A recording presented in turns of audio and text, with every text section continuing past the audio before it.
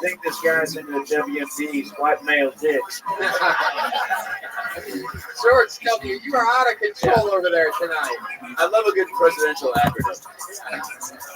Wait, what do you do for fun?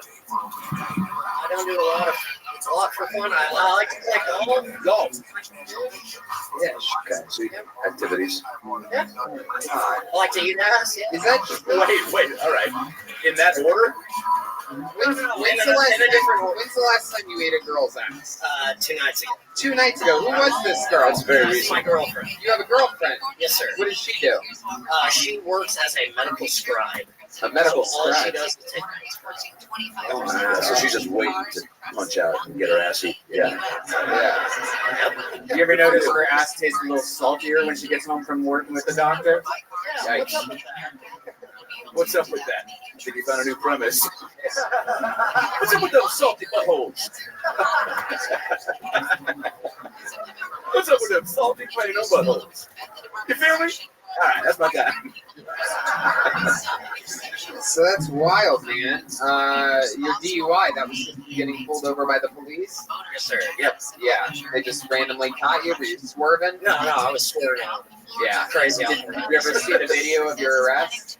No, I didn't. Yeah. What was the part where you knew you were fucked immediately? Yeah, it was pretty.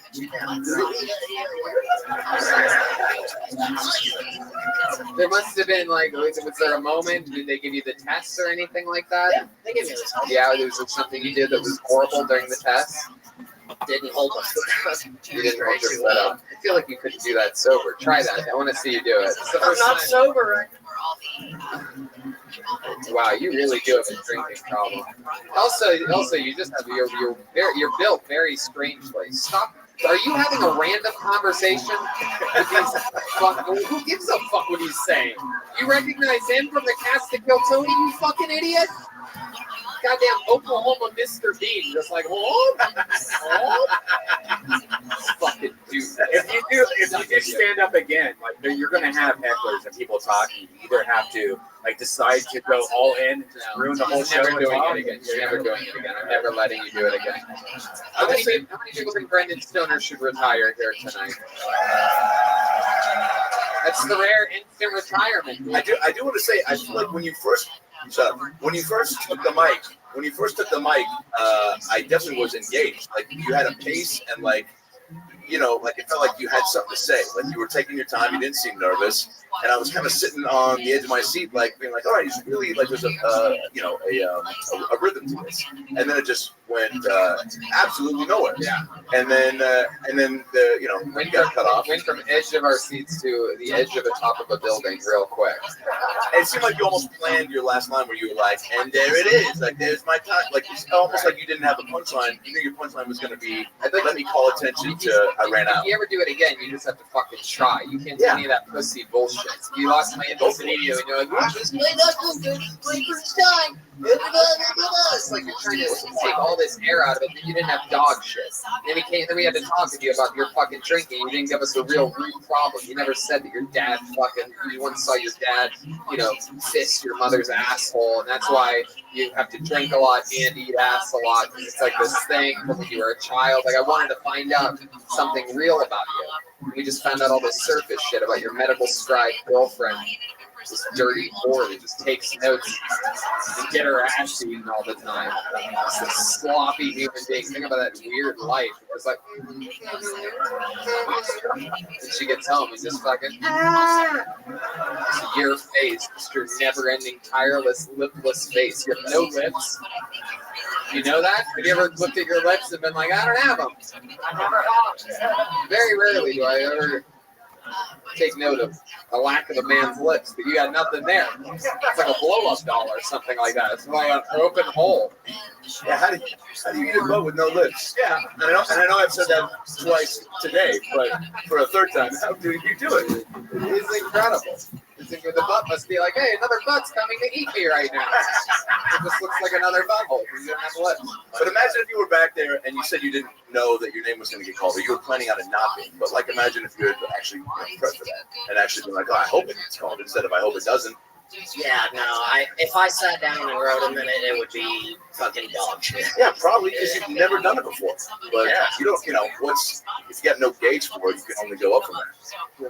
So fucking try it, No confidence too. Yeah. You know what you need to do? You need to take a break from eating ass and start using your dick on things. All right?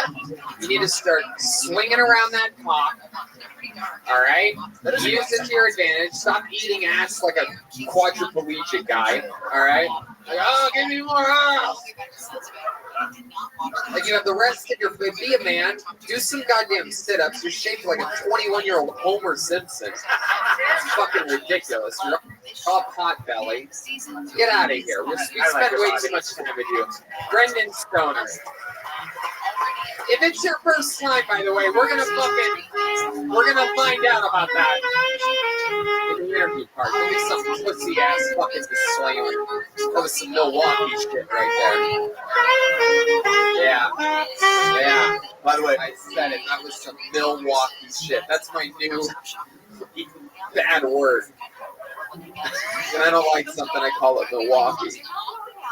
You're not from Milwaukee, are you? no, not at all. Seattle. Yeah, baby. And pull another name out of the bucket. Put your fucking hands together for Kyle Housley, everybody. Oh boy, that is a loud, copyrighted song right there. Just guns a-blazing, one of the most famous songs out there. One more time for Kyle, everybody. What's up? So I really like scary movies, but why are only houses built on top of Indian burial grounds? Like, why not a Kmart or a Costco? I mean, like, you walk into Walgreens, you see Native American girls just standing there, staring at vaccines and shit. Yeah, this shit really makes me nervous. This shit really makes me nervous. I'm trying. Jesus Christ. This shit really makes me nervous here. Like, I never know. I can't fucking brain off, man. I start thinking about weird shit. Like, everybody in here probably done like doggy and shit before. Everybody look around. All right, y'all handle that shit now. I have a problem with porn. I have a problem with porn. You see a video titled Ashley Tries Anal for the first time. No, I'm gonna stop you.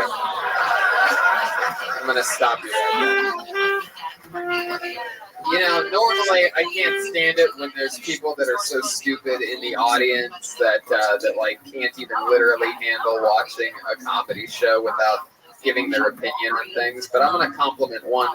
I don't know exactly which one it is, but there must be literally, I can't imagine, at least 80% retarded woman somewhere in that section over there. That literally every joke is just what? No, keep going, lady. You're not a part of this thing, and I like it when the tension builds in a room. We don't need you just fucking squeaking out little brain farts over there. Lady, no. Shut up. During my presidency, we instated an act called the No Child Left Behind Act. But that lady is a retard. Leave her behind. Yeah, you just gotta stay quiet for the rest of the show. You can laugh or not laugh, but you can't say actual words. There you go. Starting now. Can I say something? No. And then there's you. The second person in a row to come up here and just be completely reactive to heckling. No, I really hope I got thing too. Everything is disproportionate about your body. You have gigantic, massive forearms and a tiny head. Has anyone told you this? You have like orangutan body. They have, yeah. Really? Yeah. I think I tried to win you in a claw machine. Yeah. This is like, Here I am. it's true. Yeah, you look like a cross between an orangutan and my least favorite cast member of The Entourage. This is what Texas looks like. What? This is what Texas looks like. Not all of Texas looks like it. No, sir. This is what Texas is.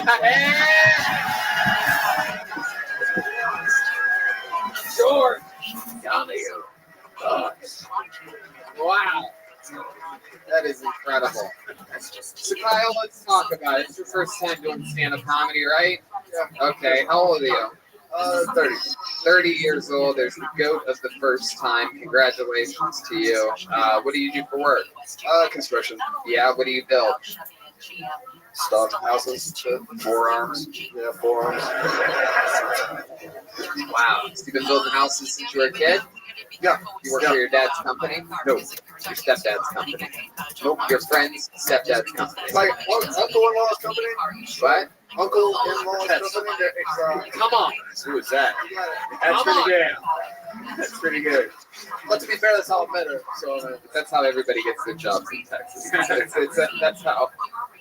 Got quiet in here because everybody's like, huh? Oh, what? That's right. I got to call my boss, uncle-in-law, here in a minute. Let him know I'm not coming in tomorrow. All right. So that's fun. So you built shit. What is other stuff about you that we would find interesting? You've seen how a lot of the other interviews have gone so far. This episode, help us. I actually tried to stand up before one other time. I actually went a lot better. Like in prison. So, You were in prison. Very good. Heck yeah. You look like you got in trouble for molesting yourself as a kid. What were you in prison for? a friend of mine actually stole from the DEA and brought it to my house. Wait. A friend stole what? Like a computer and a gun and shit from the DEA. Yeah. What? A computer and a gun. I like how a gun is mentioned. Second in that. The DEA agent's gun. What was on the computer, or was it just a It was like a tough book. This was like in 2009. It was like one of those tough books. And, yeah. Started over, freaked out. Did he know that? Did he know it was a DEA agent? Yeah, like whenever you open up the screen, it says DEA investigator. Get the fuck out of here. I swear to God. Man, I gotta make that the background on my laptop. That's a great idea. Where was your uncle-in-law during all this? No, this is before all that. All right, you don't have to be thick about it. Yeah. Wait, so did you go to prison? Yeah. I told him, I was like, man, if they come, you gotta take the charge. Yep. And they came, and he didn't take the charge. Wow. Has he been walking free? All the lesson is snitch. Be sure to snitch. So you didn't snitch. No, I didn't snitch. Then I got prison. He didn't. How long were you in prison? 3 years. 3 years. My goodness. For a computer? Well, and a gun. The DEA agent gun. Yeah. Most my I guess see is the problem with the gun. Hey. All right. You didn't think maybe I should, snitch? No, man. He said, he said he wanted charge. Right. So then what happened? When you got out, did you contact him? Like, hey, motherfucker, what's up? They got both prisons, so Oh, he owes you like a Netflix password or something, But, Yeah. So, wow. What happened in prison? Anything crazy, George W? Yeah, has anybody ever told you you look like a stretched out Buzz Lightyear action figure? first off, That's up to the story. that's crazy. Yeah, go ahead. One time a guy fell off a bunk. He was having a seizure, and then like no one else would help him. We were just watching him, and I tried to help him. And the cops came in and thought like someone knocked him out. And they're like, "Who did this?" I'm like, "Fucking Gravity." Like he's off bleeding. Yeah, they're like, Gravity, what cell is he in? Where'd he go? Good old Gravity Jenkins. Oh, dude, how did you pass the time in prison? 3 years it's not a short duration. No, Yeah, that's almost a full term. Draw. That it is, George. That it is. You dumb fuck. A lot of forearm workouts. Yeah, sure. So what did you actually do? Draw? Draw, watch TV. What would you draw? What do you draw? This boring shit. Charcoal drawings of people, like people's families and Oh, shit. I thought you meant you would draw charcoal, like for a fire. Yeah. I was like, What? what? Charcoal? You would draw people with the charcoal Right. in their faces?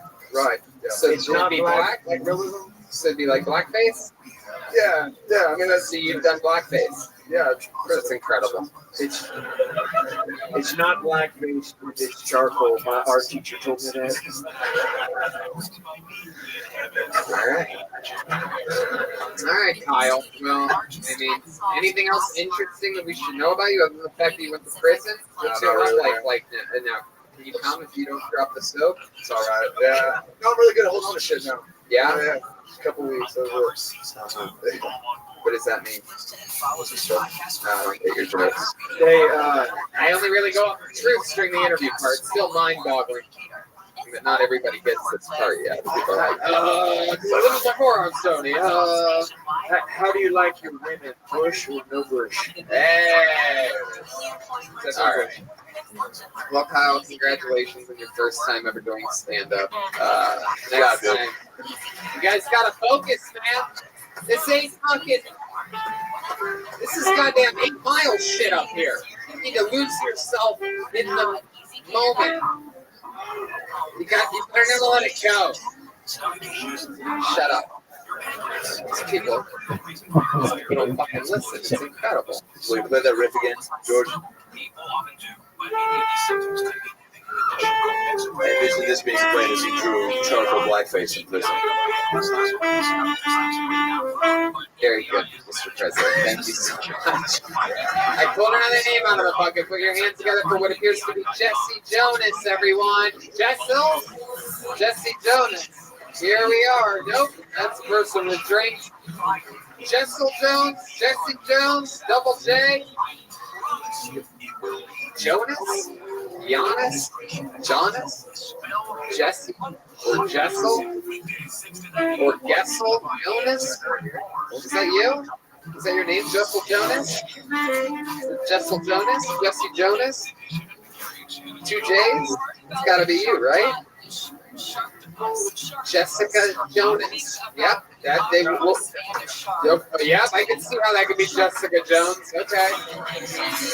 Woo! Come on, one more time for Jessica, everybody. All right, so I've never done this before. And my name is Jessica Jones, but I'm not a superhero. My only superpower is cleaning my house 10 minutes before someone's about to arrive. I don't know. That's kind of what I was dragged here because my husband is beautiful. Reminded me of our wedding day.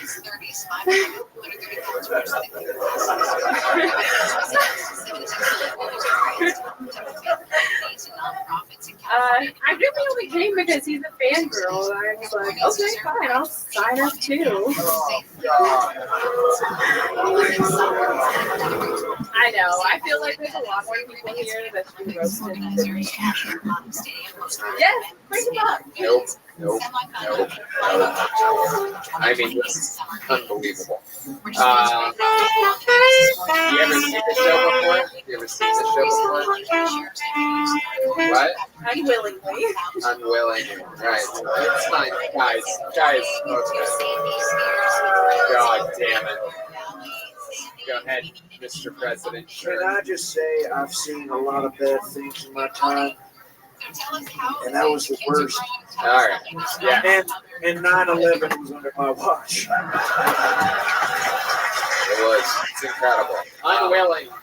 So he signed up, and you're like, I'll sign up too because I'm a moron, right? Because you're just like, he'd write his name on paper. I should have known when literally you can't even write your own goddamn name correctly. Your handwriting is adorable, though. I'll tell you this. You're a sweet little thing. I don't think you had any idea what you were signing up for. I do not want to break your soul here. No, I will not do What an that. animal. No. Waldo's trying to get a breakage in. You No, piece of shit. It's pure evil. But you got a birthday party to be hiding out at? She said she didn't have any real superpowers, but clearly her superpowers is really cool nipples. It is. She's wearing a bikini as a bra. Leave her alone. You're a sweet little thing, Jessica. We're not going to roast you or your. Jericho Joe Bass. It's really incredible. Jericho, you got a future. Future's bright. What do you do for a living, Jessica? Yeah, Jericho. Do you normally? Wow, thank you, Mr. President. A little bit less on that mic, pal. Let's just fucking take a breath for a hot. Inhale with that nose ears, okay? Just take a breath. Let's talk to Jessica for a second. All right. Just for a second. Yeah, Mr. not a President. problem. You got it, pal. Thank you so much. Absolutely, amigo. I've got your back at all times. Thank you, Mr. President. Yeah, Texas in the house. Very good. Still got it. Very good. Very good. Wow. I love it when my friends pile on when I'm already in a fucking shitstorm just to pander and say Texas again. Very good, Mr. President. So Now, what, Jessica, what were you saying, Jericho? What was all that? right. Yes. We get it, Jeremiah. You're such a rebel. So, Jessica, stick with me here for a fucking second. When I ask you a question, I need you to answer it into the tip of the microphone because this is what you signed up for with your big fucking brain, okay? God. You signed up for this. So maybe when you do things from now on, you're like, maybe I should sign up for this fucking, this fucking bungee jumping or whatever the fuck it might be. You really think about what the fuck it is that you're signing up for. Now, so what do you do for work? I am a manager at a retail store in Okay. I'm reminded why I'm not going to steal your soul. I'm going to let you go. There she goes. Jessica Jones, everybody. There she goes. So annoying. Yes, Mr. President, go. Can I just say you're coming off like a real Dick Cheney right now? I am. You're damn right I am. And just like your presidency, I'm the one actually running this shit. So at the end of the day, you get to sit there and play silly little figurehead because that's the position that I put you in, just like Dick fucking Cheney. Who's a little bitch now, Texas boy? And I love this country too. Dick Cheney's from Texas too. That shit. He's definitely not. All right. Hold another name out of the bucket. Put your hands together for Thomas Siska, everyone. Let's see what happens here.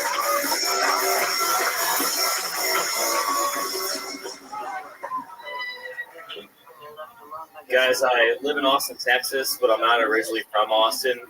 I learned very quickly that the city has its own look and vibe. A lot of guys have that same look, same hairstyle, same frames, and same flannel shirt. Same undeniable look that says, I want to watch you fuck my wife. This guy knows what I'm talking about. I just watched the R. Kelly documentary. Come to find out how much I have in common with R. Kelly when it comes to rules for our girlfriend. Call me daddy. That's a rule? No, that's a given. Just the other day, my girlfriend came whipping around the corner in her vehicle. I'm like, yo, watch how you're driving. She's like, you're going to tell me how to drive now, too? I'm like, yeah, that's right. Better be careful. You're lucky. Lucky I don't give you more rules because I'm a cool dad. I don't think we should deplatform R. Kelly because I feel like it's erasing history. Pretty soon, we're not going to have any baby-making music left. We're just going to be all listening to Kenny G, jerking off into test tubes. That's how it's going to get done in the future, folks. Fuck yeah, Thomas Siska. I loved it. I'll tell you why I loved it. All right? You came out like a gentleman. You did your goddamn jokes right down the fucking barrel. You didn't let anything throw you off track. You just stood up there and you sucked the old-fashioned way. Thank you. You did it by trying and failing, not trying and failing. It felt honorable. Better to fail than to bail. I just wrote that right there. I like that. That's a good policy for this show. Yeah, you committed. Yeah. And you gave us like some true perspectives. Like you really think the future is headed towards. What'd you say again at the end? We're not going to have any baby making music left. R. Kelly's going to get erased off the Spotify and all the, different streaming I don't get services. it. I like the way you first. Either. So now we're going to be left just listening to Kenny G. Yeah. No one's going to get laid. Sure. I think it went over better the first time. Yeah, when I got nothing for the first time. There you go. Thomas, tell us about you. Tell us a bunch of interesting fucking shit right from the honest part of your fucking heart right now. Go ahead. All right, I live in Austin, Texas. We know that's hard already. Came up here today. I play bass guitar. Okay. I play guitar, skateboard, do artwork. Yeah. What do you do for a living? I work at a Mexican restaurant in Austin. What do you do at the Mexican restaurant in Austin? Serve tables. Really? Yes. Is that how they do that? It's like a reverse thing? Yes. They get white people to work in their restaurants. We get Mexicans to work in ours. Yes. Okay. Absolutely. Do you spend your money that you make every night drinking with all the other waiters and bartenders of your restaurant, like every other waiter in the whole entire room? Wow. Honestly, I just started there, so I've been dead broke. So all my coworkers have been kind of. Why are you so dead broke? Where's all your money going? I went to Vegas a month ago for the first time ever in my life, and had a little too much fun. How much money did you lose in Vegas? Just tell the truth. Just a couple hundred. A couple hundred, but that's all that you had here. Pretty much, What exactly. did you lose it on? Blackjack? Blackjack. $5 tables? $10. Ooh, yeah. Look at you. That's a way to go from 200 to 0 in 20 fucking minutes. That's incredible. Wow. So you just lost all your money and then what? Well, I went to a comedy show out there. Went and saw David Tell and Jeffrey Ross, my girlfriend and her mother. So it was an interesting dynamic. Heck yeah. Did the mother see you naked at one point? I was worried about that. You should write a joke about it. So wow, the mom was there. You guys all from Austin, Texas? Well, my girlfriend's originally from Houston. That's where her mom lives, but we both live in Austin, me and my girlfriend. And then what? The mom met you in Vegas? Yes. We got there a little before her, hit up the dispensary before she got there, and, Oh yeah. did it right. Yeah. And does the mom know you guys smoke pot? I think she had a good idea How long when have she you saw been how red her How eyes long have you were. been with this girl? About 4 years. 4 years. Interesting. What does she do? She currently is driving for Uber. Nice. Yes. Does she know you dress like a camp counselor? Yes. She's my counselor. Yeah. I like it. Yeah, wait, you said you play 2 instruments. So are you trying to or are in a band currently? I am not currently in a band, but I kind of dabble, just kind of record things, experiment. With the idea of maybe one day finding a group to join, yeah? I play with a couple of people, and I just don't have a consistent drummer, basically. What would be Seems to something an that we'd be issue, surprised to know about you? I asked you the things that you like to do, and you started rattling Okay. off from what you thought was the coolest thing to the least cool thing. So bass guitar, regular guitar, skateboard. He started listing all the I- things that happened at the camp. I currently am in a contest on Infowars.com, and I may possibly win $5,000 in the final 6 people. There you go. Very exciting. That's great. Hopefully they will announce the winner either tomorrow or the next day. What's so. the contest? Like, what is it? So it was a free speech poster challenge where you could actually create your own poster if you wanted to and post it somewhere publicly, and it had to have the Infowars logo on it. Everybody else that entered the contest did not create their own poster. I created my own, and it was a polar bear warming his hands over the campfire, and he's like this adorable polar bear cub winking, and it says, "Al Gore lied, I'm freezing my ass off." And it's like very. This guy's got some good stuff. It's very illustrated. So I went to a place in Austin and filmed this, and it was called Tyson's Tacos. I don't know if anyone's ever been there, but you can actually play a song and get a free taco. There's no limit to how many tacos you get. The only limit is how many songs you play. And they had a ukulele there, so What the fuck are you talking about? I'm telling you, the most interesting thing I got going on right now. So do you really believe that? Do you think global warming is fake? I believe that Al Gore lied that the polar bears aren't dying from the ice caps melting. And there's no facts to back Al Gore up on that. Really? So yeah, Is that true? So polar bear numbers are way up. So you're saying that you do believe in They're all right. Just freezing. Polar bear numbers are way up. Hold on. Are you running for office? Yes.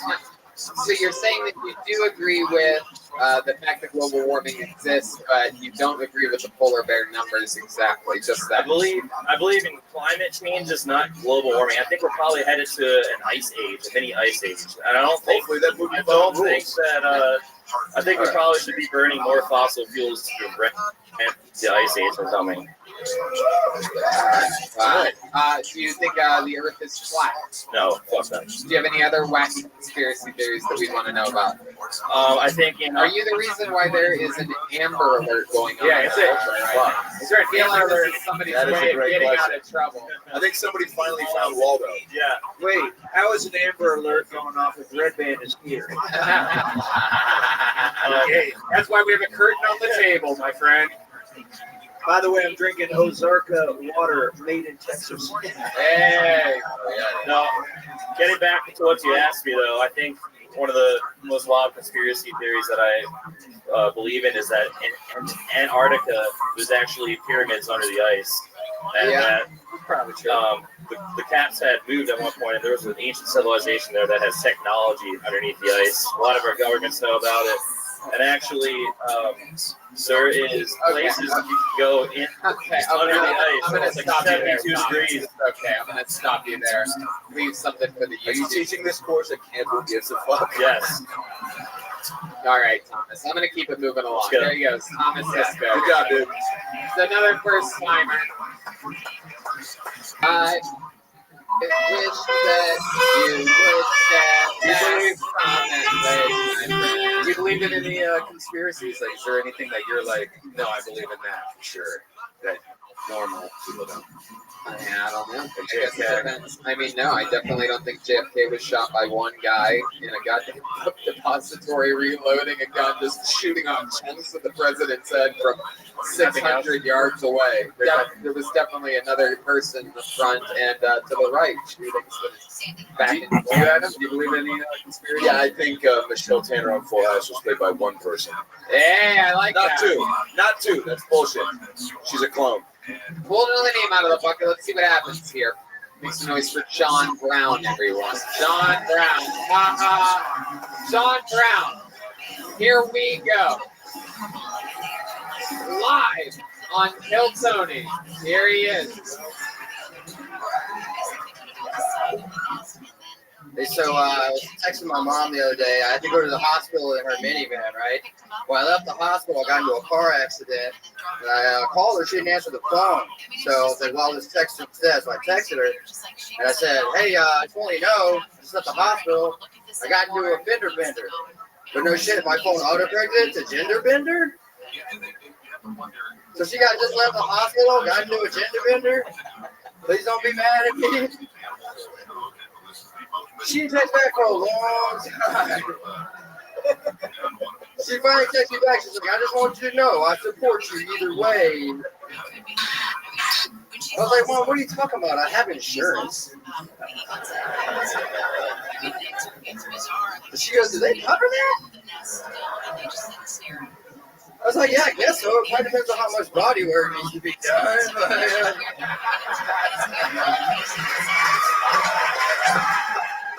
Wow, look at that. Wow. She goes, are you sure? I was like, Mom, I think I've been rear-ended enough time to know how this shit works. Wow. Holy shit. I did not see that coming. That was fucking amazing. As soon as I readjusted my expectations to Plano levels, all of a sudden, a comedian comes out of the woodwork here. I did not see that coming. Wow. I did not see that coming. Did you? No. No. You look like a guy that goes to Little League games and yells at the stands drunk at the kids for not hustling enough. He literally looks like Randy. He looks like the guy that owns this place. You really do. Randy, where's Randy? Where's Randy? Here? We cut to Randy. Yeah, can we get a quick cut scene to Randy on camera too? Come out here. Get Randy out here. I'm gonna do a side by side with this fucking guy. Not my idea, Randy. Do you know Here he Randy? is. Here he comes. Randy, Here he come comes. here real quick. Give him the owner of hyenas, Randy. Yeah, it's Randy. This is a fucking, look at this two. Father and son. Randy, this guy's great. You see him? Heck yeah. You guys know each other? Yeah. Wow. How long have you been doing stand-up? About 5 years. Oh, fucking awesome, man. It really shows. Yeah. Thank God. Good joke. Jesus. Good delivery. Great. I love it, man. So 5 years, all of it here in Dallas? Most of it. I went to Denver for about 8 months. I lived in my van there. No, I came back. That's where I went and met Will Montgomery. Was in Denver. Oh, that's so cool. What did you and William do? He did a lot of acid. Yeah. Yeah, we were at an open mic one time, and he walks by, and he like sticks his tongue out, and there was just some acid on it. And then I started looking at my watch, and like 30 minutes went by. I was like, oh shit! And then he got on stage, and like it's like it hit him while he was on stage. He was just looking around and shit. He's great. He's amazing. He is really cool. Did you guys hang out afterwards or anything? We did. I drove him home a few times, and you know what? He talks about Jesus sometimes. I don't know if he's serious. No. No, he just to be on Easter. Me and my girl, he's like, you have to go to church. Yeah. Like, he's fucking with us. Yeah. He plays that weird fucking country song all the time. I'm like, hey, what are you playing? Yeah. That's all he does is fucks with people. It's amazing. It's my favorite thing. How about you? So how do you make money? Well, I do this, and I also work in maintenance for my dad's construction company. I'm just kidding. No, I work for a hotel. I work in maintenance. Yeah. Is it a fun hotel? Yeah, no one gives a shit. Like cars get broken into every night. I got robbed, you know, so they're not even looking at me. To go. My job's really easy. Anyone ever wrecked one of the hotel rooms? Yeah, but it was an employee. An employee did it? Yeah. My goodness, you laughed so hard about that. Well, yeah, it's like it's funny to me, but they won't hear. So Yeah. What did they do? They just went rock and roll style one night. no, it's like somebody's stuff just got locked in there, and instead of like calling somebody to unlock it the right way, they just busted into it and like broke the door, all this shit. Drugs, yeah, probably inside. What do you do for fun when you're not doing stand-up or maintenance? I do just a lot of stand-up. I don't really do a whole lot else. To be honest. There must be something. Watch TV You look like shit. you shoot a bow and arrow. You shoot a hoist. I have done that, and just Hammering? like 3 weeks ago. Really? My buddy taught me how to shoot a bow. Get the fuck out of here. 3 weeks ago. Look at that. I don't know. I don't really shoot a lot of things. Fresh I did this course for like 1,000 yards. Like I don't know, it's fucking boring. But that was like the guy that made fun of because I was in the Air Force and shit. Air Yeah, you Force? were in the Air Force. Don't forget. You were in the I Air was a Force fighter too? pilot. I'm aware. Sorry, I just got lost in those things. Hey,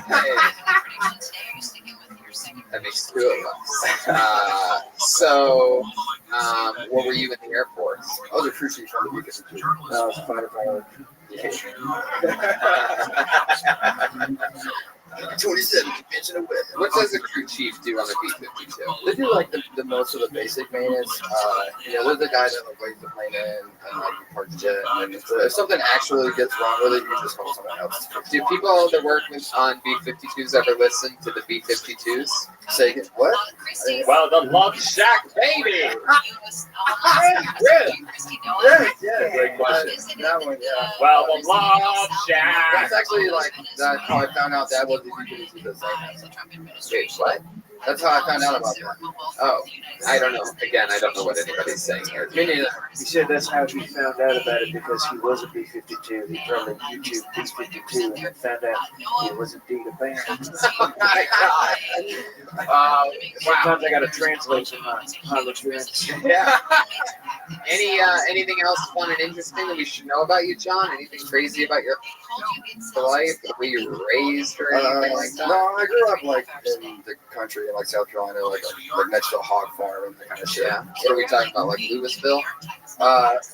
More like Crumb. More like Crumb. We're talking about fucking Harry Hines. There's a lot different kind of Harry Hines do. You look like you used to sell cigarettes to dads at bar mitzvahs. Like you look like a seasoned soul. You know what I'm saying? Like you've seen some shit. What was the dream as a kid? This is actually what I'm gonna do. As a kid? As a kid, yeah. Look at you now. You just killed here tonight. Congratulations. Doing it, living it. There he goes. He's on social media at haha John Brown. That's where I am. John Brown. From that ledge, my friend, step back from that ledge. All right. I pulled the name out of the bucket. It's a one-word name, 4 letters long. Let's make some noise all together for Colt, everybody. Whoa!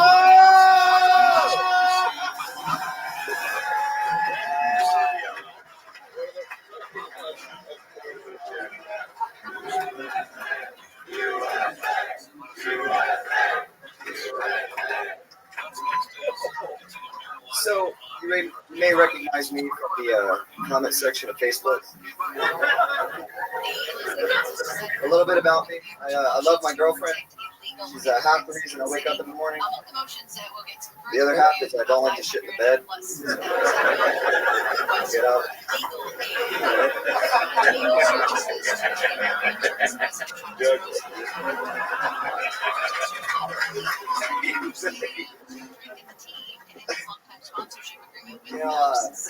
What does a stoner frog say? Rip it.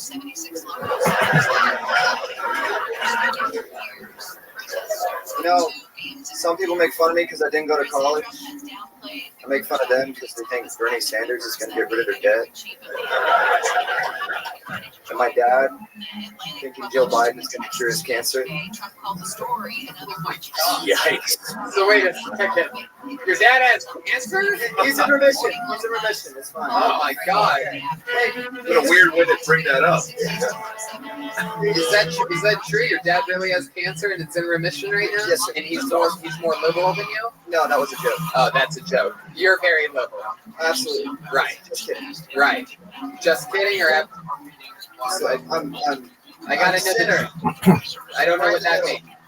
Okay, still just take a breath here for a second. Remember this part? It's just honesty. You had a great first 40 seconds of your 60 seconds. Crowd went berserk. You owned it. You ran out of jokes 40 seconds in, right before your fucking frog joke, and we're all like, "Oh, it's not perfect."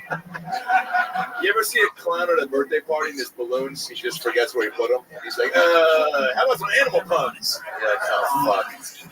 Bring the cake out. How old are you? 23. 23 years old. Here, come stand between the president and Adam Race of this audience and get a good look at you. Take another half a step back. Yes, listen to my vice president. Yeah, that's me. It's me. So, how old are you? 23. 23 years old. Your first time doing stand-up? Yeah. And what is your story? What makes you different? You seem like a hip dude, but you're wearing a Make America Great Again hat, but with great with the letter or the number 8 in the word great. They charged me per letter when I was ordering it. So. What did I tell you about doing jokes during this part of the show? Son of a bitch. I love this guy. So you can do jokes, Mr. President. I'm just trying to get answers out of it. I like your jokes, Mr. President. There you go. So tell us about you. You're 23. You didn't go to college, or you dropped out? I just didn't go. I'm a martial arts instructor, so I have a career. Really, a martial arts instructor? You seem like you'd be the bully victim, not the bully trainer. That's exciting. Can we see a little example of some martial arts? Can you air out some? Maybe the president could do some moves on you and you could defend yourself. Hey, I like that. You guys gonna do some martial? Wow, wait a second. He's got a full split going on. Wow, he's just getting loosened up. You can do whatever you want, buddy. Just don't hurt anyone. Oh, get the fuck out.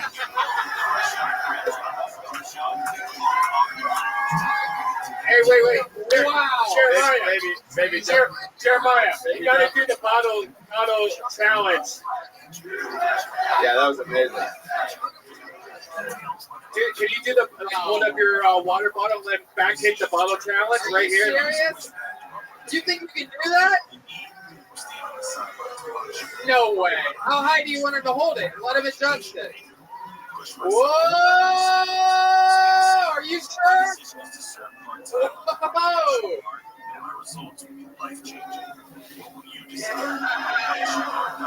Come on, give America another chance.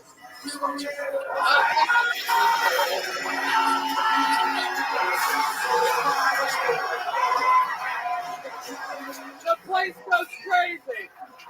He did it. Colt's a goddamn American hero.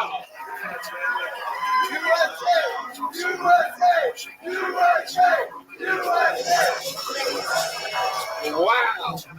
Colt, you're a fucking instant legend. Yo, that was awesome. That was incredible. God, my dad told me to quote. He said, "You're not funny. Don't do that." Wow. That's why your dad has cancer, dude. This guy's got bad karma. He's putting out bad vibes. Oh my god, that was so funny. Incredible. That's what you get. Hi, and this is your girlfriend here, this beautiful girl who's very impressed at your martial arts. I mean, your high kick was incredible. It looked like you removed your thighs from your body and threw it over above your head. Normally, I would challenge George. Our friend Jeremiah is known for his high kicks, but I don't know if he even wants to go up against high kicks. Yeah. Mr. President, are you sure? We're gonna high kick up. Please be careful. Whoa! Heck yeah. Just like his Congress, they were also split. George W. Bush gave a little split. Whoa!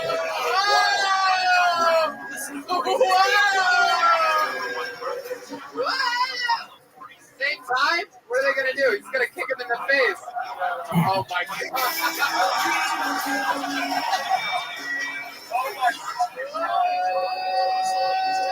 What is happening? Oh my God. Don't move, Jeremiah.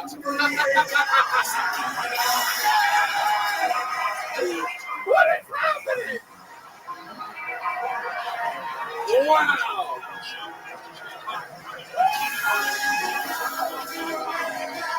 My mind is completely blown. Dude, This is unbelievable. A kid wearing all American gear and former President George W. Bush are bonding like we've never seen in perhaps the history of this show. All I can say is Kenichi wow.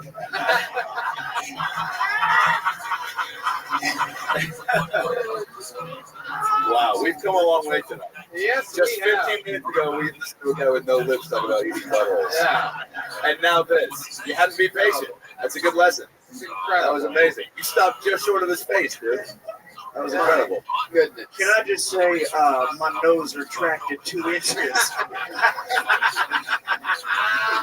It's the most scared my face has ever been. My goodness, indeed. Wow, Cole, this is so exciting. I mean, you are an instant legend on this show. Is there anything else we should know about you or we need to know other than the fact that you're a goddamn American ninja warrior? I actually know one of the guys on here. Whoa, Jesus What the Christ. fuck are you Shout out doing, to my dude? brother. That's your brother?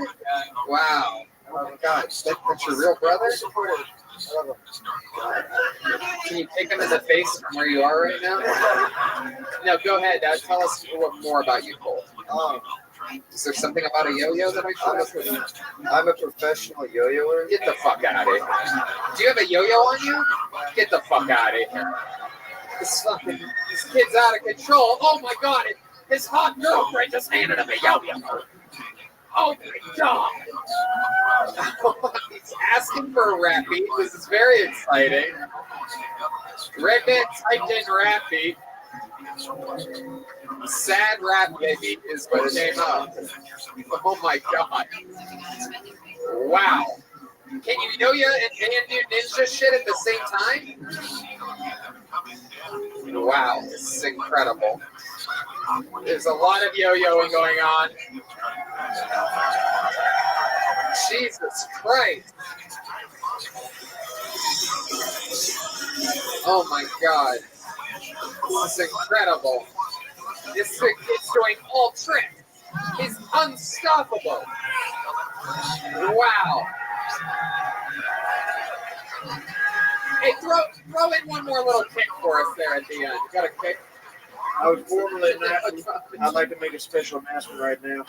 I am running as his vice president. Wow. Election 2020 right here. Colt Bush 2020, man. You heard it right there. My goodness, Colt. That is so exciting, dude. You got to, yeah. How do you pick that skill up? Like, what, are you just sitting around one day being like, I wonder if I could yo-yo? Homeschool. Homeschool? Wow. That's a fun for that kid. That you One thing your dad does right. Yeah. Yeah, you can't yo-yo at school, right? What brand is the brand? Shout out to Alternate Return Talks, ART, Jensen Kennett, also talk. Yeah, all right. You could have just said that. You could have just said that in your head. I'm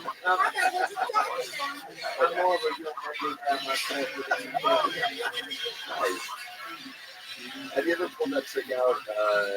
In terms of like the party around, where like people have really flipped out? Yeah. Where? I was in the World Championships, the after party.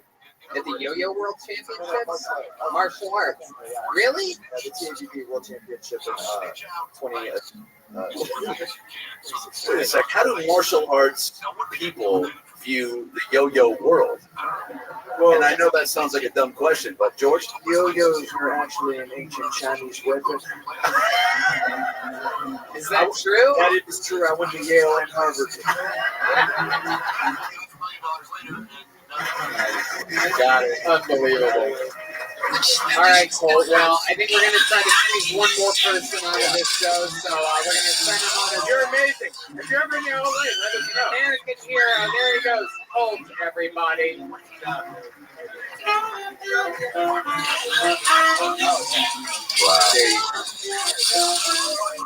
Yeah.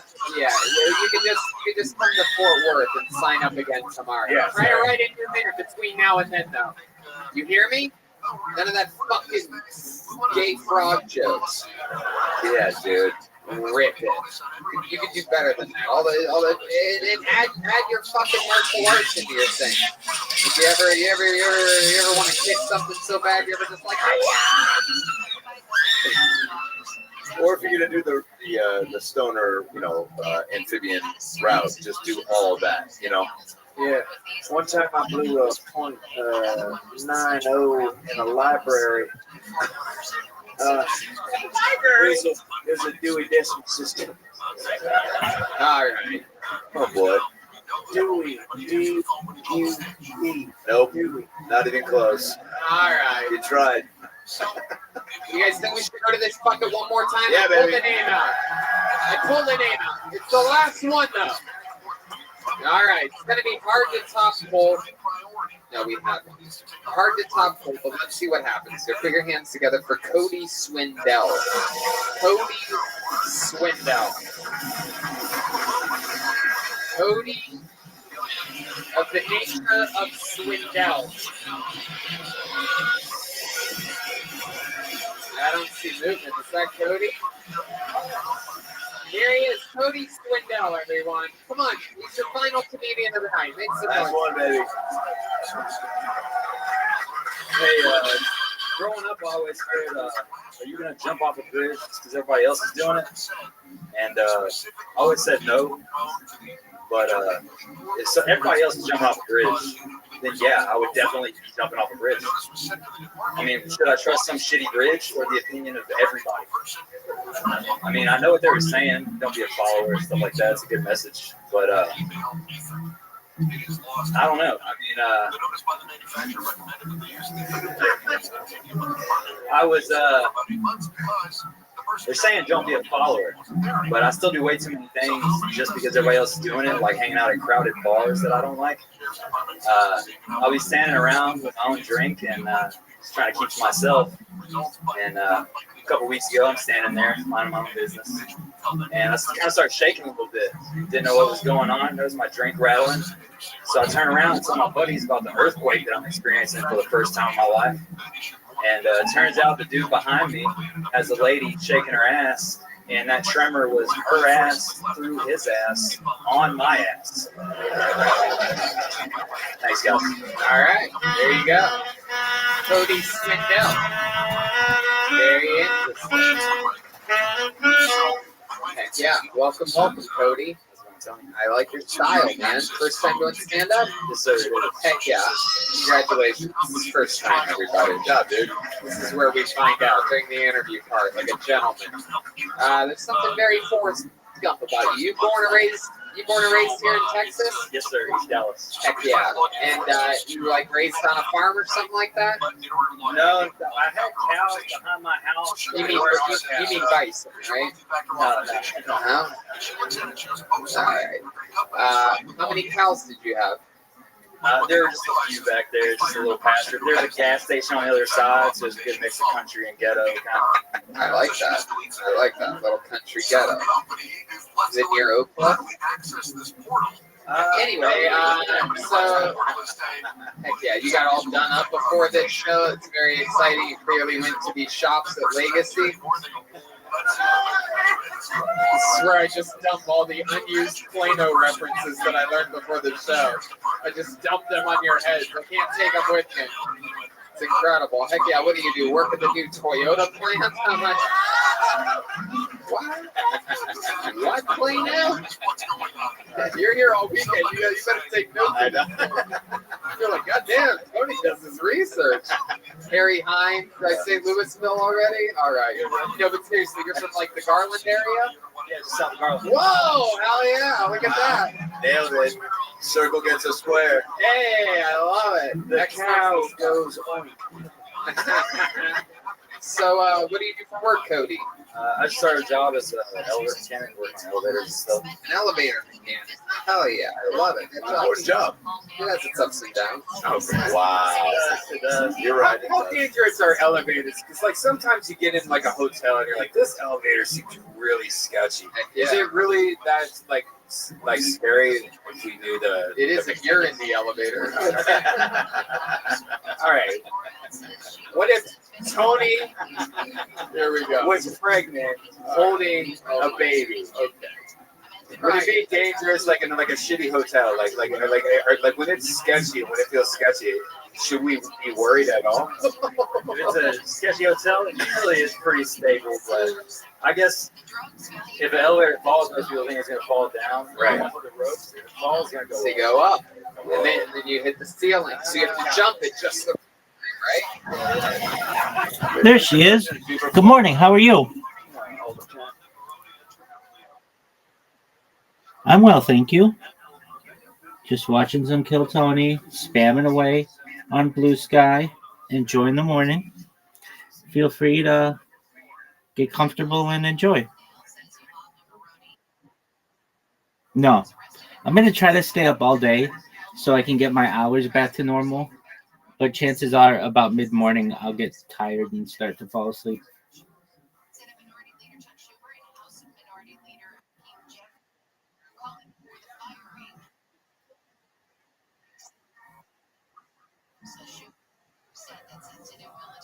What do you mean?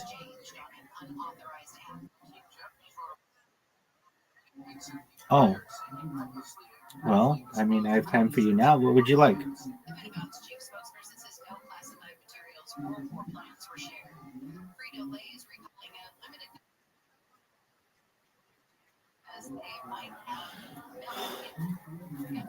What do you think? What did you think that I did?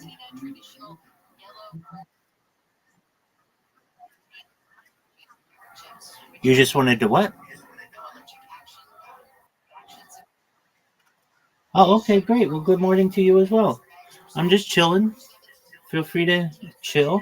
You want to play Scrabble?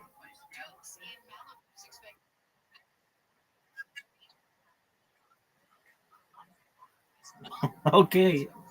Well, come back when you have time and we can play. Goodbye.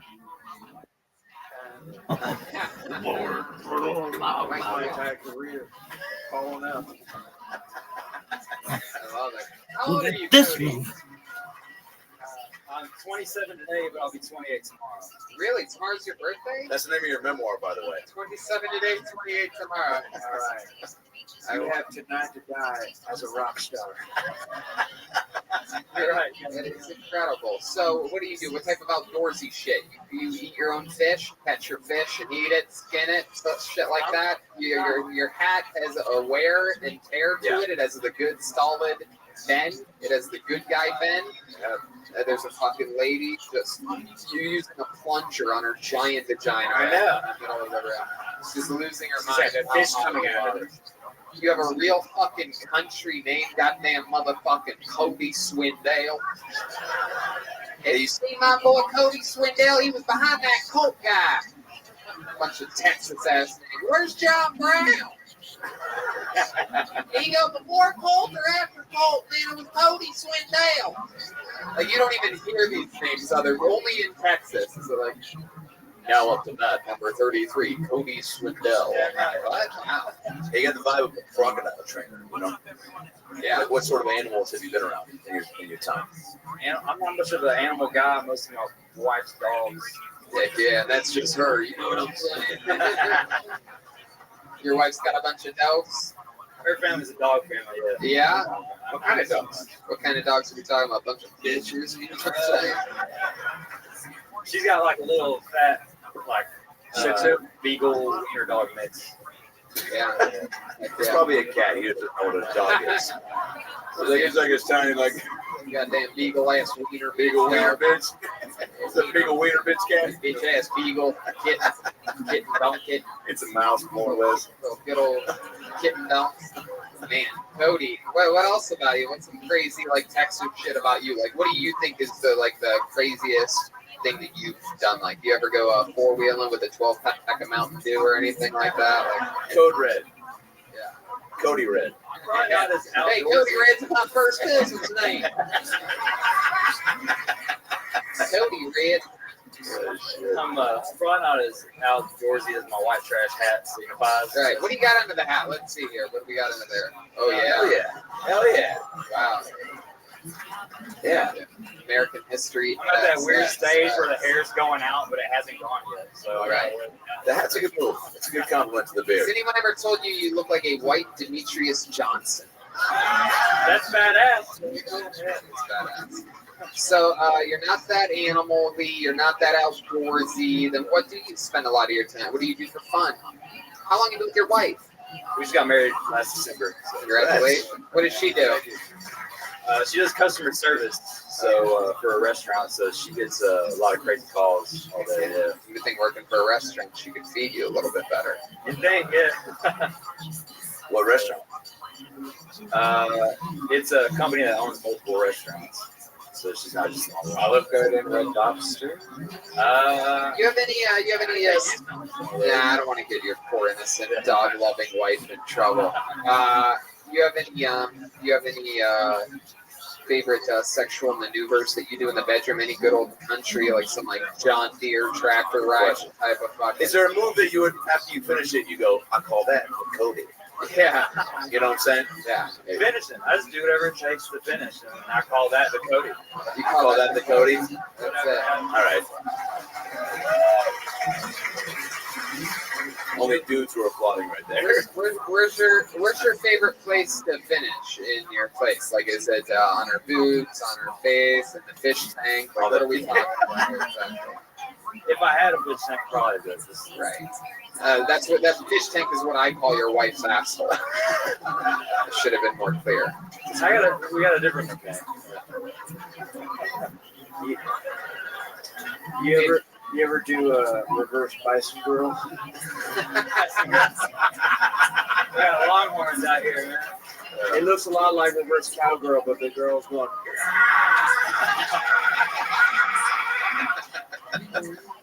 Oh. Cody, your parents live in East Dallas as well? Yeah, That's where you're from. What type of work do they do? Like, what do you have like a real tough dad? You have 3 brothers. One brother, one older brother. I was the accident. I was like more than a decade later after my brother said. Oh yeah, I know. Did you decide that to be your label, or did somebody tell you that in the family? The twos were tied. I pushed my way through though. I was getting through. Really? Toots were tied? No, I made that up. Right. Joke, man. So, You untied it like it was a fishing knot or something like that. Like, I already got this shit. My name's Cody Swindell, and I was built to be born. Wow, good catchphrase. My goodness. Yeah, I feel like he's just made of catchphrases. Yeah, like he is. everything. We need a plush toy of you. Yeah. luckily, get her drawn done is taken, so I ain't got to use that. Yeah, what would be your get her done? You know, the way you live your life. Welcome to the sweet land of Cody Swindell. Probably be there. Just no words, just me putting my hat back on for relief. All right, well, I'm not buying that toy anytime soon. For relief, what's putting your hat? What's happening prior Relief to the for hat? the crowd. I know that hurts their eyes while it's shining and shit. Weirdest thing you've ever put in your butthole? Good question. Dick Cheney.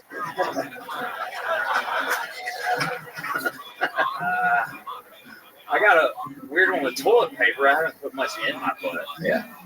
Uh-huh. I lit the toilet paper on fire with a candle because I didn't have a match. Didn't throw it in the toilet because the toilet would blow up. So I was a kid. I just called my mom in there thinking I was going to explode our bathroom. So then what happened? Where'd you throw it in your butthole? Stomped it out. I should have done the butt thing though, man. It's moist. You know those ear things that get lit that gets the wax out? You know those like funnels Yeah, and no, stuff? exactly. Don't do that on your ass. I thought it would be hilarious. It really hurts. Oh boy. There you go. This is where Red Band tests out his new stand-up. No, it's try it. It's not stand-up. It hurts. Try this one. Put this in my butthole. That would kill my internal hemorrhoid or something. He does have internal hemorrhoids. Just that I can confirm because I had to confirm it. I literally was like, really? Huh? I mean, really? You look like you would have external hemorrhoids. Yeah, like my whole body's made out of external hemorrhoids. Wait, what's this tattoo of on your left elbow? It's you know the band Did you remember? Nope. Can you sing a line from one of their songs so we might recognize them? It was a day to remember. Don't forget today.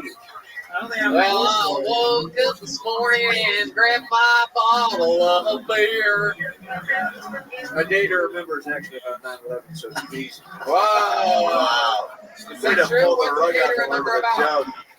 I don't know what the band name was about, but they're a heavy kind of. Oh, it's like heavy hardcore. All right. Is that them? So It's nice.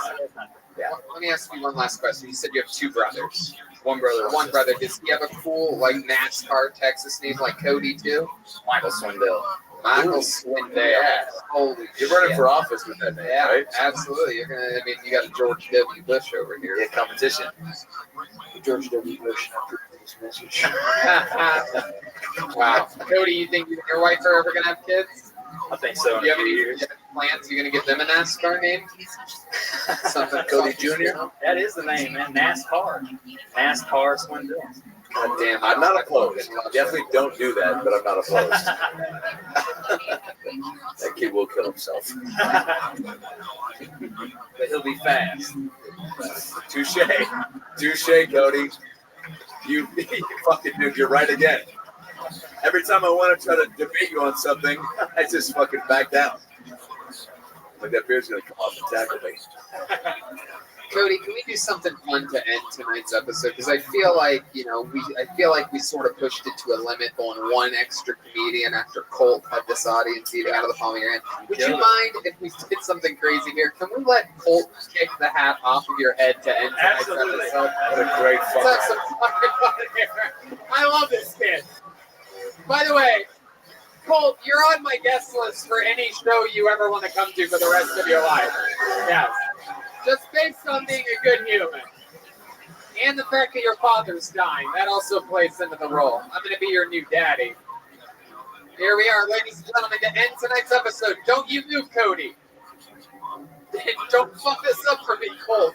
Please don't kick this innocent man in the face.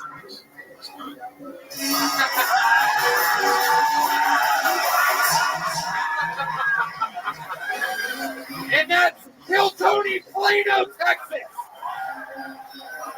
Woo! How about a hand for the great and powerful Adam Ray, everybody? 2 shows tomorrow, 2 shows the next night, right here in Plano. If you live super crazy fucking close to Plano and you're looking for something to do, fucking come back out again. Why not have more laughs? Adam and I have been friends for literally 12 years. I'm so happy that you were in town. I'm so happy that we got to place and have some fun. I love you so much, Tony. About Last Night's podcast. It's a new album. Read the Room. It's the great Adam Ray. Come on, Texas. Right over here. Let's see how loud this place can get for George W. Bush. Wowzers. I mean, boy. What a performance here tonight.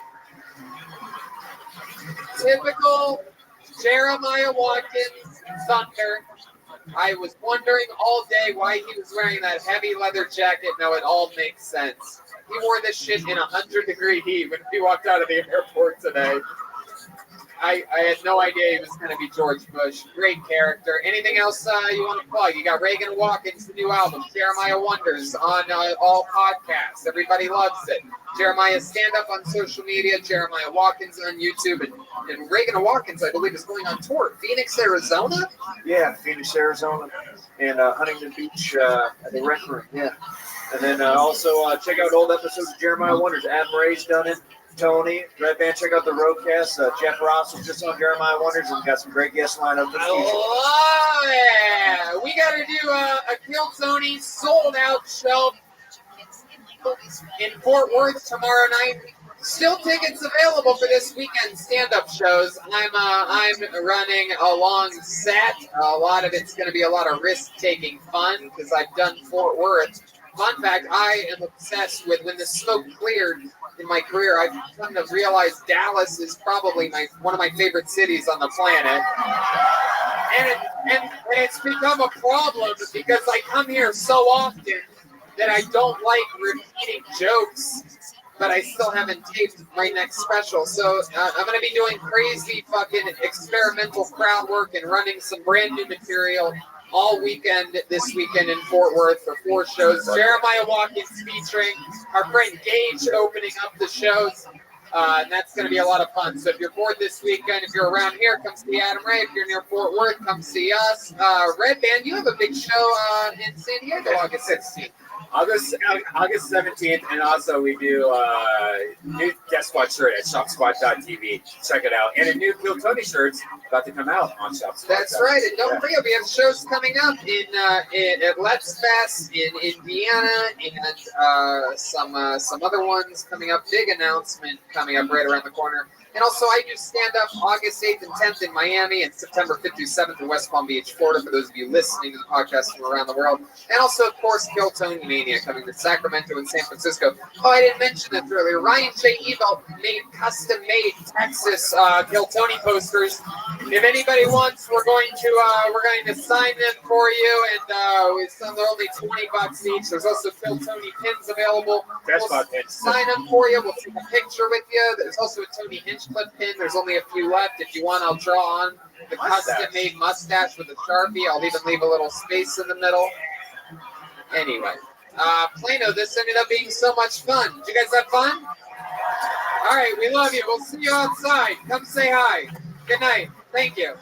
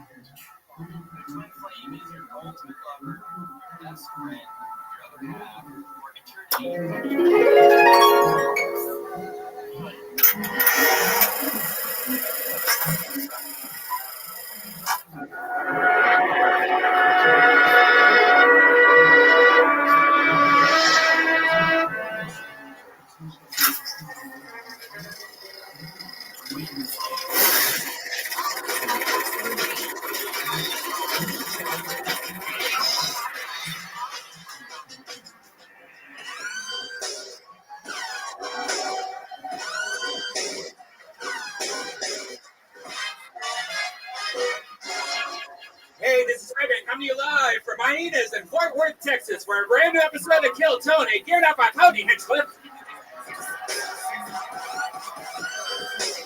Fort Worth, let's make some fucking noise! Wow, look, it's Brian right there, everybody! Hey, guys. Heck yeah, a little tight squeeze for me tonight in Fort Worth. Been eating a lot of barbecue today, as you could tell by the table shift there. Heck yeah, you excited about this, Fort Worth? We're back. It's Phil Tony, Fort Worth. Last time was a goddamn humdinger little rodeo, like a night out in the stockyard. See what I'm saying, people? Like a fucking hangout at Billy Bob's. See what I'm saying? Hell yeah, there's some fucking real white trash in here. I like it. This is my kind of party. This is where we meet the fun people out here on the fucking real road, where you can see bisons everywhere, things like that. I enjoyed the day, right? You chilled out in the hotel room, right? Sure did. Jeremiah and I went to Burgers Lake, huh? Fuck yeah. Damn right, had the cheeseburger there so I could shit my pants at any point during the show. Went down some water slides. We just had some of the best local pizza that we've ever had. Yeah, incredible. A shout out to Domino's Pizza. Every place we go to around the country, the one thing on our little thing is a large pepperoni pizza from whatever the staff's favorite local pizza place is. That's what it says on the piece of paper that the venues get. This is the first time ever anywhere in the country in which we got delivered a Domino's pizza. Yeah. Fort Worth. Not known for their Italian cuisine, obviously. But how about a hand for Hyenas? This is my favorite club here in Dallas, Fort Worth, Plano. If we could get the two people next to the camera away from the camera, that'd be great. I just had somebody get sat next to the table and the table. It's probably just an innocent comedian or something. Oh, they're scurrying away like rats. Yes, keep them away. We have a broomstick that perhaps we could sweep people away with back there. Did anyone from last night's show come here tonight? Like, wow, what a great turnout. Heck yeah, we got that guy. Look at this fucking guy right here. Were you on the show last time? Houston. Yeah. Did you sign up tonight? God, do I hope you get pulled out of the bucket. I sort of remember. Oh my God, I do remember you from Houston. Oh shit! Come on, let's hope this bucket's lucky tonight.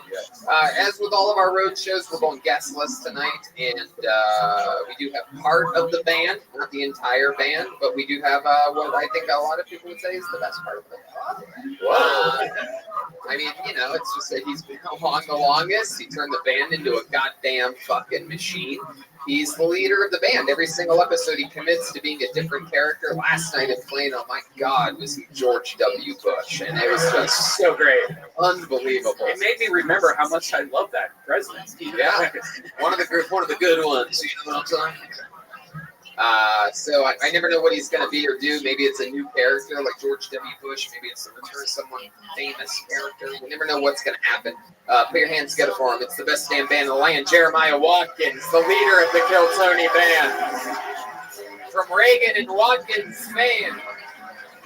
What? What? Get out of here. What is this? Oh my goodness, thank you. A 6-shot Fenty. Wow. My goodness, are you a Starbucks barista? Yes, my name is Aubrey. I am a man. How are you? Wow, Aubrey, this is your first time ever on Kill Tony. No, you have a bad memory. Goodness. That's okay. I'm very forgettable. That's why I've been promoted yet. It's okay. Wow, well, Aubrey, the Starbucks barista. Yeah, ASM for the last 13 years. Haven't been promoted. Am I a little bit bitter? Maybe, but I don't know. Just keep it up, yeah. And you work here in Texas? You work in a real Texas Starbucks? Right here in Fort Worth, yeah. Yeah, you ever run into any trouble there at any of those Starbucks? One time, a homeless man threw a banana at the window at me and thought the window was going to shatter, and it did not. And I said, "See you later." Wow, Aubrey, or something else. I'm excited to drink this coffee. We got Aubrey, we got Red Band. This brings me to this, the amazing, super forgettable Fort Worth Bucket of Destiny.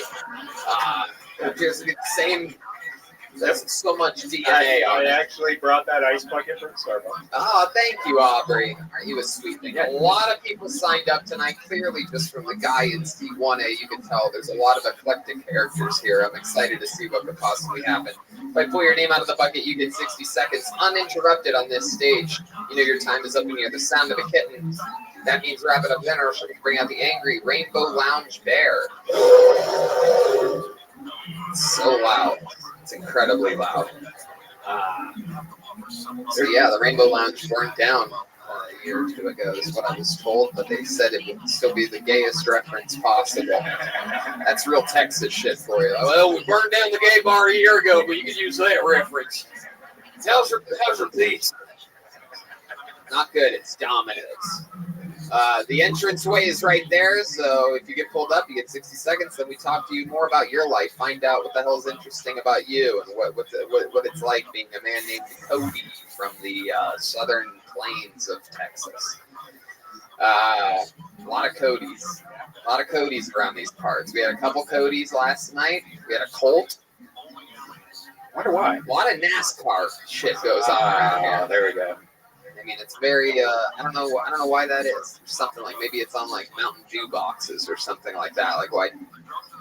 You guys excited about this show tonight? All right. Sometimes I gotta make sure. I'm gonna pull a name out of the bucket and this shit's gonna go down. Let's see how, the last time we were in Fort Worth, it was fucking crazy. Let's see if we can match its hours here tonight. Put your hands together for your first comedian. He goes by the name of Connor Kokora, everybody. Here we go. It has begun. It has begun. Here he comes. Sure, come on up. Here he is. Connor Kokora, everybody. Hey, what's up, everybody? My name's Connor. It's an Irish name. It means dog lover. It's a good guess on my mom's part, because how could she have known before I was born that that'd be my fetish? I've been practicing intermittent fasting, or as I like to call it, poverty. Yeah. Leave it to the millennials to take something totally endemic and make it marketable. I asked my friend if I could borrow his fleshlight. He said, no, dude, that shit's old, it's dirty. I said, are you sure it's not? Sure. Come on, man, let me use it. He's like, no, you're making me uncomfortable. Get the fuck out of here. Go fuck yourself. I'm trying to go fuck myself. But my only friend with a fake pussy is being a real douche right now. That's all I got, everybody. Thank you very much. There you go. 55 seconds from Connor Kokora. Hey, how are you, buddy? I'm doing good. How are you? Good. First time on the show, right? First time on the show. You're an adorable little guy, aren't you? Thank you. Yeah. You look like the new version of the Child's Play doll. Fresh out in theaters right now. You have some type of very Australian haircut. It's longer on the sides than it is at the top. Is Theo Von one of your inspirations? That's right. Yeah, honestly. So, Connor, how long have you been doing stand-up comedy? Since January. Since January. It's so specific. What happened in January that you started then? New Year's resolution? You could say that. I like how you popped your head. Yeah, it's something I've always been interested in trying, and I thought it'd be a good skill to try and learn. What have you been? How old are you? 24. What have you been doing with your entire life? What are you known for? I'm in a band in Denton, Texas. Denton? Yeah. Hell yeah. A lot of fans and a lot of woos out there. Denton, what are they known for? Hipsters. Really? Yeah, the jazz program at the University of North Texas is pretty interesting. Do you consider yourself a hipster? What do you do for work? I'm an Uber driver. Uber driver, that's pretty hip.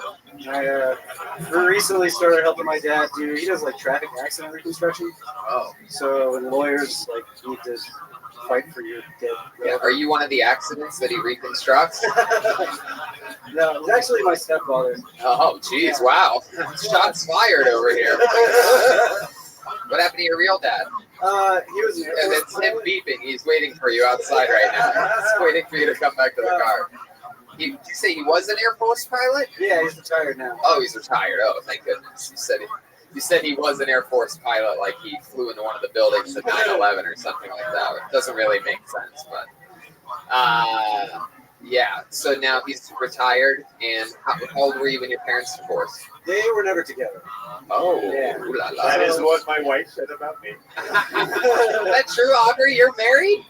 Well, happily, I say we're married. She said, I still wear the wedding ring, guys. It's a long story. It's, but what they say at Starbucks, leave everything at the door. Wow. So Connor, what do you do for fun? You're 24 years old. You're an Uber driver. You're bored with your stepdad, right? What else? What's your real I'm in a release? band with my friends. Oh yeah, what type of band? It's like an emo math rock kind of band. Wow, anything on Spotify? Yes. What's the name of your band? Genius Christ. Genius Christ! Oh my God, what an asshole band you guys are! Now, Genius I can Christ. tell you for sure we will not be allowed to play your music at Starbucks. Is this it? Hell yeah. What do you do in this band? I play guitar and I sing. Wow, can you sing along with this song for us? Fuck Well, you lose yourself in it. Here we go. A little bit of Genius Christ, live from Hyenas in Fort Worth. If you like this comedy, you'll love maybe something else that he does.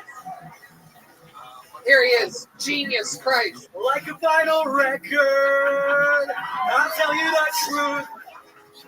With every scratch on the surface and the dust in the grooves. Over and over again, you spin me around.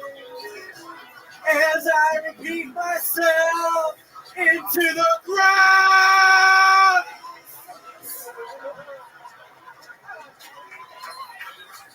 Oh my God. The crowd loves it. The crowd goes wild.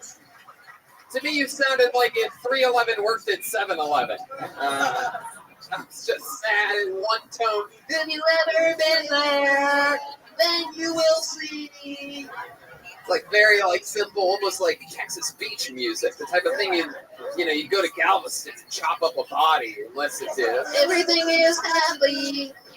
Get rid of the body. Genius Christ, one of the least humble names in all of music. Right.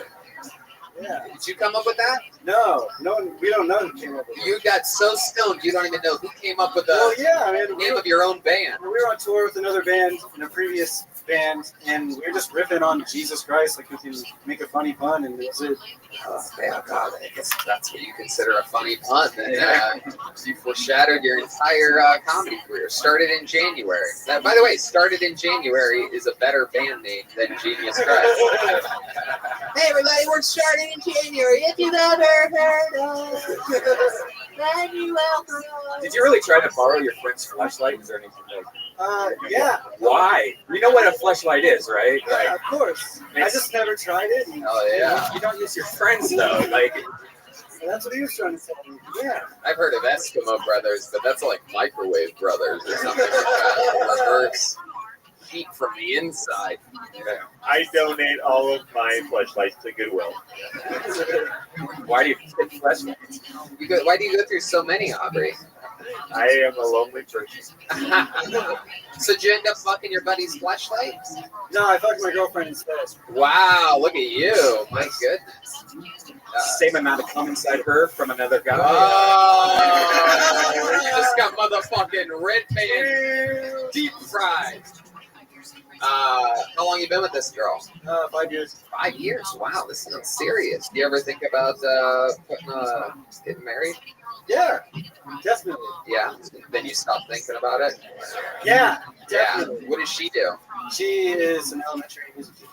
Wow, elementary music teacher. Is she teaching Genius Christ right now? How to get past that one verse? If you ever see that. When you're an elementary school music teacher, you don't even need to know how to play anything, right? Like you just have to give them like a trumpet. And go, yeah, that sounds great.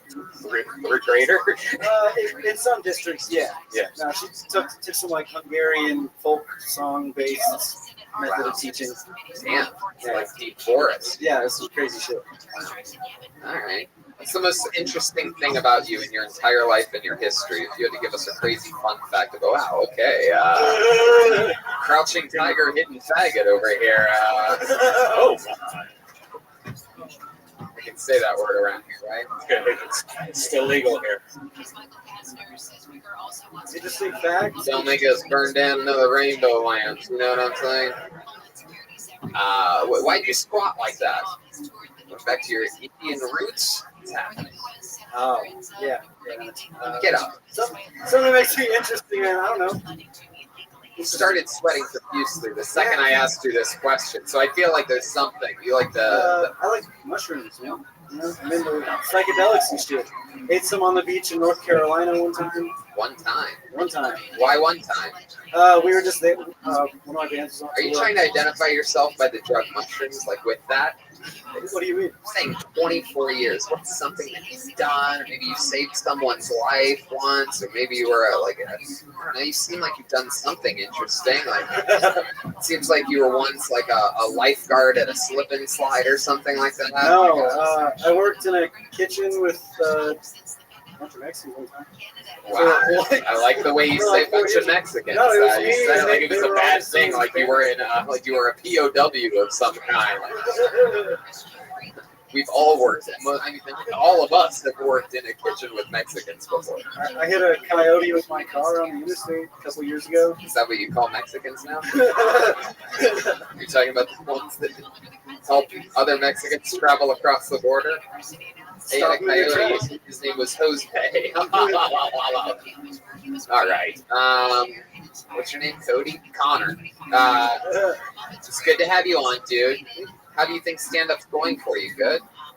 Yeah, it's going all right. All right, man. Well, as long as you have fun with it, as long as you enjoy yourself, you fucking keep rocking, dude. We're glad that you came on. You got the show started. Thanks, brother.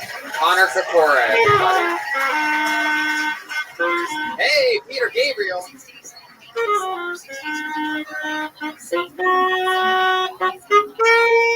about a hand for Aubrey over here on the saxophone? Always new music. Wow. Ladies and gentlemen, I can already tell you, this is a special. This guy actually got up last night and blew the fucking roof off the joint. I told him that, we told him, right, it was your idea to invite him back to come here. He said he didn't have a new minute. I said, write another minute. Sign up again, just in fucking case I pull your name. He ended up coming, he ended up signing up, and he just got pulled second out of this entire bucket of people that signed up. How many of you were at last night's show? Then I think you know star power when you hear it. I present to you for the second night in a row, 2 episodes of Kill Tony in a row, Colt! Wow! There it is!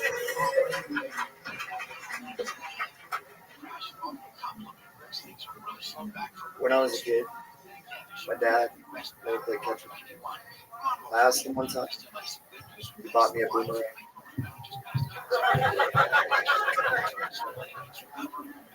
The holes in my socks are from my puppy, not my income. For real, this puppy was so excited to see me last night. I picked him up, and he pissed on my face. It was tough to hide my boner from my family.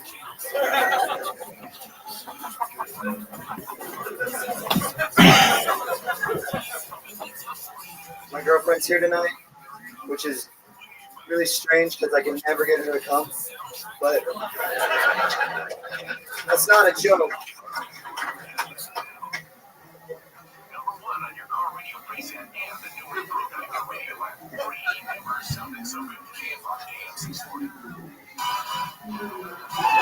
Wow, Colt, ladies and gentlemen, going out stylistically, with style. All right, what do you say we just start kicking shit again, huh? Let's fucking do this. For those of you that don't know, weren't at last night's show, which was a lot of you, of course. Colt, it just so happens to be. Where are you from again? I'm from Allen, Texas. I work in Plano, Texas. Allen, Texas, works in Plano, Texas, and he just so happens to be a globally recognized martial artist of the extremely highest caliber. You hear how quiet it got? Because am fucking serious, ladies and gentlemen. This kid, this fucking little goddamn, looks like he gets shoved in every locker, is the one that's shoving bigger kids into lockers. Colt, show these people a little bit of what you're capable of.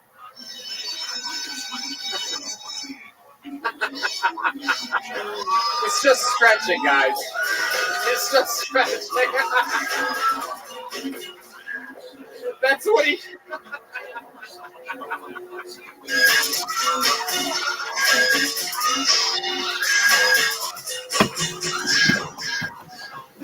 Nothing beats a human being falling. That was a joke. It's a comedy show. Just in all of comedy, nothing's better than someone just disappearing on the ground for a second. Nothing beats it. Honestly, I had a nightmare about that last night. About you falling just like that on a high kick? Well, dreams and nightmares come true here on Kill Tony Colt. That is so fucking cool that you can do crazy shit with your legs like that. Have you ever had to use that on somebody? No, never, not once. You just end up lifting your leg up like that, and everybody just stops talking shit immediately, right? I just try to be nice. Just out of curiosity though, can we do like a scene where maybe Aubrey bullies you, and maybe Aubrey bullies you at some point, and you show us what you do to a guy like Aubrey? Is this possible? Aubrey's already putting his saxophone away, so I'm guessing Aubrey's game for anything at this point. Wow, this is interesting. So someone's going to bully you. Yeah, I guess so. And then whatever would happen, hopefully Aubrey wouldn't move or anything like that and get in the way of whatever it was that you're going to do. So let's see what happens here. He's going to get bullied for the first time in his life. A Texas martial artist. This is what they look like, ladies and gentlemen. Wow. Okay, here we go. This is totally... Wait, what? What did he tell you to do? He whispered in my ear, throw a haymaker punch and hit me, and I feel like I am back in a bad marriage again. Well, this is interesting. I hope, Colt, this isn't another good old carpet slip that's about to happen here. Oh my God! Please don't tell me. Wow!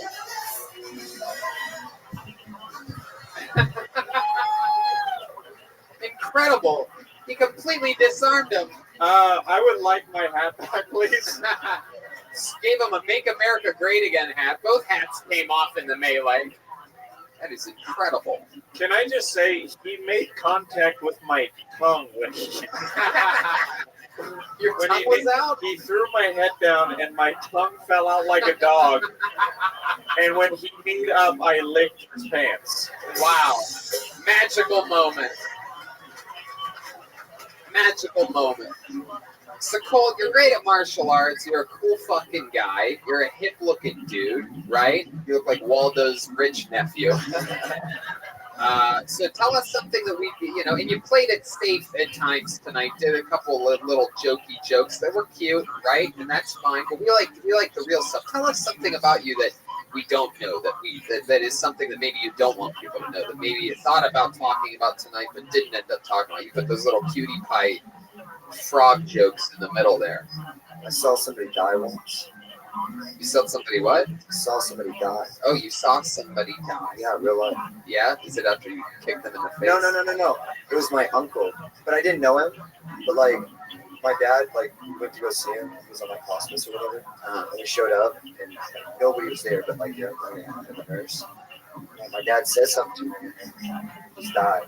Oh my God, did he whisper it in his ear? Yeah. Oh my God. And then did you ever ask your dad what he whispered into it? No, but the doorbell rang right after that. So I had to answer the door and it was his kids.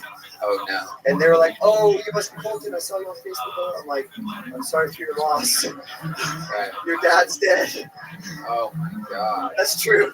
It's 100% true. That's how you said it? No, not exactly. I said, "I'm sorry for your loss." Why don't you ask your dad what he said? Maybe it was your dad's fault. Yeah, what if your dad whispered, like, no, but it's when you die, I'm going to tell everybody that you molested me. It's like, I think he said I'm here. He said it's Scotty. oh, and that scared him to death. Yeah. He must have bullied him or something, perhaps, when they were kids. My goodness. Colt. All right. Well, you got up 2 nights in a row. I give you a lot of props for writing, being able to at least try to write a minute in 24 hours after your first time ever on stage, which was last night. And we put you in the pressure cooker tonight. Are you going to do it again, you think? Yeah. Wow, look at that. We've created a goddamn monster. Here he is, ladies and gentlemen. Colt, everybody. Last night we had Colt do the bottle cap challenge live in Plano, and he did it. He knocked the cap off the bottle. You guys know the bottle cap challenge? Seen that on your goddamn Insta hoots? Whatever you call them down there. Watched it on Facebook. Quote another name out of the bucket. Put your hands together for Caitlin Hassenauer. Caitlin Hassenauer. Caitlin. Here she comes. Yee-hoo! Come on, Fort Worth. All right. So me and my boyfriend found out we do the same thing during sex. Let's think of other people. Yeah. It's fine. We know what we look like. But we came up with a rule so we'd stop saying the wrong name during sex anymore. And that rule is we'll only think of celebrities with the same name as our partner. And I got off pretty easy. Get it? Got off. That was dumb. Anyways, I got off pretty easy because my boyfriend's name is Michael. So I've got like Michael Jordan, Michael B. Jordan, Michael J. Fox for when he comes because he does this cute little twitching thing. It's great. Yeah. It's great. But we were trying to think of a celebrity with the same name as me, and if you don't remember, my name is Caitlyn. We've already thought of it. It's Caitlyn Jenner. Yeah. I was like, babe, this game isn't fun anymore. We don't have to play anymore. He would just look me up and down. He's like, I can work with it. Yeah. But I'm not offended because he's a transgendered woman. I'm offended because I feel like he has a spirit fetish where he wants me to hit him with my car and just drive away. Fuck yeah. Caitlin Hassenauer. Welcome. Very fun. How long have you been doing comedy? About 2 years. About 2 years. All here in Fort Worth? No, I'm from Denver. Wow, Denton. Yeah. Hell yeah. What do you love about Denton? I've got a job there. Wow. Heck yeah. Denton sounds like the kind of place where you'd be a 9 in Denton. It is. It's a compliment, but it's also it's an interesting compliment. We'll call it that. Fort Worth, you'd be like 9 years, right? Oh, Red Band. Red Band's extra mean tonight. This is Roasty Red Band. He's here for a little barbecue. Can I just tell you, both of you keep up this behavior, I will be writing both of you up. Okay? Wow, we're going to get written up. Caitlin, so welcome to the show. You've been doing stand-up for 2 years. How do you make a living? I actually work at the university. Oh, wow, the University of Denton. What is that, for farming? Get on the tractor. Here's your diploma, you idiot. Just kidding. What do they teach at the University of Denton? It's the University of North Texas. Oh, cool. You play music? No. No musical talent whatsoever? Not really. I was in band in high school, and they really drilled it in. Tuba? No. I knew most of the tuba players, but... Would you play in the band? I played French horn. Oh, ooh la la, jui, au bon chocolate chaud. You know what that I just said? We'll talk about it. Oh, wow. Hello. Looks like I'm getting fucking Waffle House tonight. It's fucking smothered and covered. You know what I'm saying? Oh. Caitlin, how long have you been with this boyfriend of yours? We've been dating for like 4 years. 4 years. What does he do? He's actually a teacher. Wow. What does he teach? He's a gym teacher Gym teacher. My goodness. at an elementary school. Whoa. Hell yeah. Those guys get all the pussy. If you could say hi to my 2 daughters, that'd be appreciated. My wife will not let me see them. Oh, you're not allowed to see your daughters anymore, Aubrey? Yeah. Long story? Long. Wow. So you like Michael Jordan type guys, right? Yeah. We noticed that Michael B. Jordan and then this Michael J. Fox twit. I guess like a denton version of Michael Jordan, so extra 100 pounds or so. Yeah. Is he black? Yeah. Your boyfriend is? Yep. No one is surprised. No, that's fine. Does he have a record of it? No, I'm kidding. Just kidding. My first thought was like a rap record, and I was like, yeah, do you know he is a rapper? Is he really? Is he really? Wow. Is he here right now? No, he came last night. I bet he Where's was. the girls? My goodness. Is he a famous rapper? Can we find any of his stuff anywhere? Yeah, SoundCloud? yeah, we're iTunes. Or iTunes? Yeah. What's the name of his rap name? Mike Pyrus. Mikey Pyrex. MIKEY I'm PYREX. a terrible girlfriend, yeah. Something Wow, like that. you're also a terrible university employee. Yep. Don't know how to spell your own black boyfriend's rap name? Come on, lady. This is why a lot of them just keep it real short. Lil Wayne, you know what I mean? It's easy to spell. Don't want to go DMX, perhaps you first know how to spell rap? PYREX, I believe. Pyrex is a thing that they mix drugs in. You know about this? I feel like you don't know anything about your boyfriend's secret double life as a rapper. I feel like you don't know what. He gets on stage. Really? He gets on stage a lot? Yeah. What does he do? Like what types of events? Bar mitzvahs? Yo, you fucking Mikey Pyrex! You fucking Jews!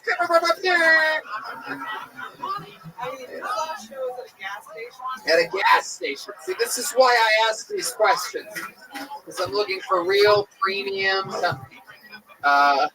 Is this a music video? Yeah, it starts off with him doing the dishes. Is he a dishwasher in one of his videos? This is him? Wow. Him and my brother, yeah. That's your brother? My goodness. And how'd they get access to the place where they're doing dishes in a video? Did they? They both work there. They both work there. I had a feeling, again, Tony Hinchcliffe is my name. I asked the question. I'm actually in this video. Are you really? So, what are you wearing in the video? My guess is you're on top of a car? No. Fucking just soaping it up? That's me right there. Is that, what's she doing? Oh, some of those. Wow.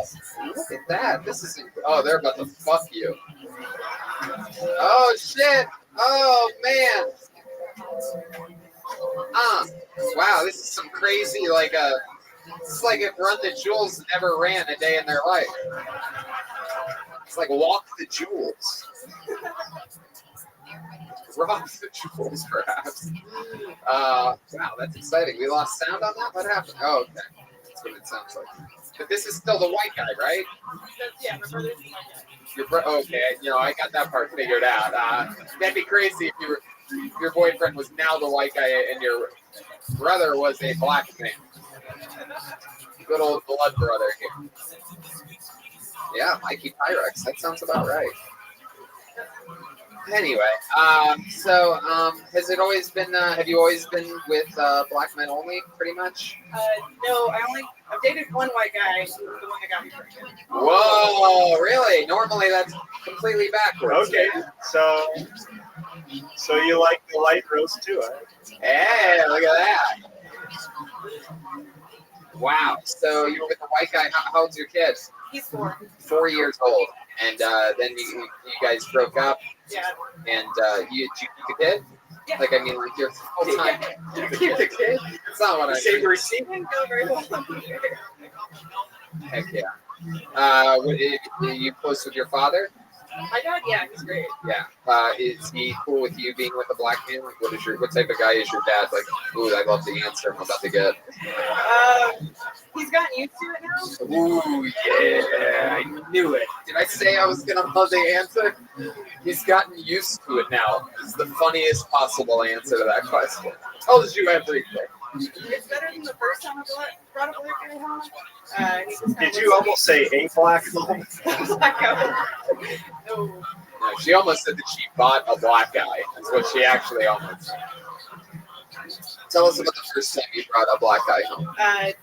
Really awkward dinner, all that fun stuff. The guy finally went home, and then I asked my parents, I was like, what do y'all think of him? My dad's just like, well, we have to get used to it now. You can't go back. Oh, that's funny. I like your dad. Your dad gets it.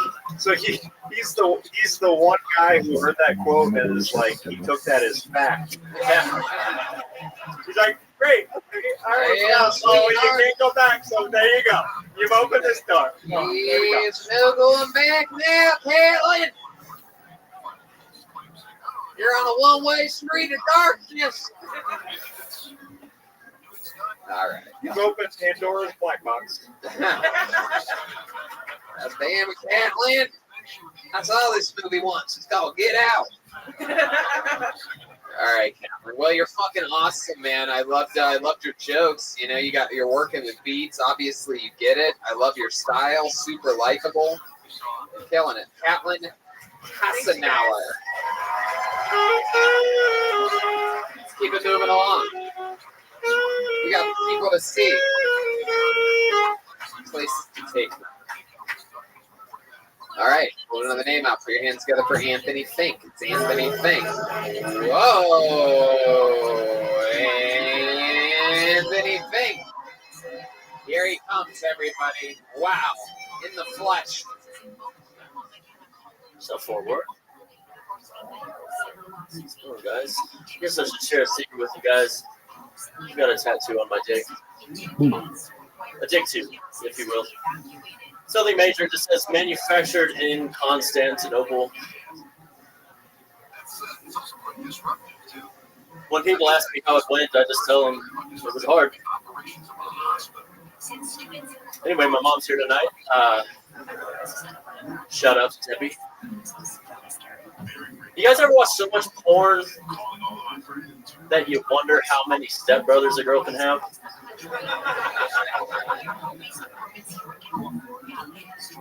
If there's anything I've learned, I wish I had a stepsister a long time ago. Or you ever watch so much porn that you forget what you're there for? Like you just find a good plot and you're just like,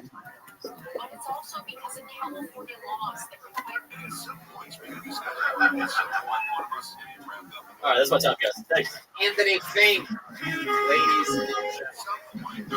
Heck yeah, Anthony. Welcome to the show. Thanks. How long have you been doing stand-up comedy? 6 months. 6 months. And you live here in Dallas? Fort Worth, yeah. Fort Worth, heck yeah. Born and raised? No, I moved here 10 years ago from Ohio. Moved here 10 years ago from Ohio. Why here? It's where your parents moved? I was broke. You were broke? Yeah. You were broke in what city in Ohio? It wasn't a city. It was actually called a village. Yeah, what was the village? It was called Manaway, Ohio. Shout out to my hometown, 200 people. That's where you were born and raised? Yeah, born and raised in What do your Manaway. parents do? They Amish? No, they'll be two. Got some good Amish people there. Yeah. What do your parents do in Manaway? They actually, my mom moved here, and my dad washes cars up in Ohio. Wow. Yeah, my mom works out north of. Oh, okay. And you came here to Fort Worth. Was that your choice? No. Who, the mom's choice? Yeah.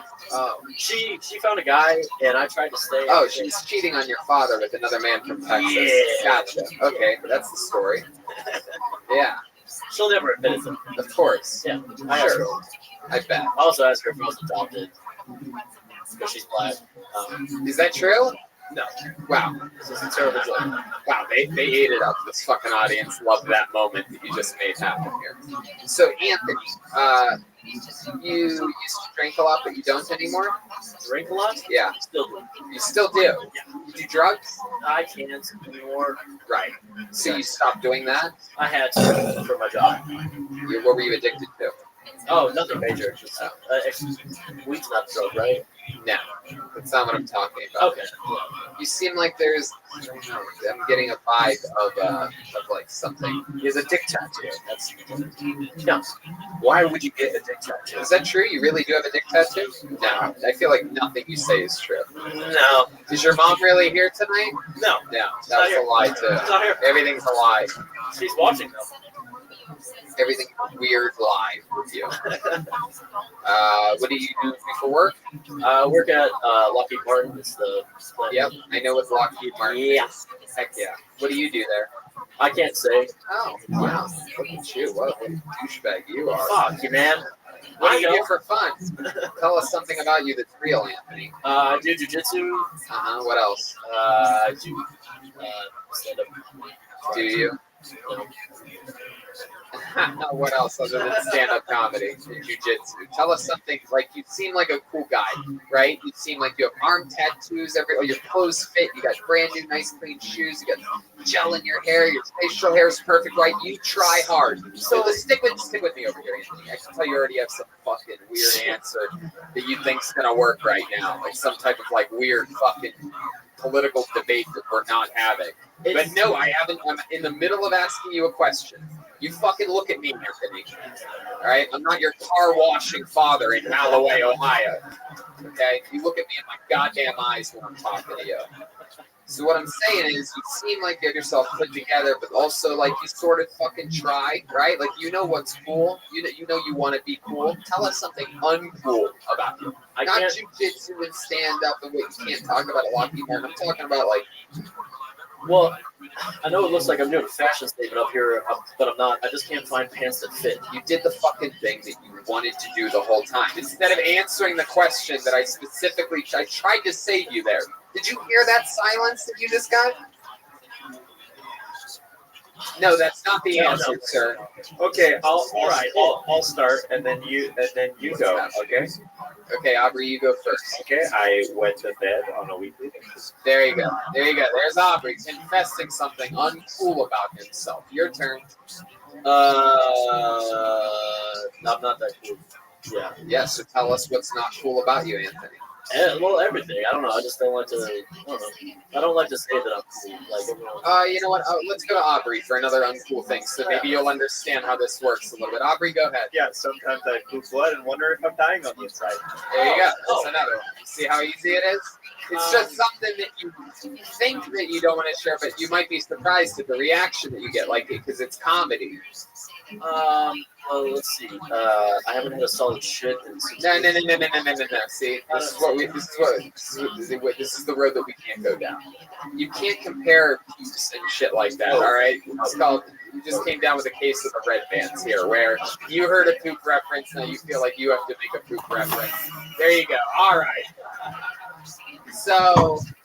It can't be off of Aubrey's thing. So I'm going to get another thing from Aubrey so that it's like ginger on your little sushi brain and you start from scratch again. But it can't have anything to do with his thing. You have to think of your own thing, of anything uncool about you. Because the most uncool thing is you not being able to think of an uncool thing right now. So let's check in with Aubrey one more time. Something uncool about Aubrey. Yeah, sometimes I look in the mirror and feel like a turtle because I have a shell of a person. Okay. You see how that's a humbling thing for him to say publicly, and he's owning it, and the crowd's laughing? Your turn, Anthony. Would you like an ad shot of his chest? Oh, no. It's pure habit. He's got... Go ahead, Anthony. Tell us something uncool about you. I have a membership to Gap. Do they really make Gap memberships? I never use it, but I do have it. Are you lying again? No, I really do. I legit have a Gap. Do you have it on you? What's a Gap membership? You get like Gap. Do you see how the audience is laughing at that? Do you see their reaction to that compared to everything else you did here tonight? I'm telling you. I can see what you're doing. I can see what your thing is. And I'm telling you gotta surprise these people because you're talking about, hey, I got a dick tattoo, and you already, you look like that fucking fake James Dean porn star guy. Like, it's just like, you're already slimy, and you're talking about, like, slimy shit. We want to hear the opposite end, like you have a fucking Gap membership, and you don't even fucking know what it does or how you got it. You just woke up one morning and because you look like you do, it appeared under your pillow. The Gap fairy crawled into your window because you have reached that level of douchebaggery and put a Gap membership. You see how funny it is? It's true. Sometimes I penetrate a dog's mouth with my finger just to look into the whites of their eyes. See, go ahead. Try one more to see. Can you top that? I don't know if you can top that. We're going to keep it moving. Anthony, take the note that I give you. Some people complain sometimes that I don't give notes, but I give them notes. This is a powerful fucking note I'm giving you. That thing that you pretended like you didn't know, that you had to dig out about the Gap membership, you were working honest beats there. It's all right there for the taking. Find the uncool things about you, because it's counteractive to what you appear to look and sound like. And that's what makes things fun. Sometimes I shave my face with a woman's razor just to feel sexy. There he goes, Anthony Fink. Anthony Fink. He's been doing it 6 months. Back from that ledge. All right, you guys having fun out there?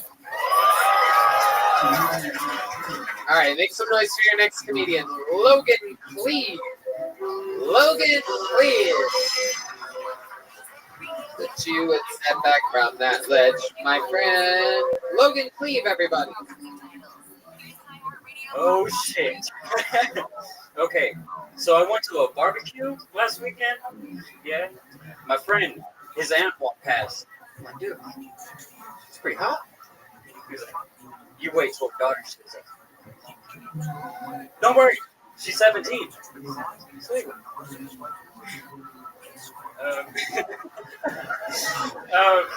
I got a bunch of crazy people in my family, old racist people. They say some wild shit and then they cover it up like, oh, sweetie, I'm just from a different time.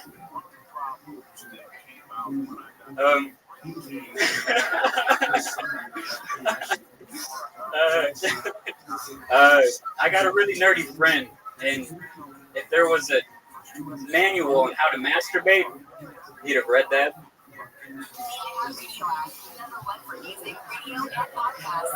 Yeah. Wow. Heck yeah, Logan Cleve. Why are you looking at me like that? I'm really scared. You're really scared? Yeah. Why are you scared? You're on the high of your life. I mean, you just won the women's soccer championship.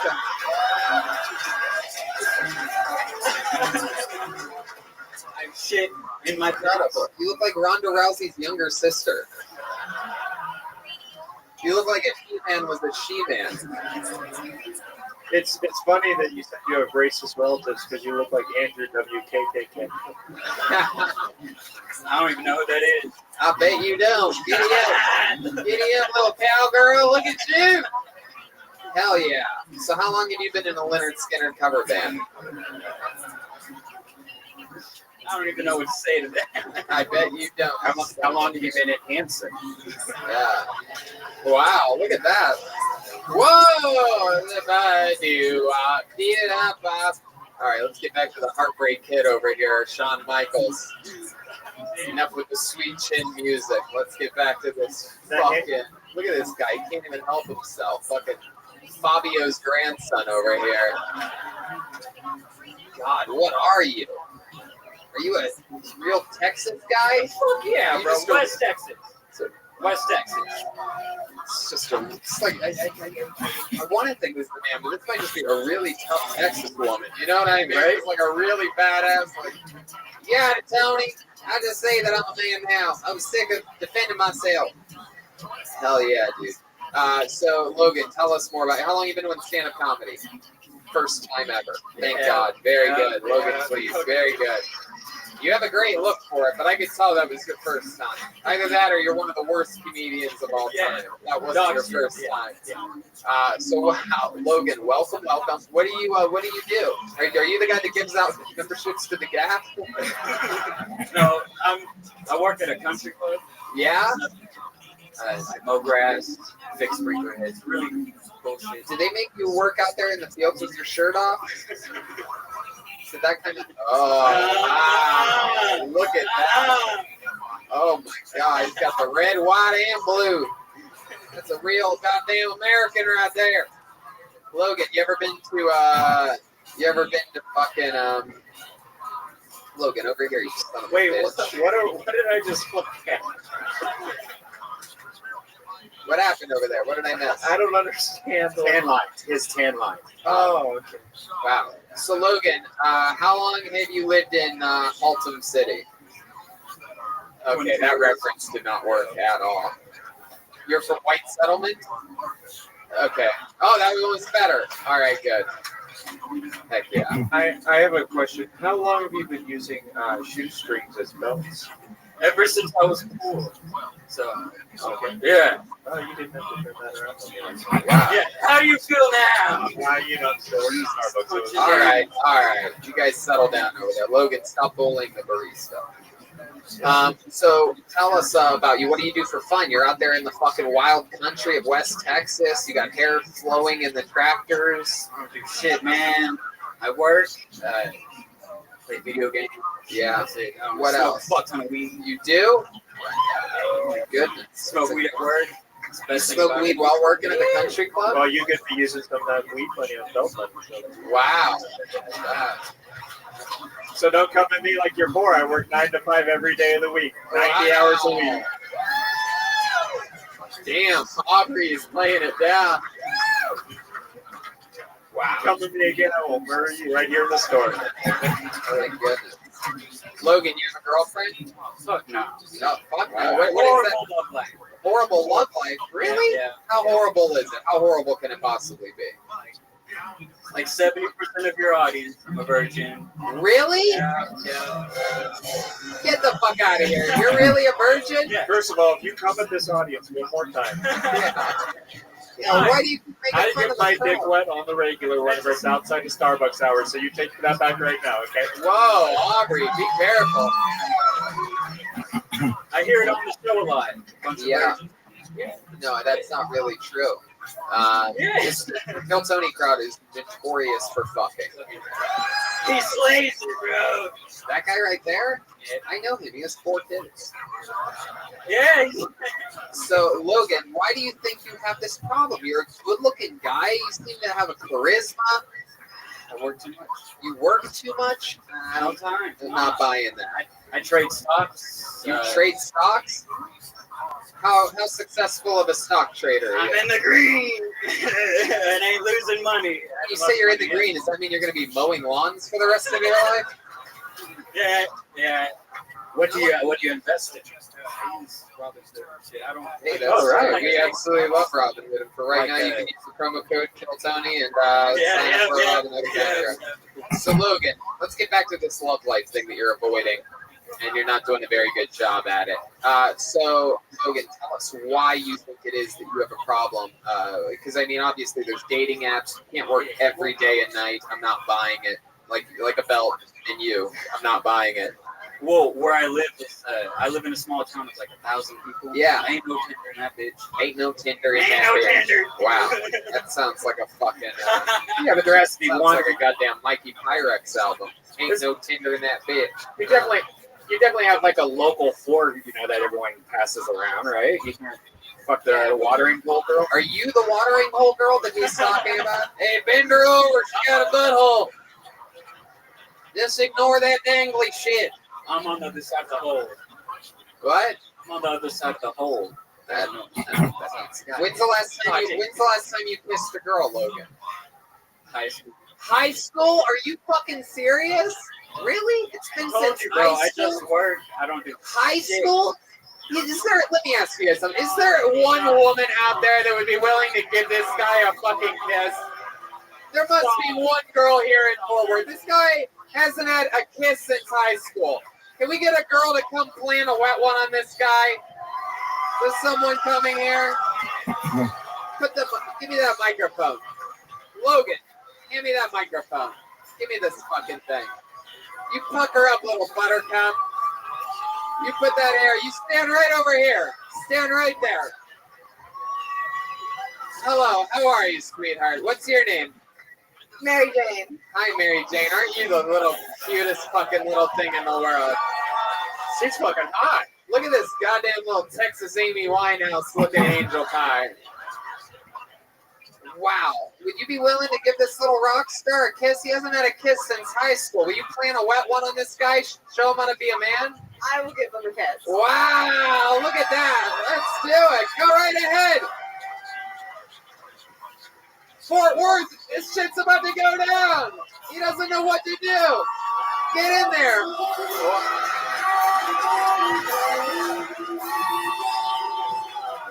Can I just say, Logan, you gotta put it. You just go. Logan, it's not how this works, all right? Don't let your fucking phoner block you from fucking. Open your mouth a little bit and give this girl the type of kiss that you see in a real movie. Come on. This is fucking Texas.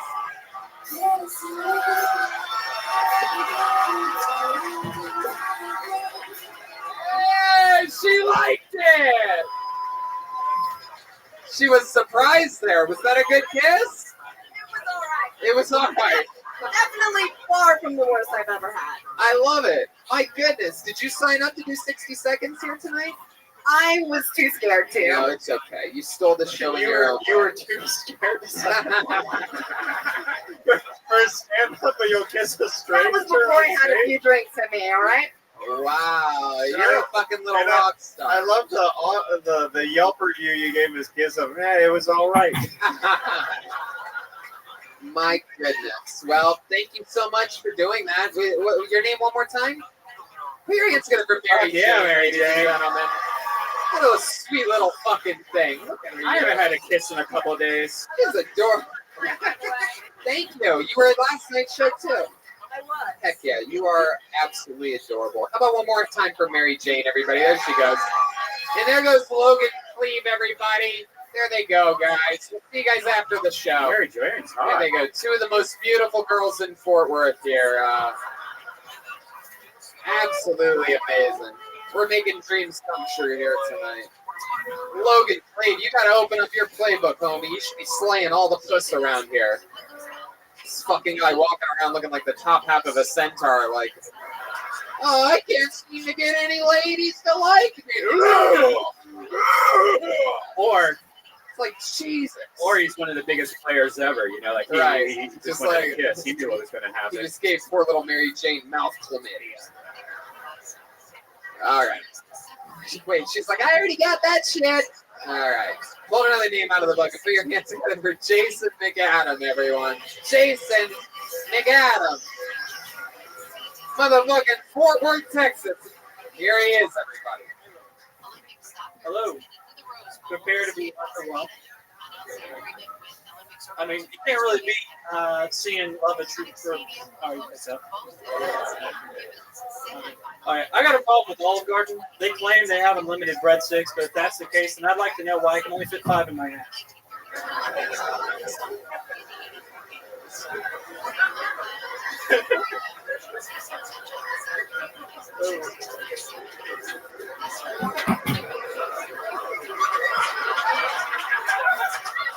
Easier than I thought. Look at that. All right. I lost my virginity to a paraplegic girl when I was 13 years old. And I know that's probably too young to be having sex, but apparently I was pretty good because she couldn't feel her legs when I was done.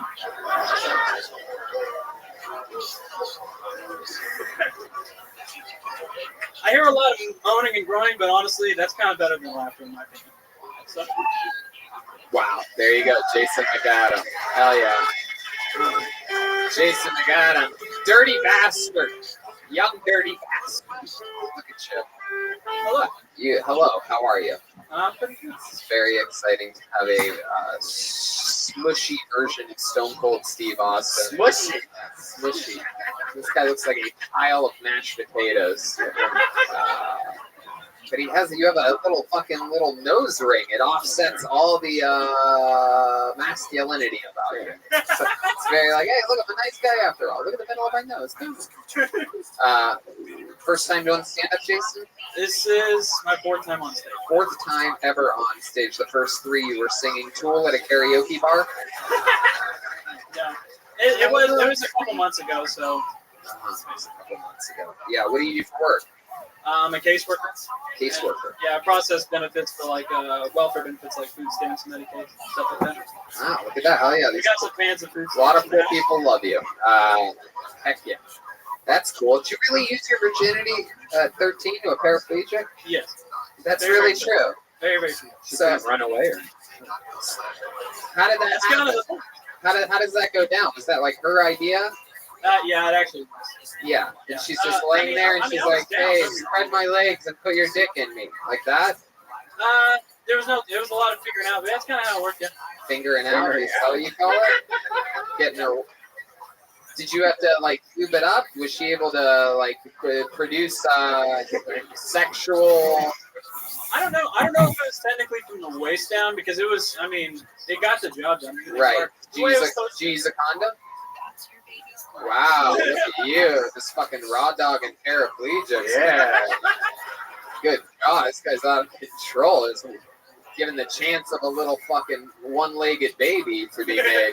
That's how it happens. You get a paraplegic pregnant, your baby comes out with one leg. Do not shake your head no at me, lady. This is a scientific fact. You have a one-legged baby if you get a paraplegic pregnant. No condom with a paraplegic girl is like no sleeve on a Grande Southie. Yeah, you might get burnt. Oh, so Jason, you lost your virginity. I mean, look at that. What a difference of one bucket full makes, right? This fucking guy looks like what he looks like, right? This is why Jason wore the hockey mask, by the way. This is what was underneath. And then you have a guy that looks like fucking Logan. He hasn't kissed a girl since high school. Just goes to show, Logan, go fuck more paraplegic girls. They're out there for the taking, laying around, waiting for it. Yeah, where did you meet her? Was it like after the car accident, or did you meet her like? Yeah, technically after car accident. What was it? Did she go off the high dive at Burger Lake? No, it was car accident. She was like 5, I think, or something like that. Wow, she was 5 years old driving a car. That's crazy. Must have been a Fisher Price. Wow. And how long did you spend with her? Just that one night? One night was it? It's hard to do a one-night stand with somebody that only sits. It's a one-night stand, rest of life. Lay down. All right. Were you ever with her after that? Did you ever date? Did you ever roll her into prom or anything like that? No. Yeah. Well, I mean, we dated for a few months. That was the only time we really hooked up. I guess. Did she lean on you? Sorry. She lean on you a lot? Yeah. I mean, I guess. Sure. Yeah. Isn't that what that was? Oh, that was Stand By Me.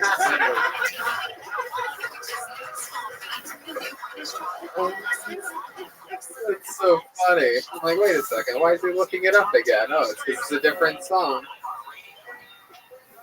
If you fuck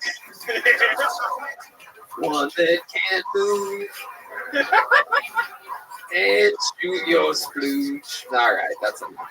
I'm off timing here. Brian pauses and plays again and see if he gets. So Jason, what's something else that we should know about you when you're not working cases for poor people or fucking chicks that you know the rest of that? I'm a musician. Yeah, what do you play? I play a few different things. Do you sing? No. Really? Not at all. What do you? One thing I don't do. Yeah. Not the one thing. The one thing that The biggest thing I don't do. Right. You play all the other instruments. Yeah, I'm not like everything. I mean, I play guitar, bass, and Wow, look at you. There you go. Would you like to have a chunky white guy drum off? The first ever of its kind? No, I'm kidding. It's got an iPad. So, Jason, anything else interesting that we should know about you? Any fun facts about you? not Not that I can think of it. You ever set a record for anything or almost win a contest or something? I was on Jay Leno once. Yeah, what'd you do on Jay Leno? I mean, I wasn't like a guest, but I was part of a video that got pretty popular. Oh yeah, well, And he made a joke about it and played it. oh, really? Look at that. Wait, looks like a pile of mashed potatoes. What was the video? It's called Captain Awesome Stunt Fail. What did you do in it? I shot a firework at the gun. Oh, look at you. My goodness. Was this before or after Jackass? Way up. Wow. Can we talk about the logic of the Olive Garden joke? that made no sense. I wrote an entire paragraph of notes after you said that. I have written here, why? What? How do you actually fit 5 breadsticks in your asshole? Is that condensed? You smush them together to make one hard breadstick? Yeah. Or is your asshole so loose in this joke world that 5 breadsticks just stay fluffy and are inserted all at the same time? Like, I'm trying to picture exactly so that I know exactly what I'm thinking about. Well, fortunately, they use a lot of olive oil in the vinaigrette. Wow. Look at It's a good. Are we talking about the paraplegic girl again? Yeah. Yeah, but it makes no sense. You said it's unlimited breadsticks, but you can only fit 5 in your ass, which makes no sense at all. You know that, right? Right. It's not using great logic. It's just. And even if you did fit 5 in your ass at Olive Garden, if you're like, more breadsticks, man, they'd be like, oh, right away. Well, see that's part of the problem. You think, but no, yeah, that's my other problem. Is that's really just 5 before they kick me, before they make me leave. Before they kick you. So you're saying that a waiter would allow 1 insertion? All right, 2 over there, insertion. but no more after that. I'm keeping an eye on you over there, buddy. You got 3 breadsticks in your beehole over there, okay? If you do 2 more, then hit the bricks, mister. But 4, when you're here, your family.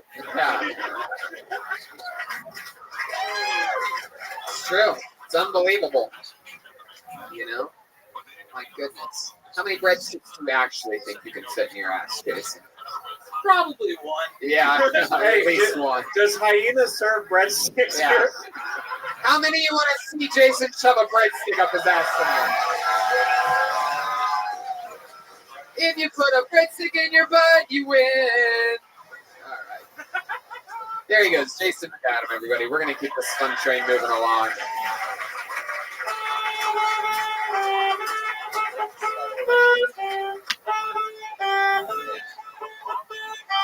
From that ledge, my friend. That was actually Numb by Linkin Park, because that's how I feel. Wow. Couldn't even tell. I don't know why. Doesn't even matter how hard I try. That's in the end. You literally mix up the lyrics to every song. Oh, it's okay. My Linkin Park fanmanship only existed before they died.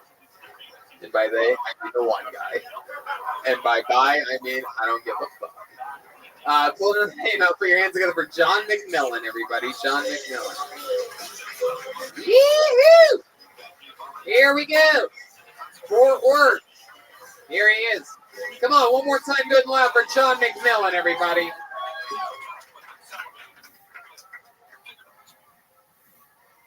Children of divorce are the whiniest people of all time. Oh, my parents broke up when I was 4. I don't like Martha. She's not my real mom. Shut up. I don't have any sympathy for these people, man. Porn has showed me all the best sides of having a stepmom. Some people like shoving gerbils up their ass. We call them investment bankers. Meanwhile, some of you are struggling to get like head from your wife. You know, my thing, I like women with really long nails because it's like so sexy just seeing them struggle getting a debit card off a flat surface. Oh, Martha, you whore, struggle. The only difference between guns and condoms is that people use guns more. Hell yeah. John McMillan. Fuck yeah. Hi, John. How are you? Welcome, welcome. I'm feeling good, Tony. I love it. Have you been on this show before? Not at all. Oh, okay. I feel like I've seen you before somewhere. You ever been to the Comedy Store in LA? Nope. Nope. How long you been doing stand-up? About 2 years now. About 2 years. All here in Dallas? No, I drove from OKC to do this. Kansas City? Wow, the crowd goes crazy. Kansas City?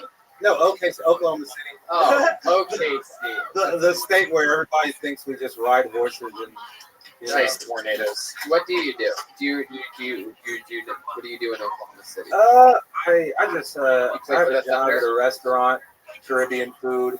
Oh, nice. Yeah, Good job, man. I'm an employed black man. Yes. I love it. I love it. Heck yeah, that makes sense. 2019. You got this. I love it. I love the porn stepmom joke. Everything's fun. How old are you, John? I'm 28. 28. Yeah. What else do you do in life? What else do you like to do? We met your girl. Just like everybody else here, I do music too on the side. Oh yeah, we met your girlfriend in 4 years earlier on the show. She talked about it. You are Mikey Pyrex, correct? You know what's fucked up about that? Whenever she said that, I was like, yo, that sounds like a fire rap name. I would listen to that. Yeah.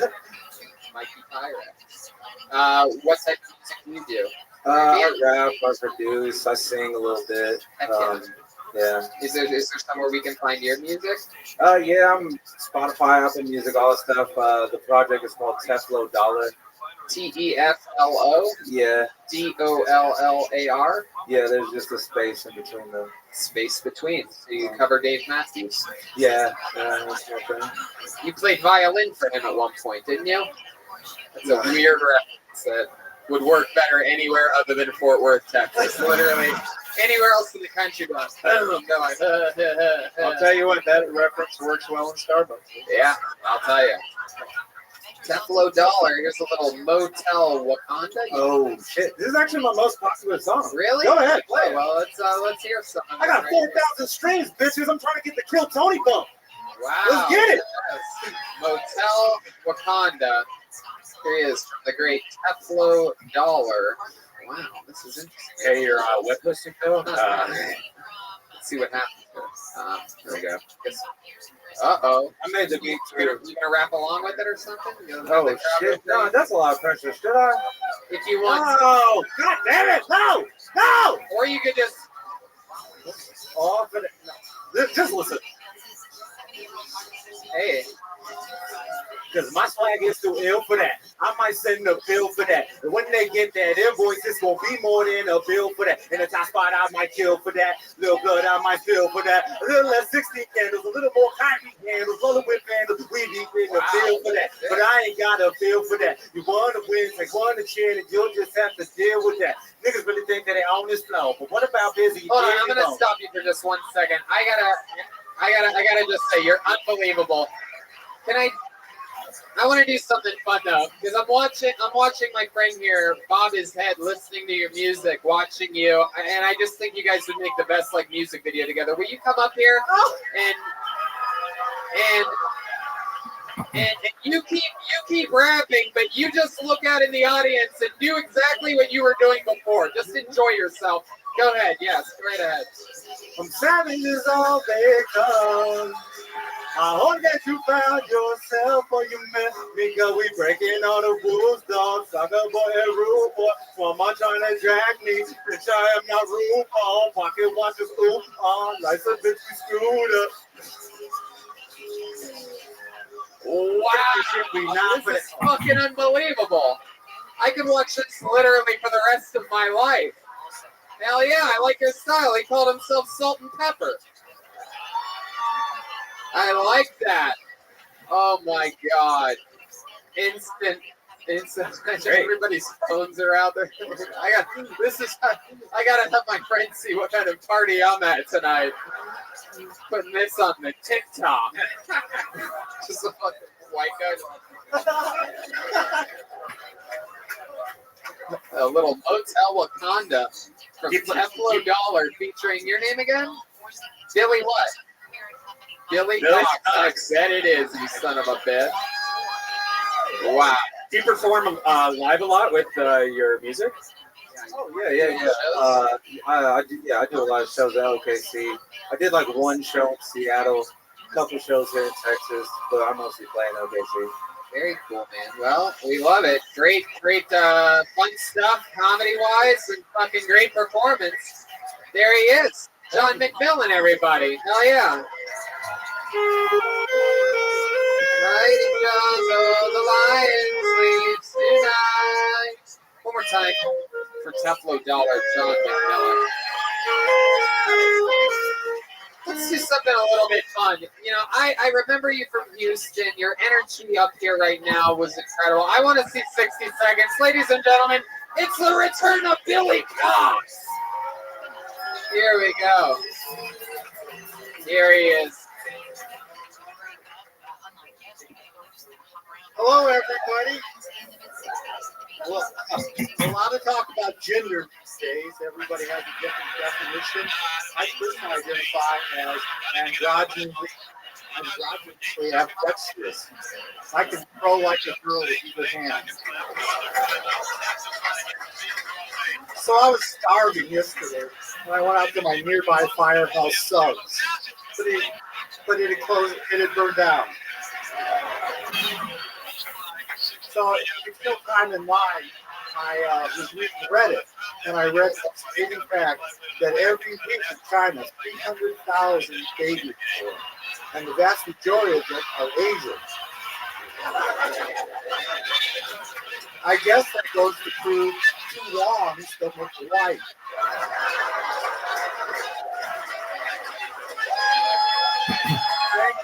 Thank you. Wow. Billy Cox. You got one more? You want to do it? All right. He's asking for an encore performance. Like many of you out there, I did a lot of drugs in high school. I would have sex in the parking lot at noontime. God, I just love the teaching. Oh, you son of a bitch. Billy Cox, look at you. My goodness. Thanks, everybody. Yeah. One of the best performances of the night. And in the history of this show, you are by far one of the funniest grandmothers we've ever had on this show. That was a joke in Houston. I said that to you in Houston, really? Wow. You bring it out in me. There's something that's Jeremiah's father. Oh, you were? Yeah. What did you guys do? How do we know that? He just thought I looked like you. Oh yeah, he had a different haircut back then. That's Jeremiah had that haircut just a couple months ago. Yes. Heck yeah. I was there when he was born. He didn't want to come out, so the doctor reached in and grabbed him by the nose and pulled him out. Oh! Hell yeah! My son. That doctor pulled hard. Wow. Billy motherfucking Cox, you are the Dragon Slayer here tonight. I'm glad that you're here, Billy. So remind us, how old are you? 67. 67 years old, everybody. Heck yeah. And you're from which part of Texas? Houston. Houston. So you made the drive up here today? Oh, yeah. For this. That is so cool. 5 hours. 5-hour drive. Wow. My goodness. Heck yeah. How many Werther's Originals did you go through on that 5-hour drive? Good question. You actually thought about it for a second before you laughed. One, how many? Oh, 2, 3. My goodness. So, Billy, remind us of what you've done in your life of 67 years. I worked for record labels my whole life, so I worked with a lot of different bands, from Elton John to U2 to Slipknot. Oh my goodness. Yeah. Wow. That's so cool. So that was fun. I was doing promotions, setting up after party gigs, doing meet and greet, getting them on the radio station to play, you know. Wow. Will you help us organize our meet and greet after tonight's show? Sure. Great. Yeah, that's incredible. Little fun fact for you, the great and powerful Texas's very own Ryan J. Ebelt is sitting right there underneath that light. Made the trip out. The actual house artist is drawing tonight's episode in his hometown. And he also drew a poster that we'll be selling after the show tonight, just for Texas. We'll be if you get one, we'll sign them for you. We'll take a picture with you, all that good stuff. And it's fun. It's going to be extra fun because now our meet and greet is going to be organized by the same guy that did Elton John's meet and greet. Yeah. Too. Slipknot. Our new meet and greet guy, Billy Cox. He also does meet and greets at Walmarts at this age, right? I love it. Billy, you got a wife, a husband. What are we talking about? I've been divorced about 5 years after 35 years of marriage, and it's heavenly. Yeah. You must have been sick of her after 35 years, We're right? sick of each other, so it's a great split. She got the beach house, I got the house. I love it. Great deal. What do you like to do now that My you're free? separation did not go smoothly. Oh, it's a long story. It's a long story. So, not Aubrey. So, Billy, what's one of the main guilty pleasures that you have now that you're alone for the first time in 35 years? Called dabs. Dabs.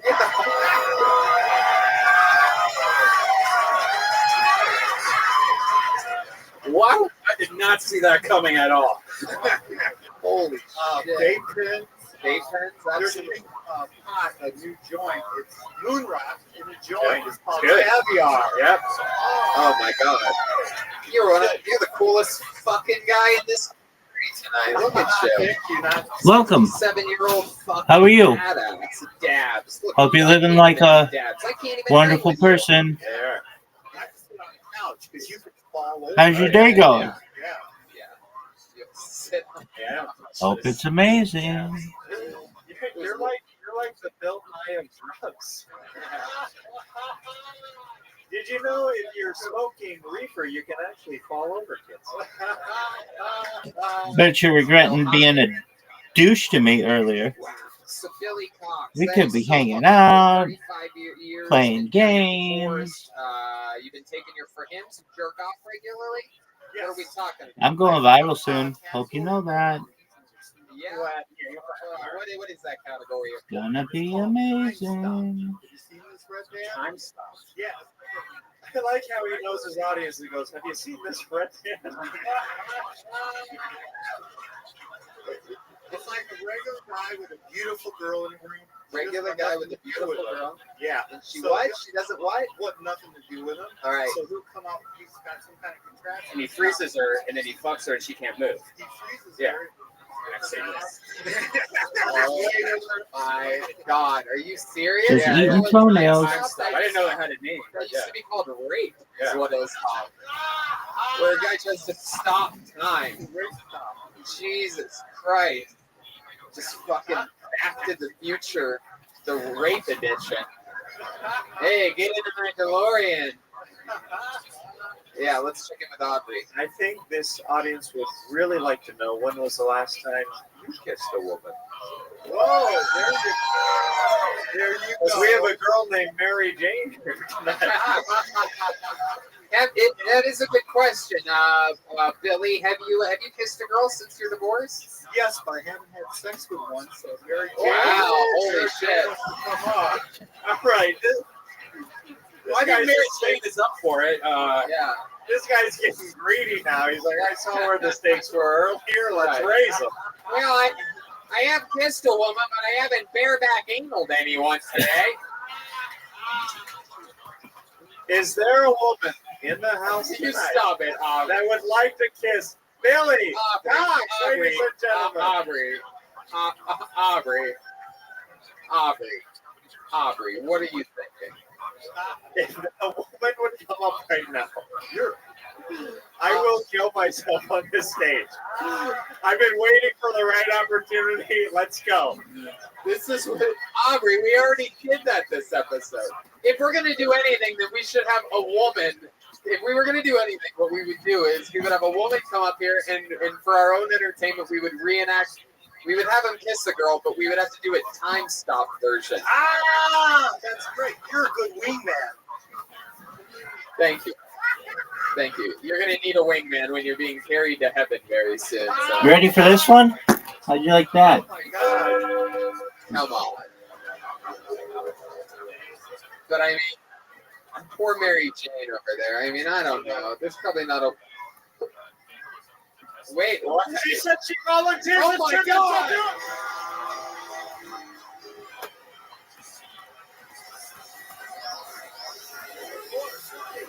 All right.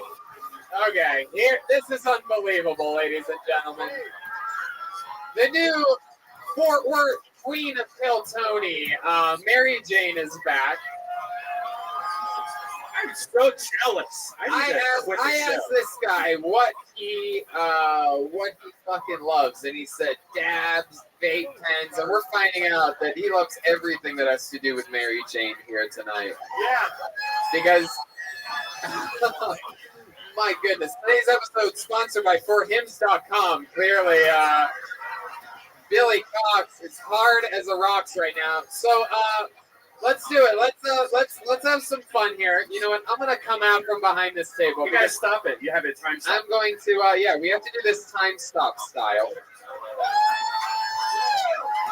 So here's how we're gonna do it. I'm gonna direct this little short for us. All right. When I say action, you're going to hit on her, right? And then the gonna laugh because it's gonna be funnier than they think it's gonna be. And then I'm going to hand the mic to you, but you have to, I'm not going to hand it to you. I'm just going to hold it in front of you. You have to sort of reject him. You have to be like, I'm sorry, you can't have me, old man, or something like that. Your own special way. We need a here, you can use my phone.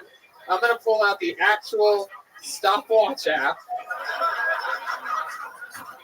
Here we go. I'm starting the clock. Now the time is rolling. And it's going to go a little something like this. And then you stop the time, right? Here, you want to hold on to it? You hold on to that, but sort of point it towards the... But when you stop the time, you need to sort of go like this so that the crowd can see it, like that. Like that.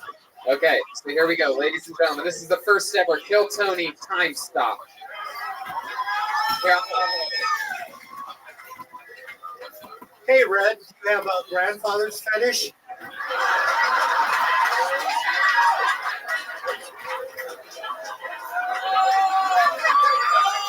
I told you it was going to be funnier than you expected. I think it's something clever. You're good. What if I do? What? Wait, no, that's not your character. You have to reject them. God, you are a dirty little girl. This is unbelievable. You have too much skin for that. Whoa. All right, what do you got there? Oh, you just stopped the time. What happens now?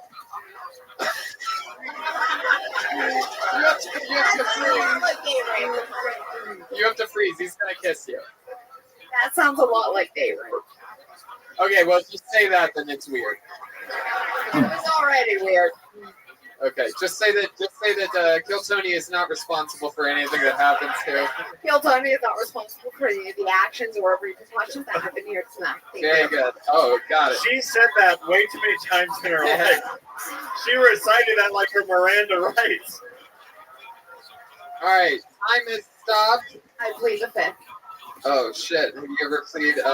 You're about to plead the 65th right here. 67.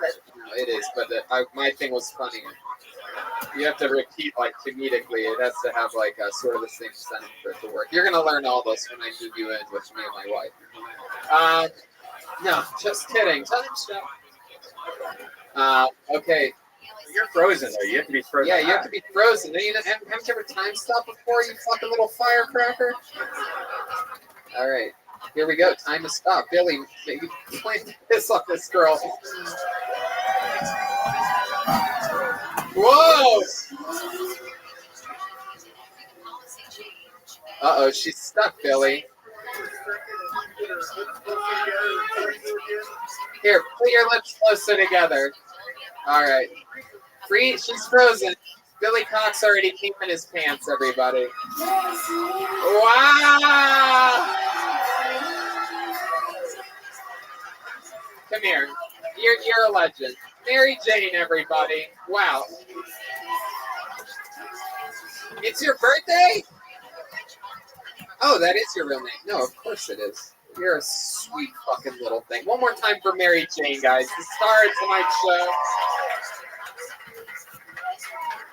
This is an unbelievably frightening episode of Kill Tony. I've never seen a young lady get kissed by a pregnant elderly man before. Billy, you having the night of your goddamn life tonight? Oh, yes.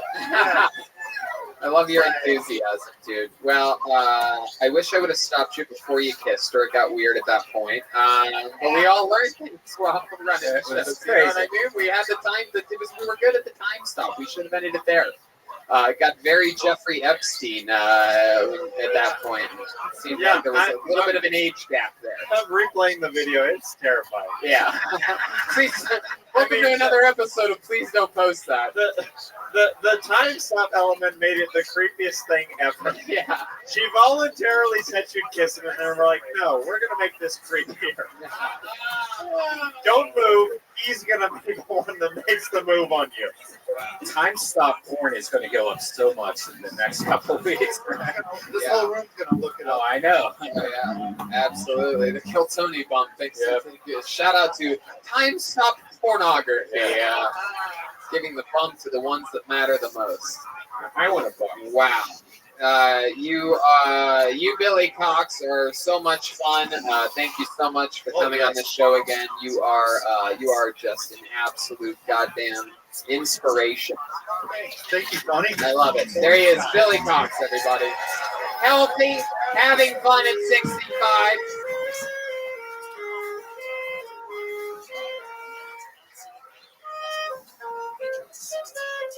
You guys want to go to the bucket one more time, huh?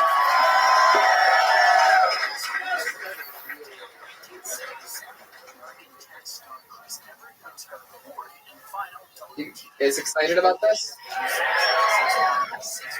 All right, put your hands together for Sal Fianaka, everybody. Sal Fianaka.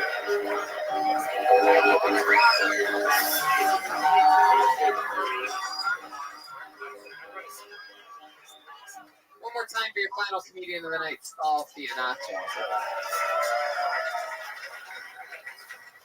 I got a call from this guy Victor who works for the IRS, and I'm getting $10,000. He called me up and he said, "Hello, this is Victor with the IRS." I was like, "Cool." He said, "This is the American Revenue Service." And right there, I thought something was up, but I decided to let him keep going. And he said, "The reason for our call is to tell you that your account has been gifted one-time $10,000 from the IRS." I said, "Victor, that's amazing." He went, "Oh, yes, you're welcome." I said, "Victor, I gotta ask the why me." He said, "The reason why the IRS has selected you is because you are a good citizen. You always pay your taxes. You're not a convicted felon." I said, "Victor, let me stop you right there." I said, "I am a convicted felon." And I said, "I'm also a murderer and I kill people." And Victor goes, "Come on, man, no, you're not." I said, no, I'm not. And I don't really believe that you work for the IRS. He said, I do. He said, I do work for the IRS. I said, if you work for the IRS, answer a question. He said, I'd tell you anything. I said, Victor, what is my name? And he went, man, your name is some shit. And then he hung up the phone. Wow, look at that. Sal Fianaka. Sal. That's great. How's it going, Sal? Good, man. Been doing comedy a while? 3 years. 3 years. All here in Dallas? Yeah. How old are you? 28. What do you do for work? I work at a hotel. What do you do at the hotel? I'm the assistant general manager.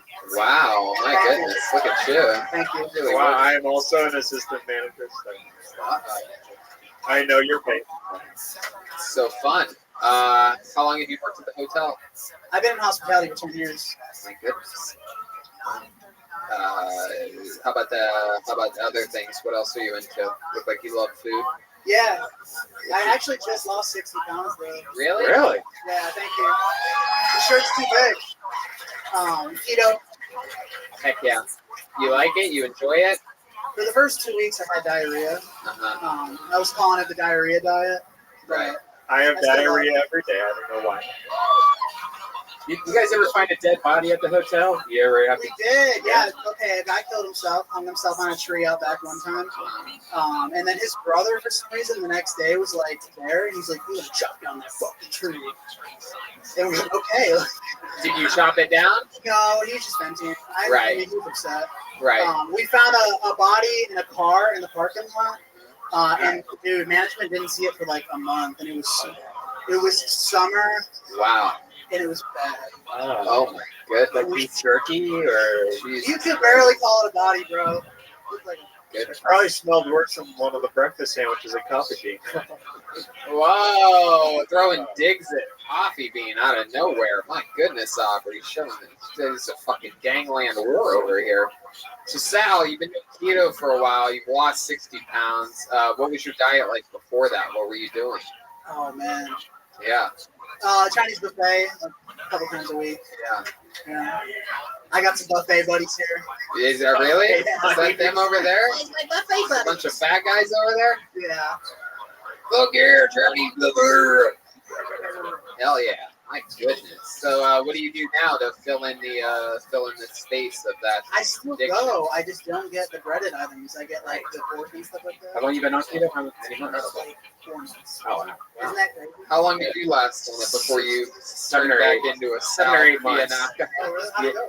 It went great, but then I plateaued. I just stopped losing weight, and it was like, why am I doing this? They for? call it a whoosh. Like if you just wait long enough, you'll lose like 7 pounds. I lost about 50 pounds, and Yeah. then I gained it all back immediately when I quit. Red band. I had a hot dog with a bun on the 4th of July, and like my pants almost blew up. Yeah. Is that true?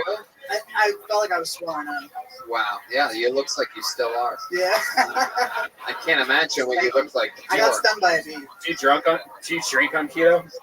I feel like when you're off sugar, your body like isn't as like swollen. That's just how I feel. Right. I'm not a doctor. No, it's definitely something to that. Oh, is that?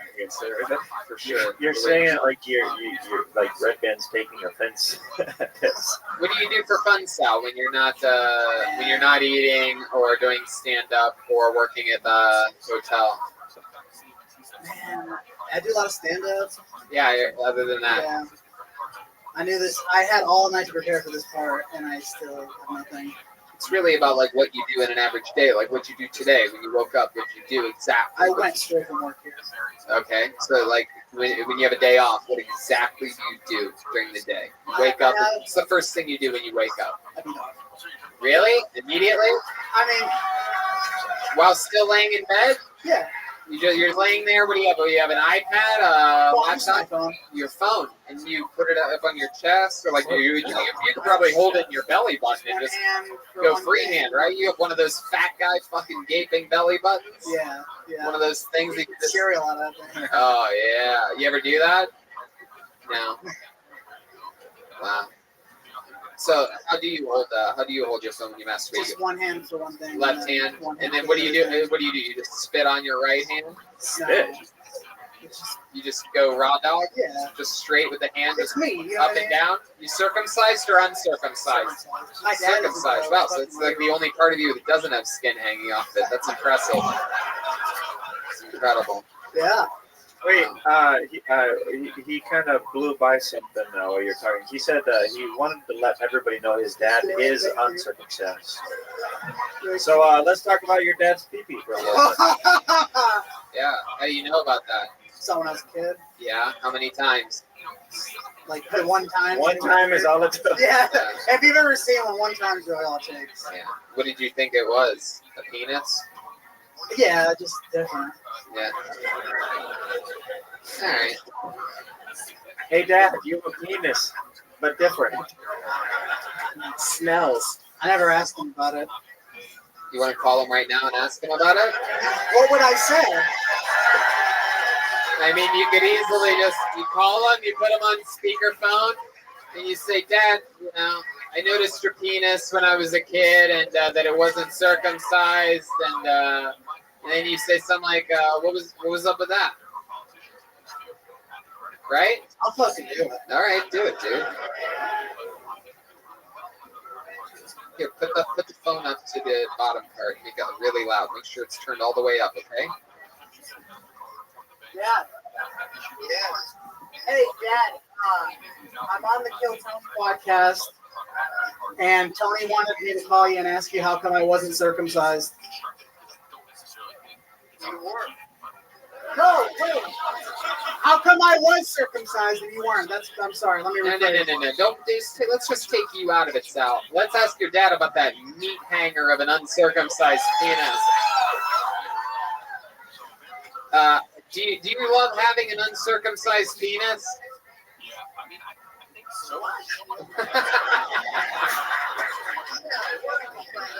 Hello, this is Aubrey, assistant manager here at Starbucks. I've got your son, and we were all just curious about how come your penis is uncircumcised, sir? Okay, I don't think I can answer that question. If we do not get an answer, we will hurt your son.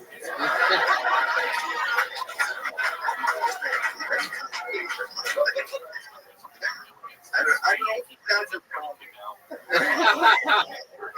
You and I are the only people in the world that matter right now, sir. Okay, we need an answer. How come you didn't get cut as a kid? We're very curious. Because I was born in a different country where they can't do that. Hey! Thank you, Mr. Pianaka. We love that. Hell yeah. Hang up on him before he calls us mafia buddies and we all fucking die. Last thing I need is the father of Sal Fianaccia coming after me. That's the These fucking motherfucking mutts call me, ask me about my fucking uncircumcised cock. Send them down there. Where the fuck are they? Hyenas? Hyenas. Send them in the fucking hyenas. It's got fucking Fat Sal hostage. Yeah. It's a good passion. Am I close to right about that? I do a main passion. Yeah. What does your dad do for work?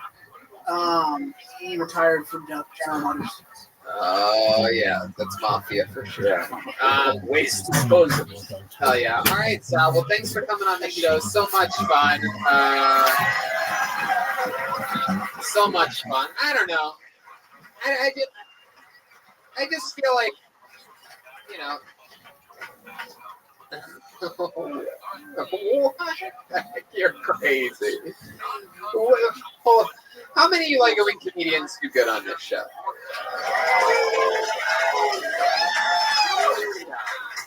How many Legoing comedians do bad on this show? Wow, that's pretty strong. I mean, you guys must have had loads of fun here tonight. Then.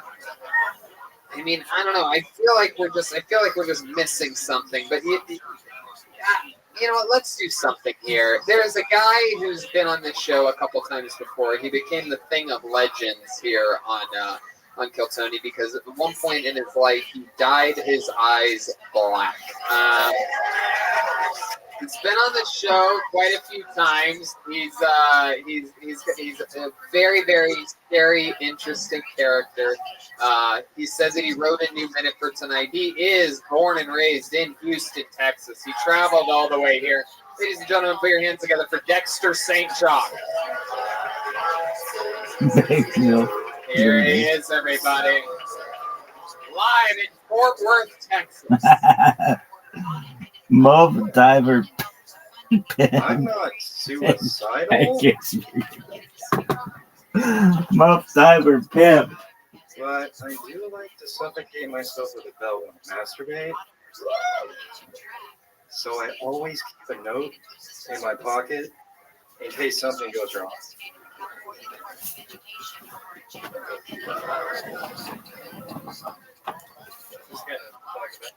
This isn't one of those notes. I'm sorry. Now that we've all had a few laughs, I need to do my ad read. Dexter St. Jock is brought to you by Muff Diver Pimp. What? They're 100% beef, and it's 100% delicious. Can we legally say either one of those things? Okay, just keep reading at it. What's next? Oh, cool. Dexter St. Jock is brought to you by ShopSquad.com. Go to ShopSquad.com to get the latest Kill Tony and Death Squad merchandise. Use the coupon code Googly Eyes Good Milk to get a Raider. free sticker on your We rate first milk. order over $50. Why is it? Wow. Wow, the bear is angry, Dexter. That was just as bad as it gets. My God. Hey, let me ask you one more time. How many of you guys like it when comedians do bad on this show? Liars. Liars. Wow. 70 Dexter, plus with your reported glasses in the on, you last look week. like the father of Dexter St. That's a John. cool story, dude. I bought these at a local bodega Wow, yeah, just for the comedic effect of putting on glasses to read that. I can't see shit. Mary When Jane do you loves think that Rabbi. comedic effect part kicks in? You're adorable, Dexter. You look like what? All right. I don't know. So Dexter, what did you think was going to happen during that ad read part of that set? The beginning went good. You had a note. It would have been funny if you went Big with the thing sexy that you were talking pants. about that you had set up completely, like, and then you read a note that said something like, "Hey, it looks like you caught me at a bad time," or something like, Clearly, I accidentally, whatever, something, fucking anything. You could have written the end to the beginning thing that you set up. Yeah, I might revisit that some other time. All right. But I wanted an excuse to hand the audience a secret note. Uh-huh. Wow, this is some type of escape room that we're all stuck in right now. This is right. Well, Dexter, I mean, is there anything else that, Aubrey? Can you say anything that doesn't make you look as crazy as you are? Not typically. I am terrified. What's the most human thing about you, Dexter St. John?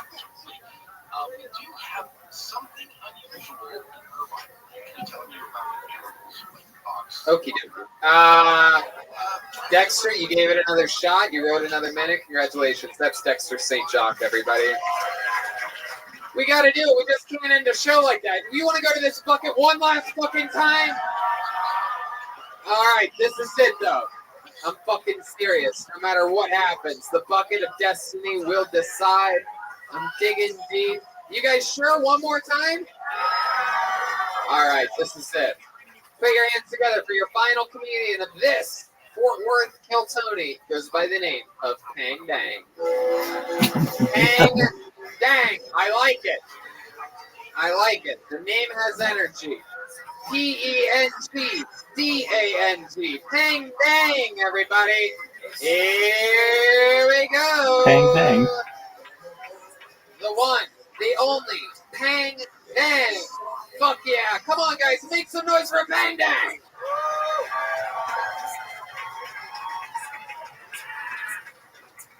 I'm Peng. I am from China. English is confusing to me sometimes. I don't understand why certain pants are called leggings, but gloves are not called finger rings. To me, Chinese makes more sense. You know, the Chinese word for gloves is called 手套, which literally means hand condoms. And it makes sense to me. That explains why I don't like to wear gloves. Because I can't feel anything. English is cute. You guys have 26 letters. You made an entire language. And I don't know what kind of weed my ancestors were smoking, but it took them 50,000 characters to make up a goddamn language. You know what that means to us? That means we can never have an alphabet song in Chinese. Thank you. Wow. Bang, bang. Thank you, bang. Look at you. You're unbelievable. Thank you. Are you from here in Texas? I was born and raised in China. I came here a year ago. Wow. Do you have any younger sisters? Okay, Red Dan. Why don't you just couldn't wait? You couldn't wait 45 seconds until he was done. You couldn't acknowledge the show format part before you start horning out over there.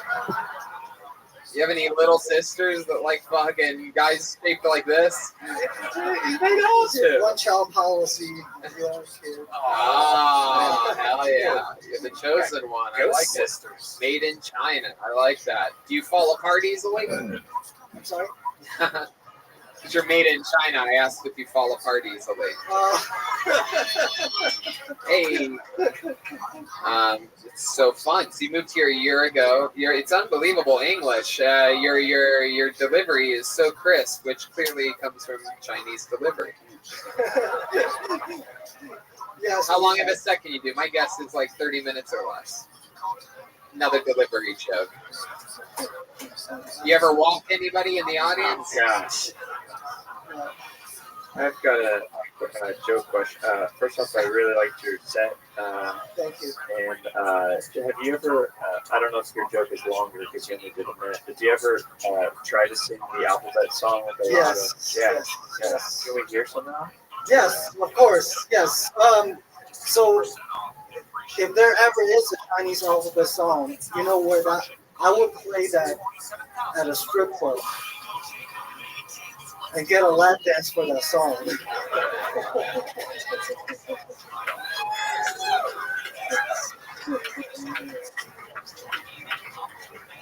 That's great. Imagine somebody had to dance to the Chinese alphabet song.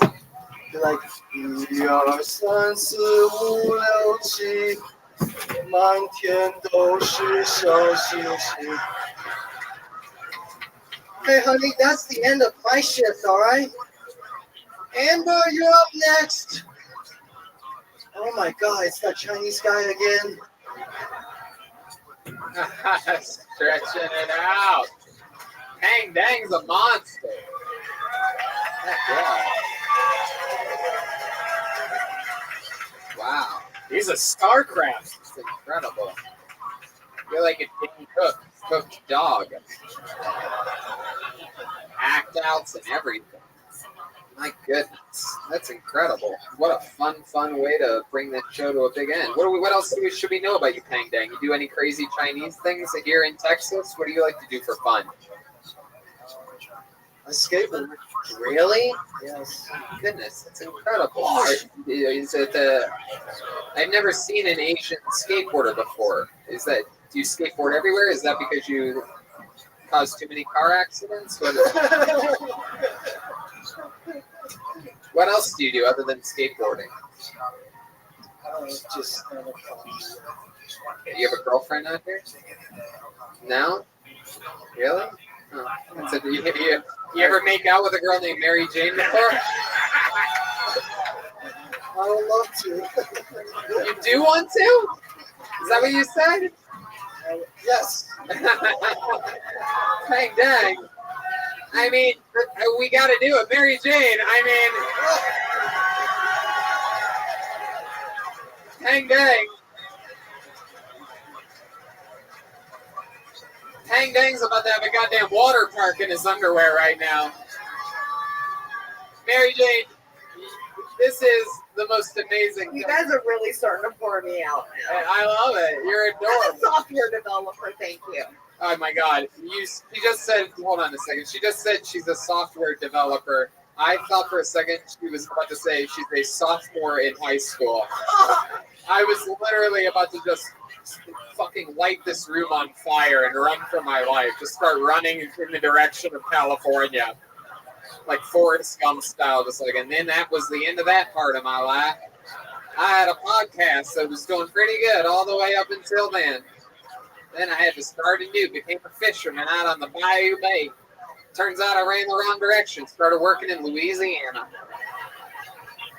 Dang, have you ever kissed an American girl before? Yes, I have. Man, you really know how to work the room. I'm going to ask you again, but this time you say, no, I'm so Chinese. Hey, Pang Dang. Pang Dang, you ever kissed, you've only been here 1 year. Have you ever kissed an American girl before? No, never.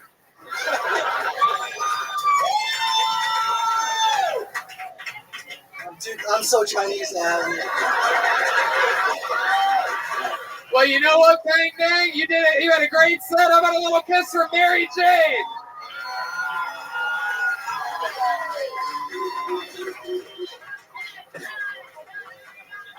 I'll do this on one favor, and you need to call up my friend Ruslan Olenek. No, we can't do that, Mary Jane. I knew I did. I'll tell you this. I'm gonna get your friend. I'm gonna give your friend a free Kill Tony Ryan J. Ebelt poster print autographed by the cast after this. But we have to end the show, and there's only one way to end it, and that's by you giving Pang Dang his first American kiss. Mary Jane, do what you do.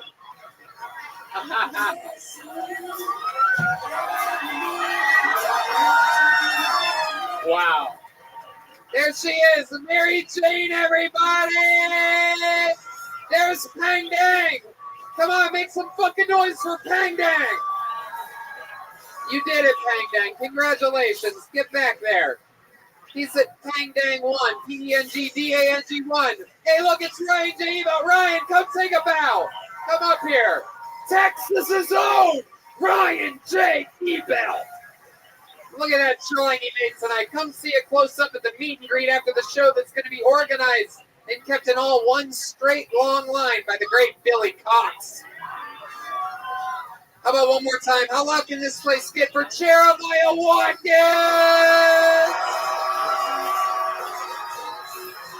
Reagan Watkins has their new album out now. A new episode of Jeremiah Wonders out now.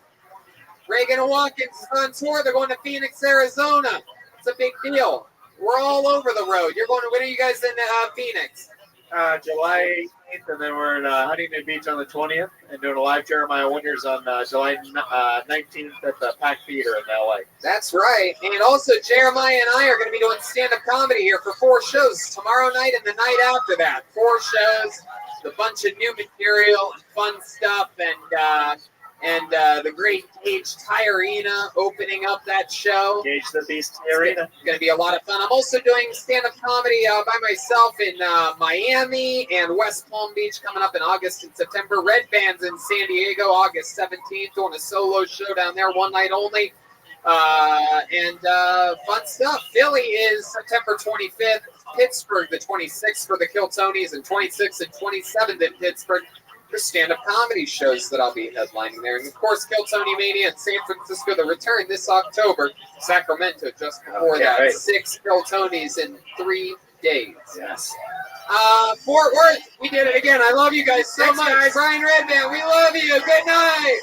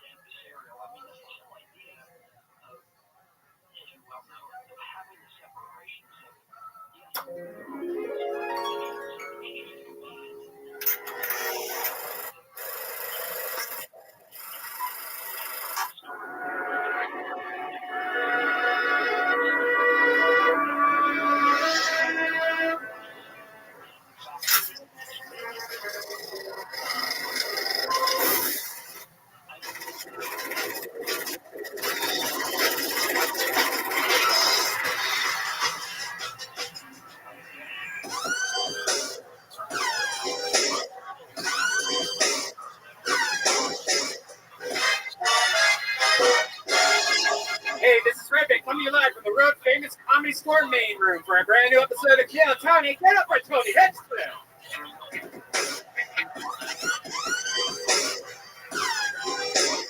Wow, come on, people. It's Monday night. You're at the World Famous Comedy Store. It's the #1 live podcast in the world. Brian Redband is here. What is up, guys? We are in the stable again. Very exciting times. I'm pumped about this this episode. We had a lot of fun in Texas. One of our best episodes ever. Yeah, crazy times in Plano and Dallas. Big, crazy, sold out Kill Tonys, stand-up shows. So much fun. Ryan J. Evelt's still there. He had so much fun. He's not here tonight. And we go on the road again in just a week and a half. Beautiful. Philadelphia, Pennsylvania. Our biggest event ever. Live from the Fillmore Theater. Very exciting stuff. Tickets still available. And then we do the entire weekend in Pittsburgh. We do a Kill Tony there on the Friday night, then a stand-up show, and then 2 stand-up shows on Saturday. Then we're back again. Then we go to Fort Wayne, Indiana. That's crazy. Again, 2 years in a row at Let's Fest, Comedy Festival, August 2nd and 3rd. And then I do the Miami Improv. I do stand-up comedy there in Miami, 4 shows. And then in September, West Palm Beach. And Kill Tony Mania coming up in October, San Francisco and Sacramento. Brian Redband is headlining San Diego. Is that August 17th? American Comedy Company with George Perez and Naito Tanaka. I love that. A beautiful Saturday night in San Diego. One night only, Brian Redband. Also, Reagan Watkins is performing in Phoenix with Joel Jimenez this Thursday. And then Saturday, they're in Huntington Beach. You can see them all do stand-up comedy, plus featuring William Montgomery. And then Reagan and Watkins closes out that this Saturday in Huntington Beach. How exciting. So let's just jump right into tonight's show, shall we? Let's not hesitate at all. We have a very special guest. He has the brand spanking newest special on Comedy Central right now. This is a true comedy store comic. He's done this show a few times before. Truly one of the funniest human beings on the planet, one of the best comedy writers anywhere in the world. I present to you the return of the great Ian Edwards, everybody. Wow. Here he is. Done the show many times before, and he's fresh off Comedy Central. Ian Talk. Everybody is talking about it. A truly great special you made. It's on Comedy Central. Go to comedycentral.com and watch it. Welcome back, Ian. My pleasure. Heck yeah, excited. We're going to talk to some people. We're going to meet some new comedians with you. It's always fun to get your take and perspective. Cool. Good to be here. Let's do this. Fuck yeah. Ian also has a podcast, The Soccer Comic Ranch. He's a fan of soccer, and he's doing the Toledo Funny Bone this weekend and Comics at Mohegan Sun, Connecticut next weekend. So get tickets for that if you're in Ohio or Connecticut. Ian Talk, comedycentral.com. Ian, you know that we have a band on this show. Yeah. They're wacky. Some of the members of the band, yeah. You know, they're wacky, they're wild.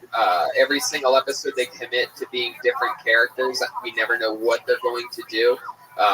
Last week they were fucking George W. Bush in Texas. That's right. George W. Bush was unbelievable. I just feel like fans is a strong word. Yeah. But I mean, you know, fine. They are the best damn band in the land, ladies and gentlemen. They are the Kill Tony Band. Jeremiah Watkins, Chroma Chris, and Joel Jimenez.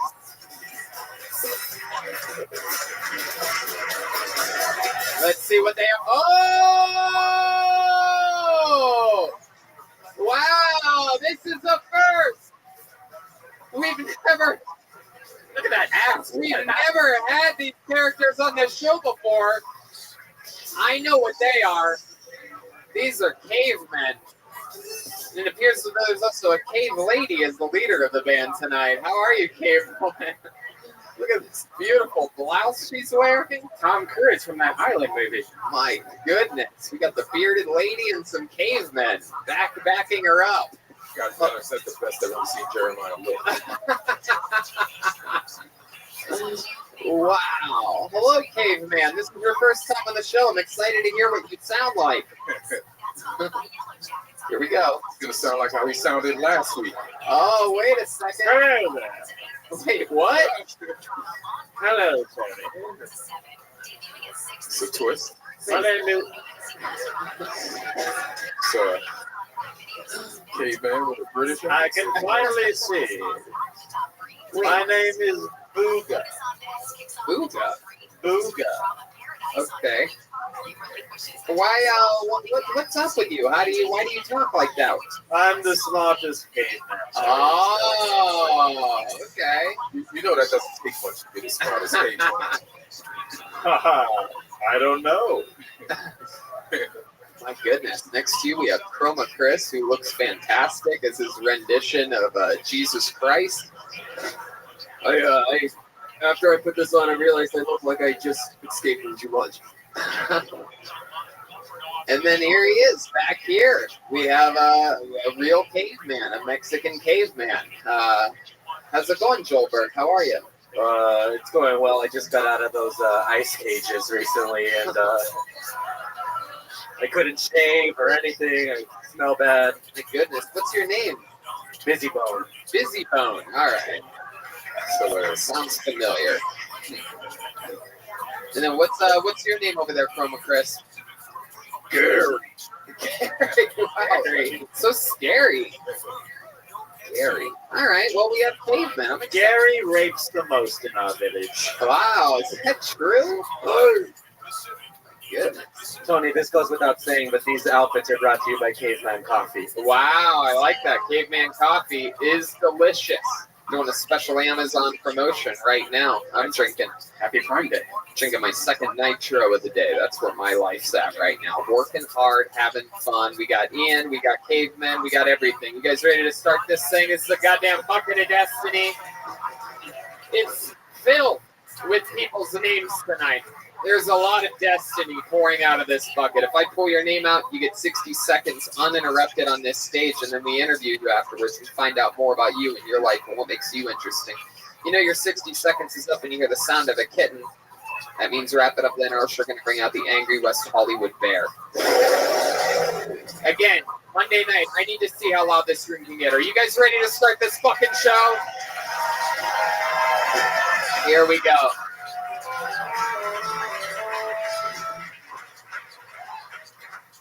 I can't tell what you remind me of with those glasses and that look. It's like one of those like video games you download to your phone.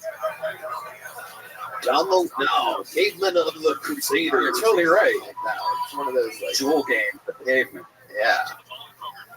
All right. Pull a name out of the bucket. Your first comedian getting an uninterrupted 60 seconds tonight goes by the name of James Demon. Wow. James Demon. Sounds like a band member name. Here we go.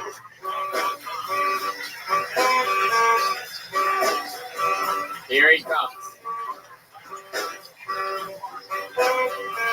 Bye.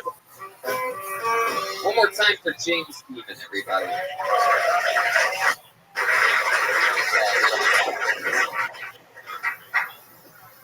Good evening. I'm James Demon. I'm on a mission from Lucifer to torture the people of every room I enter with bad jokes, horror, murder, terrible puns. Yeah. Excuse me. What is the opposite of a peacock? A poo vagina.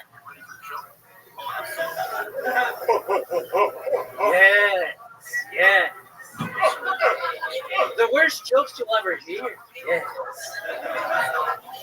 I got in my car and I went to drive away. A little light came on and an alarm went off that said parking brake engaged. I said, congratulations. Yeah. Hell yeah. Bad. Bad.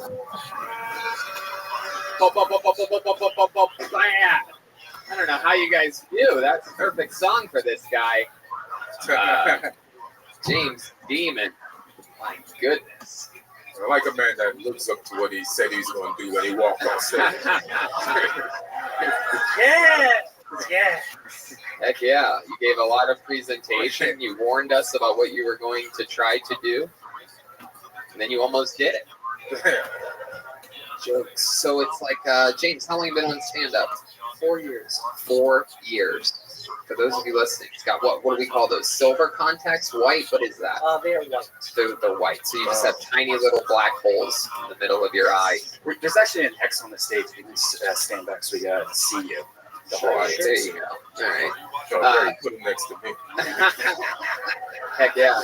Yeah. You guys next to each other, you guys look like a before and after for blackface. The same facial hair, shaved head. You gotta be careful making those jokes around someone who looks like this. James, what is wrong with you? Yeah. Why did you choose this character? It is a lot of fun. Yeah, what happened? Not for us. Yeah, some torture. How long have you been doing this character for? Since March. Since March. I wish I'd have met you in January. How's it been going, man? It's been going great. I love it. Oh. I just saw his eyes. Oh, you scared the world's smartest caveman. Come back here, James. So you did a character switch. Originally, you went by another stage name. No, I was just myself. My name was really James. I went by Jimmy. Oh, you went by Jimmy Demon. No, Jimmy Russo. Jimmy Russo. But lately, starting in March, you went with this demon character, and that's what the contacts are for? Yep. And black nail polish, you're wearing all black, there's a star upside down. It's a pentagram. Okay, sure, asshole. Anyway. So, why are you the most proper sounding demon I've ever heard in my life? So you actually sound like Jeremiah's caveman character.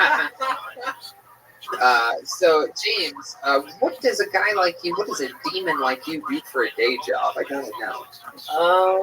I have a lot of money saved up from something I really can't talk about right now. Wow, you can't talk about it? Are you sure? Yeah. Can you give us a hint? Was it like a lawsuit or something like that? It was a lawsuit. It was? Who's it against? I cannot talk about that. I do not want to. No, it's okay. All right, well, that's cool. What did R. Kelly do to you? Red man. I mean, we know what he did to you. Put me in the closet. Yeah, I don't know about that. I think this is one of those mesothelioma cases we got up there. Wow. So you just won a lot of money? You're just spending it? No, I'm just living off of it. It wasn't like I'm a millionaire now. I have a limited amount that I can live on, and I will look for a job again when it runs out. But for right now, I'm going to dedicate 100% of my time to pursuing stand-up. And by pursuing stand-up, you mean this James Demon character? Yes. My God. Absolutely. Can you at least tell us the ballpark of about the amount of money that you won from this lawsuit? I'm sure you could do that. It's a ballpark. Enough to last for 2 years. So what is that to you? I'm going to say enough to live off for 2 years. Like a one-bedroom apartment in North Hollywood or a dungeon underneath the porn stars. It's $666.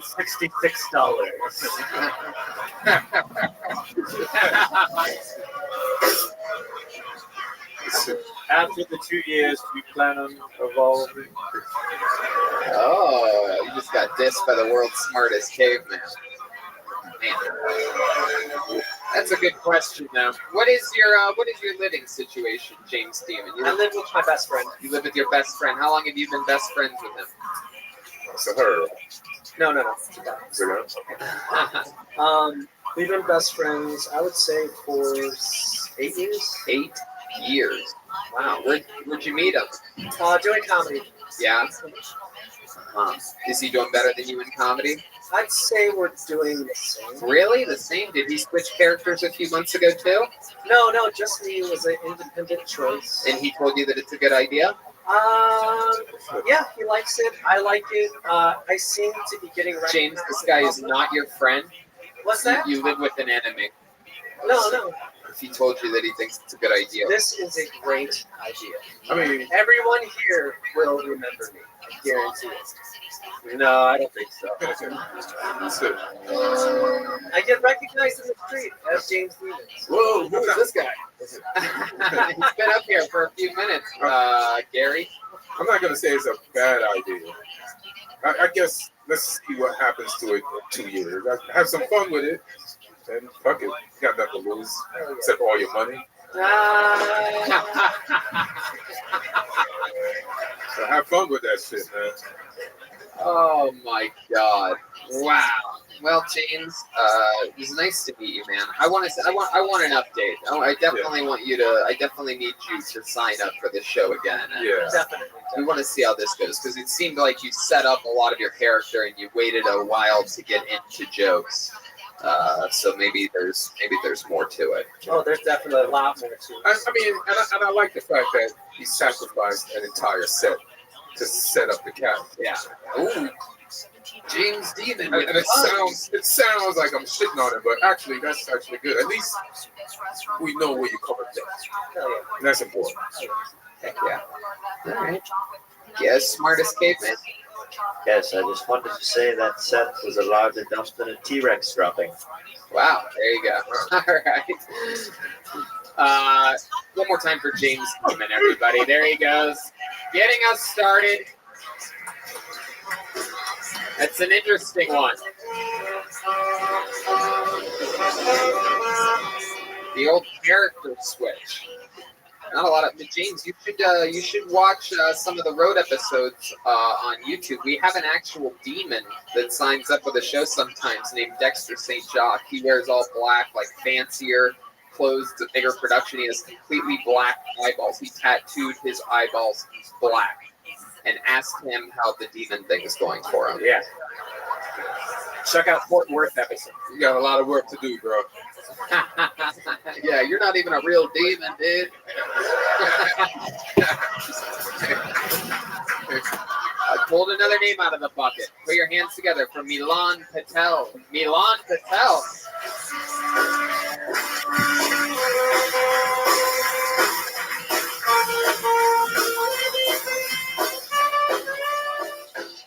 Come on, one more time for Milan, everybody. Thanks, man.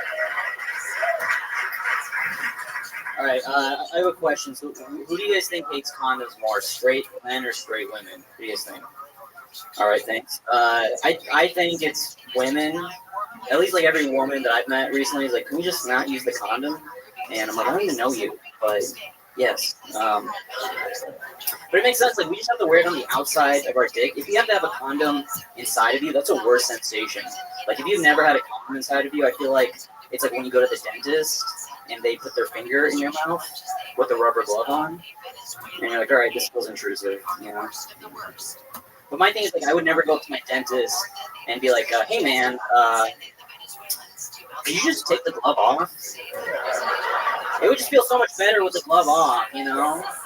My dentist's like, yeah, I can, but like you could get an infection from my finger. I'm like, I don't care. What are you, pussy? Just take it off. It's my mouth, my rules. My dentist's like, yeah, but there you go, Milan Patel, everybody.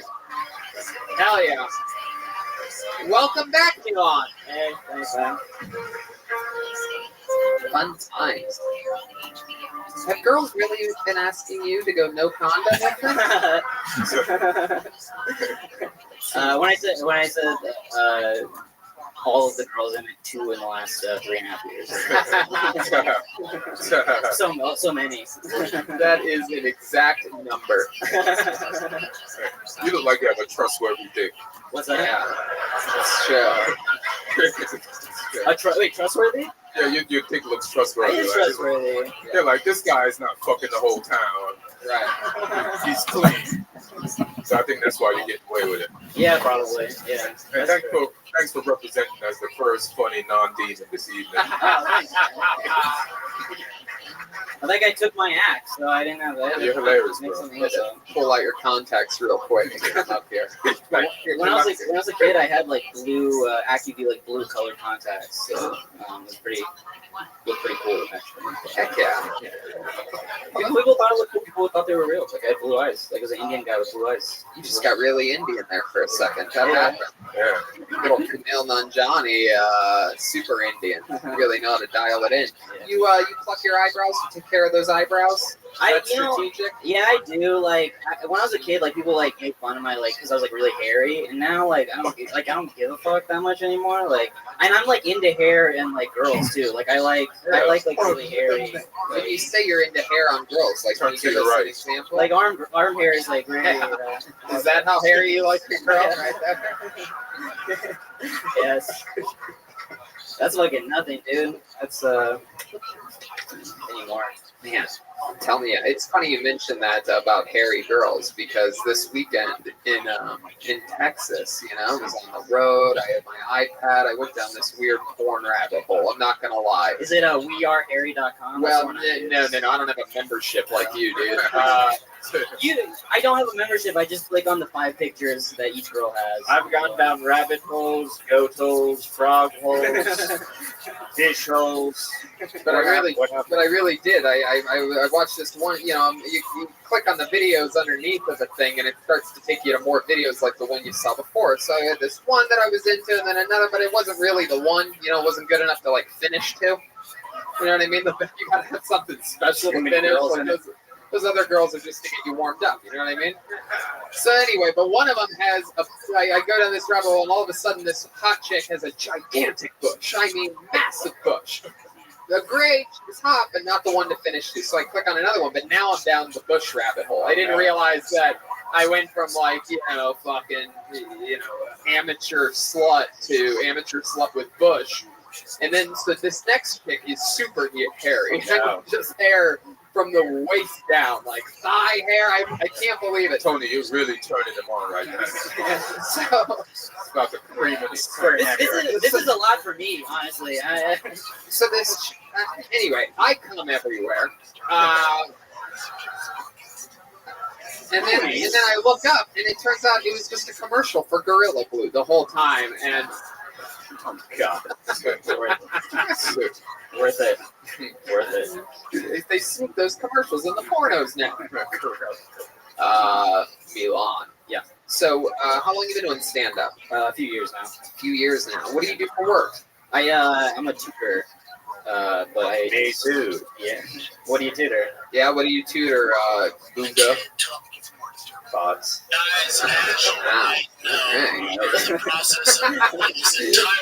Even Milan gave you that, right? Oh, look at the wheel. If you knew what a wheel was, it'd be turning in your head right now. Tony, he tutors at the School of Rock. Yeah. Oh, yeah. Very good. Duga does. I like that one. He's my tutor at the School of High Rock. High Rock? Oh, yeah. This is my Mr. Brown.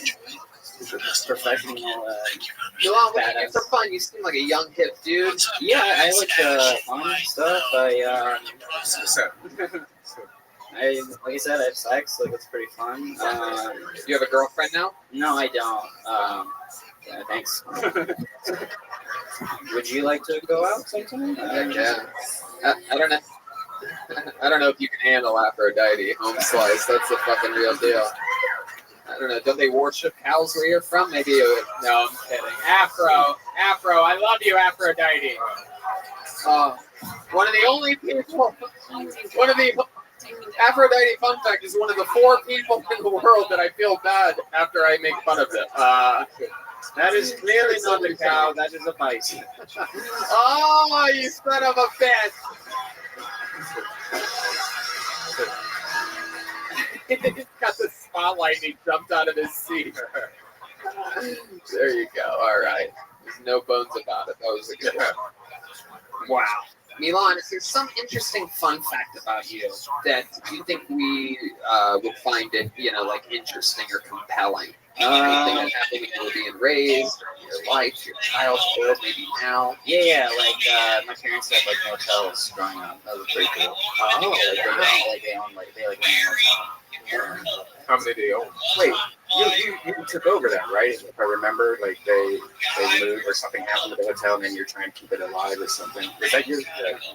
No one. What? I don't even know you, dude. Like, how do you know my life? I thought you were on the show before.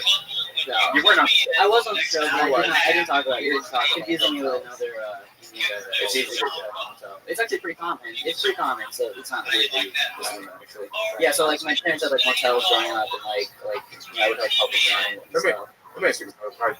Why do a lot of Indian people own motels? Yeah, it's pretty common. Because there's a whole history, but I don't think it's gonna be interesting or funny. All right, let's try it. We'll stop if it's not. What's the shortest version of the long history? Let's see if you know how to. It's just a lot of people from India moved here and they couldn't get what do you call it, labor jobs. So they started investing in small businesses and just people started investing in motels, and then it became like they knew how to run them, so more people came over, and it just became like a business model that people were understood and just like it grew. Does that make sense? Yeah, that's great. That's pretty simple. Yeah.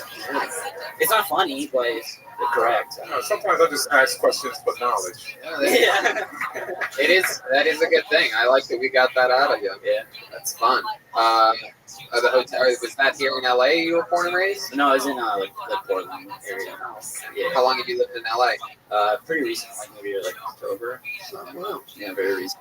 Fun times. Things have been going good for you? Yeah, doing all right. I love it. Well, Is it true you're gonna play Millhouse in the Simpsons reboot? At least it said Millhouse.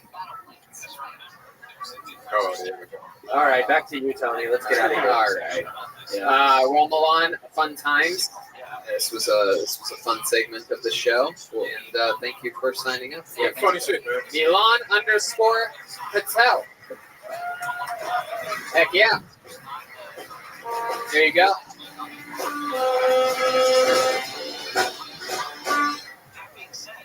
It's a very diverse show so far. We've had a little brown boy and a white woman on before him. Of all shapes and sizes. This looks like a fun name. Put your hands together for Mitchell Lamar. Mitchell, wow, big pop from the Canadian. That usually means this is someone coming up on the scene that people like. It's hard to get comedians to like you. One more time for Mitchell Lamar.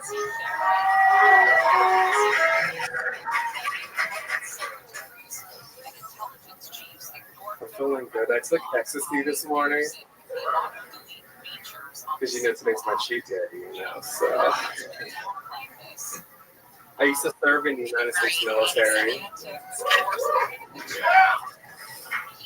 I deserve more than that.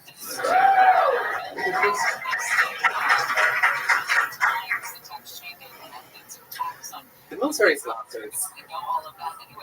Let me show you how we were trained to protect your freedom, okay? We would stand right, stand.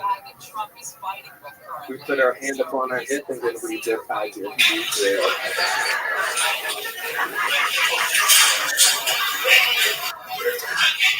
I didn't listen to joking around in the military, this is nonsense.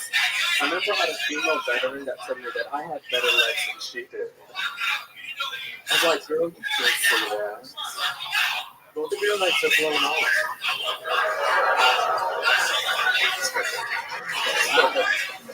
Mitchell Lamar. I'll tell you this, that last joke got a groan, and I loved it. I loved it. Only you can get away with that. You have to literally have served in the military to be able to make jokes about soldiers' legs being grown. Crack straight, I love the privilege.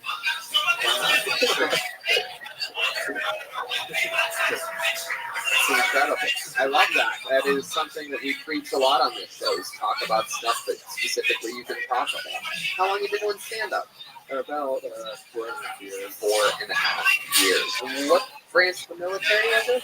I was in the Air Force. The Air Force. Hell yeah, I bet you were. Yeah. Is this how you normally are, or are you still hot?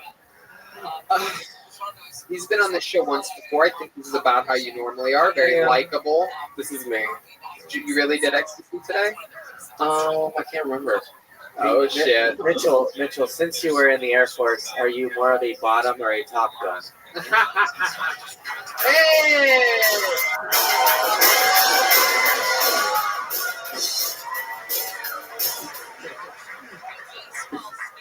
Top. Oh, shit.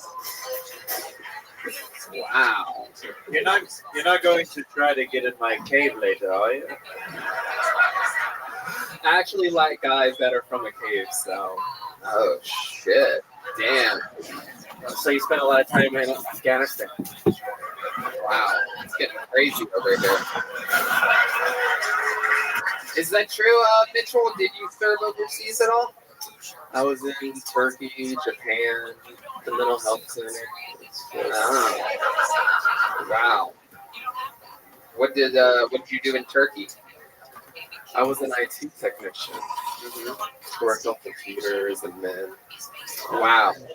Now let me ask you about this because that does seem interesting. Like, are there a lot of dudes that are willing to sort of just hang out when they're over there, and it's fucking like a lot of straight dudes you think are sort of gay when they're in the Middle East?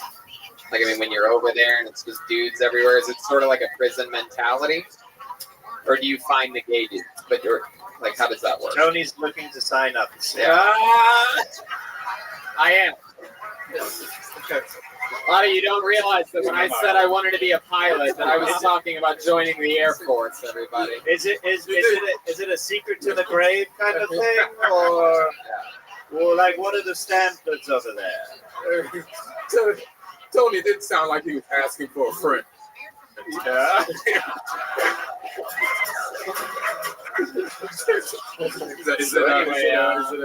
So anyway, Mitchell, give us the details.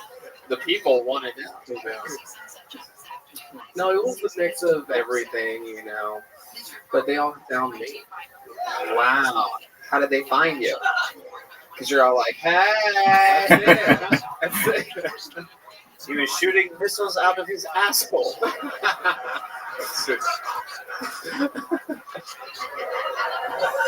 Heck yeah. I wonder where the gay guy is.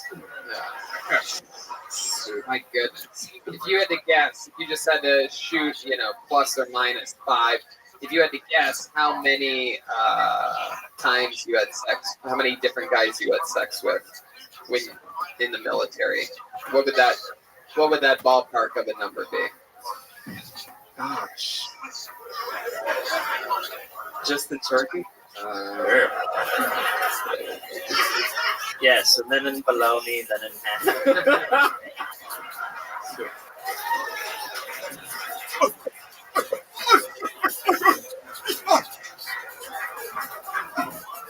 So just a little ballpark number. Oh, you still want a number? Yeah.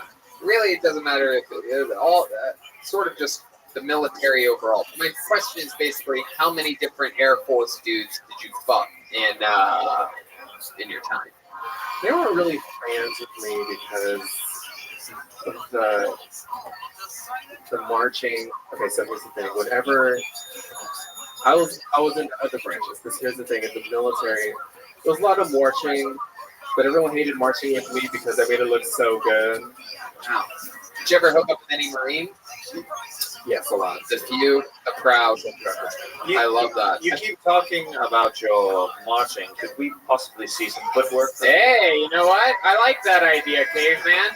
You really are the world's smartest caveman.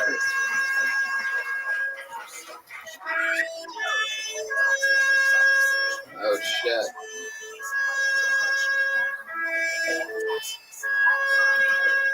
Ready? Up! Up, 2, 3, 4. Oh, shit. 2, 3, 4.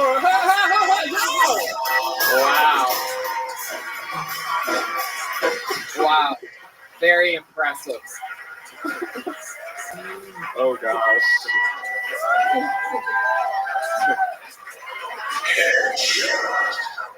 Hell yeah. I guess we know how they found it. That's it. My goodness. So, Mitchell, you've been doing stand-up 4.5 years. How long have you lived in Los Angeles? 3. Right after I separated, I moved down here. Right after you what? Separated. From? Oh, the military. That's what you say when you're like, bye. I'm seeing other branches, bitch. Do you still call your butthole an aircraft carrier? Wow. Yes. So, 3.5 years. What do you do for work here? I just got a job as a server. Oh, a server. Yeah. Cool. You just can't stop serving. I love that one joke that guy tells. If you're watching this, one of the funniest jokes I've ever heard. Some guy, some veteran, thank you for your sex. It was like, with the way they process the tables. yeah. I just, I'm a veteran. I fix PT 105s in Desert Storm and Operation Iraqi Freedom. No, I work at Pizza Hut.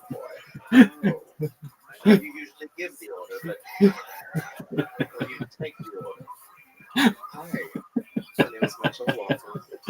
You said Hamburger Mary's? No. Oh, it is so fucking fun. No. Sorry, Mitchell. I'm gonna save you, buddy. Sunset tonight, fun times, unbelievable interview. Such an entertaining time. It's not the guy's listening even better. He's like, I was the drone operator on Lockheed Martin C403-507Bs. But now, and I just recently fired the type of analysis to that shit. The comedians get excited when I pull something in. It's always a good sign because that means that they see them a lot in open mics. It's one of the funniest jokes I've ever heard. I'd like to see this whole set. Wow, that was weird. You had 9 minutes to think about that joke. And you decided to quit that. All right, children, you guys having fun out there, huh? As you've seen, anything can happen.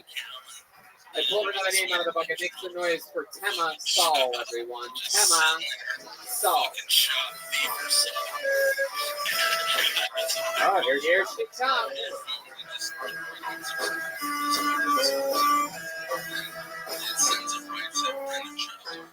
Hey, what up, Sam? I'm a Los Angeles fan.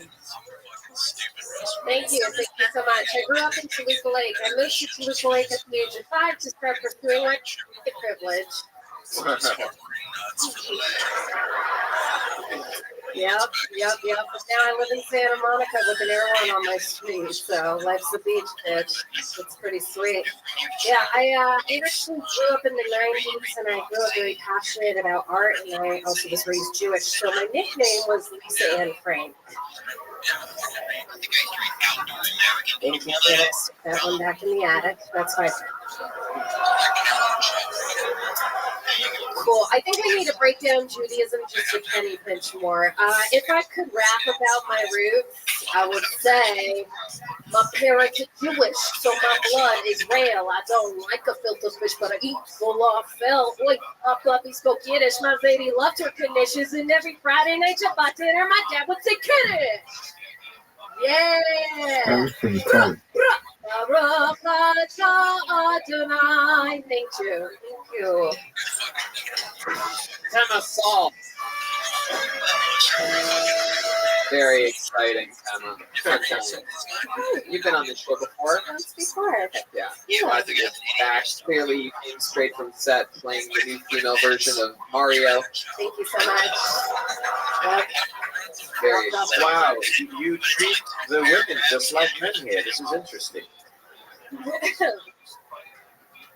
Hi, Tema. It's really good to be here. I really feel very much at home. It's good. Yeah, of course. As home as you should feel, Tema. Okay. How's life going? Life is good. How long have you been doing stand-up? Started in March 2009. I started pursuing it professionally in 2016. Okay. 2016. 20 BC. I did it for about 2.5 years when I started, and then I kind of put it aside. What made you put it aside? I got really involved working in production, and got into a relationship. My priorities shifted, and then I kind of fell out of it, and then I was just like, no, I actually really love stand-up. So I got back into it. How long were you in that relationship for? 4.5 years. And how did it end? Well, I fell out of love. Yeah, that's one way to put it. Yeah, sure. Yep, it wasn't meant to be. Right. Yeah. Right. Now, did he recover well, you think? Sure. I mean, it was amicable. I don't talk to him anymore. So. Wow. Yeah. You dating anybody now? Yeah. How long have you been with him? Well, it's new, fresh. Is it a comment? No, thank God. No, sorry. For real. Yeah. What does he do? Oh, I'm not going to get into this right now. What do you do? I do a lot of different things. Yeah. I work on set as an actor, principal, background stand-in. I also drive for Lyft and Uber. I also deliver donuts. I babysit. I'm hustling. Yeah. You say, are you really from Toluca Lake? I'm sorry? Are you really from Toluca Lake? So you have I really grew up rich in Toluca parents. No, those are my husbands. But yes, yes. So your parents are very rich. My parents do well. They're They not work giving you hard. any more. I'm What sorry. do they do? My mom is a realtor, and my dad sells life insurance. So, Whoa. yeah. Oh yeah. Neither one of them work in the industry.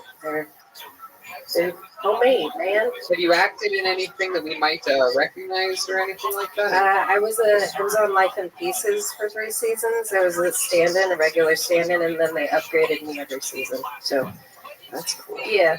Thank you so much. All right.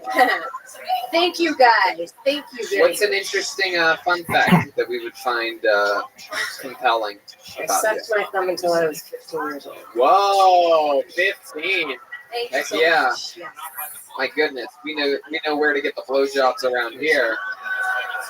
The answer is Mitchell Lamar, the last comedian on show. Yeah, we made Tricked out a you. lot. I So. tricked you right there. We kicked it. You're friends with Mitchell? Yes, Heck yeah, what do you guys do? Go shopping together and shit? Obviously. We suck dick together too. So Wow. It's good. Yeah. It's good to know. We have a good time. What made you stop sucking your thumb finally at 15?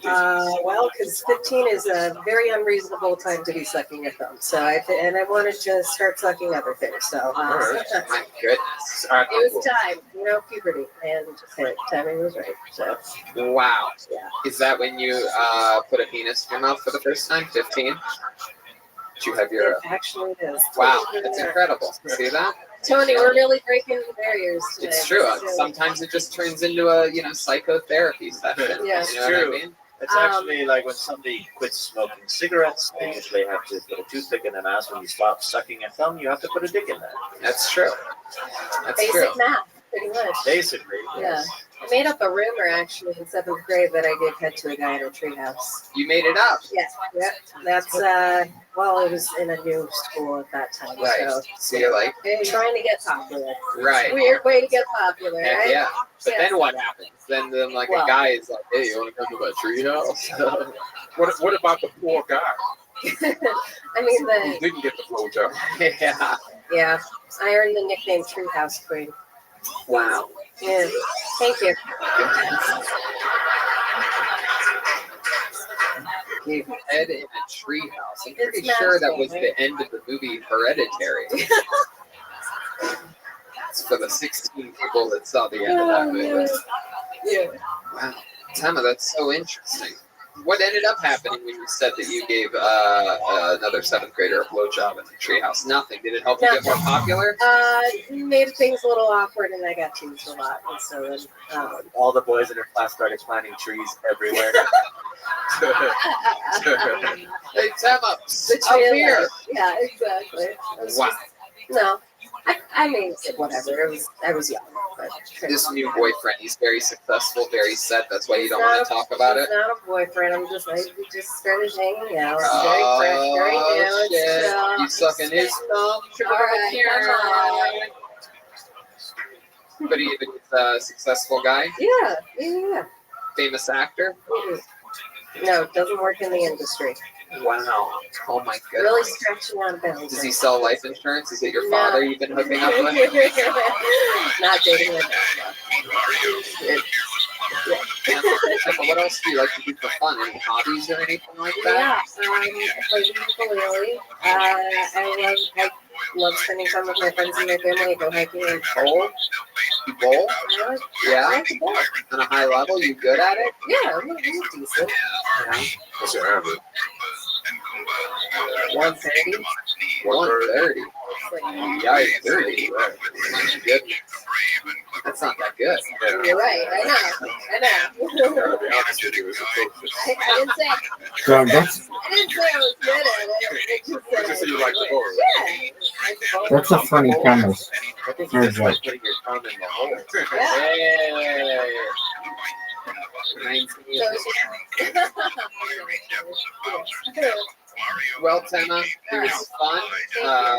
Very interesting stuff. You're talking about stuff that you can talk about, being an LA native. The Lisa Ann prank joke. Now, that's a combo joke, right? So you said the Valley, Lisa Ann. So that's a reference to.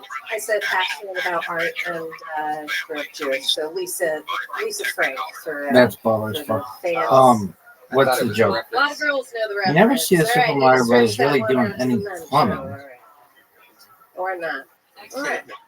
This Is is real. that the monkey sticker? And like Yeah. once Princess Toadstool or whatever, The like colors. she hooks up with Mario, does he become like There's a famous a porn star king? named Lisa And if that he once does, roasted does he still have to fix the? on a roast. Really? Yeah, a roast That's over on fucking Fairview hilarious. in Toronto, Canada, and Lisa Ann was on it. And then like, what That about might be Luigi? Lisa Ann Is he just Frank. like the That's brother? interesting, where And it's- if so, but does he now still that I know that you're talking about Lisa Frank, I didn't- Oh, that is I fucking definitely funny didn't as know shit. that one. I don't think Lisa even still makes those monkey things. I didn't even see what works. And like, where's Princess Toadstool's like parents? I actually, yeah. She's a writer that I princess, worked right? with, So, cousins like, with her. And then said, like, "Just touch your she, perfect there's a sex king and life." queen Some of somewhere. the stickers still scratching stuff. No. All right. And what's Bowser's rank? How did he get that This is spot? actually made by Paul Frank. Oh, What's his backstory? Well, who the hell is Lisa Frank? That is a funny fucking premise for a joke. Flamingos, all that Air Force stuff. I think that is very funny. I mean, it's not the funniest thing in the world, No one's gonna get that. but it's fucking pretty funny. So how would it go? Something like this. What the hell, Busy Bones? Researching during the show? Okay. What's the deal? All right, I Emma fucking Saul, like thank you that. so much. Here she goes. I'm Emma taking Saul, it. everybody. What's the She's deal? on social media, Emma Louise. I'm Mitchell I could Lamar. just be like, what's up with? At Milan Yeah, just what's up? _Patel. But what's the deal with Instagram, James Demon 333. Princess Toadstool? Got everybody up there. This is a Like, fun time. do she and You guys having Mario fun? get married at the end? And if so, I think I already asked that. does he go from plumber to prince? Because of any of the glow ups I've ever heard, that one's up there with like Cinderella. That's pretty good. And then what about Luigi? Out of the bucket, makes the noise for Alicia Once his brother Falcone. becomes prince, Alicia Falcon. what is he? Does he take over the family business, or Is that Alicia? does he just have to keep being a plumber? Or does he take over the family business and just keep being a plumber, or is he like, Alicia Falcone. does he get a title? And what's the deal with Hello. Okay, wait. When does my time start? Right now. Okay, Princess okay. Toadstool's parents? I Like, think since the dawn of time, you guys know about what the is dawn this of time, kingdom? right? Women have been nervous about men. Like, what sticking is their this dick kingdom? where There are it pipes doesn't belong, everywhere. right? It's called rape. I think you guys like making those There's jokes, a, right? there's a Because flag it's at the funny. end. You know, have you ever seen that castle I'm at the end? woman and I'm It's nervous not very about men big. sticking their dicks where it doesn't belong, and I think that They're not that you know, to help successful them overall. solve it, you should solve it. And I think I have a way. So somewhere between 1978 when Debbie did Dallas and 2019, someone somewhere said, you know, hands That is out. fucking We talked funny. about this earlier, you know, I'm but- glad this is recorded so but I that people in the future in can order know how to funny I avoid am those rapists, for making just video turn that game landing jokes. strip I into think the it's really funny though. airport. And if a man sees you in a dark What alley, else? he puts Yeah, his I could hand do up, like picks up 5 that minutes on skirt, that shit. and gets a load of that All right. raging bush. What else? He's gonna help you back up. Well, Apologize to you. how did Bowser get to be fire breathing? Like, was this an industrial accident? All right. And are the like lava levels All right. part of the Alicia Falcone. kingdom? Am I saying that right? Welcome to the show. Very And why don't we ever get to see inside the castle? I guess we do. Hey, No. he's a caveman. He's a caveman, so I don't want you to get scared at a rape joke. You made a point to acknowledge how unfunny rape jokes are to Rape you. is hello where I'm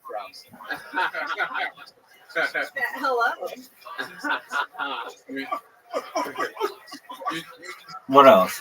What else would be funny? Stand between Ian and the caveman. If you don't mind, there's a little extra. Just stand right there. Well, like, if Princess Toadstool, is this her Have you been kingdom? watching the show at all?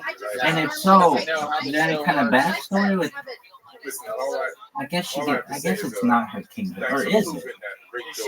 They don't really tell you. I don't know.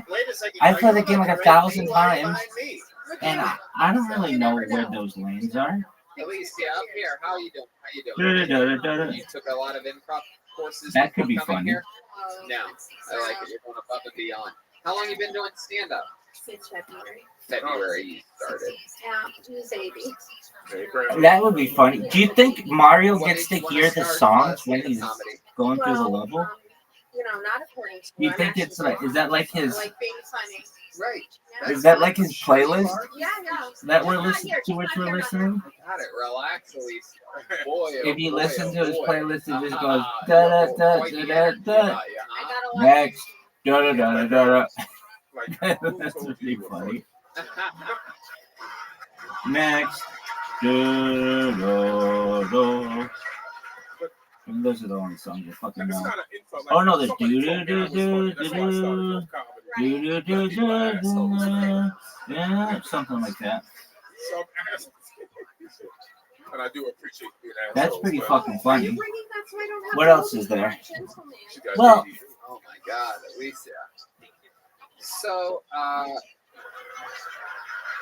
are there any animals in this Kingdom? No, I'm not getting this Super Mario World because then you get Yoshi and stuff starts to make sense then. Yeah. But just the original, the OG. being a kid. Everyone told me I was funny. Yeah, my mom told me I was funny. She thinks.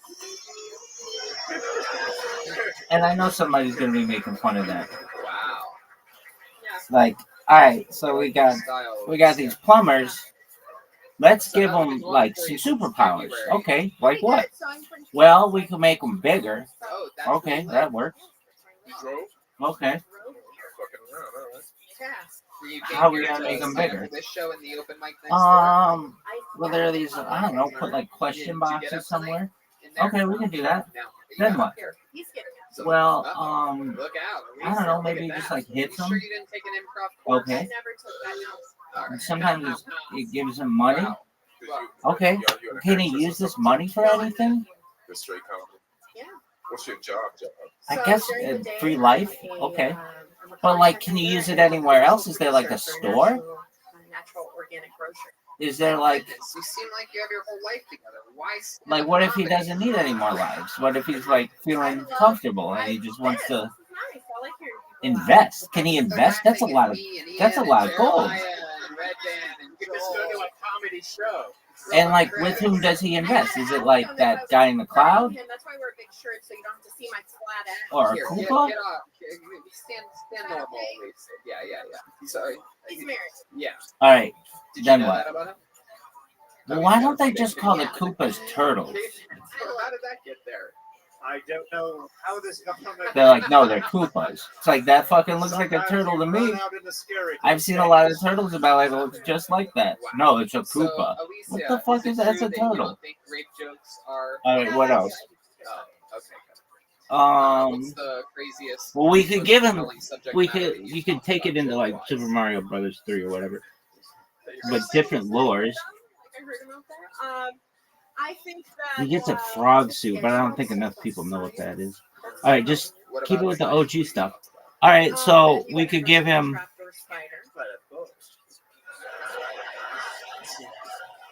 We could make him bigger.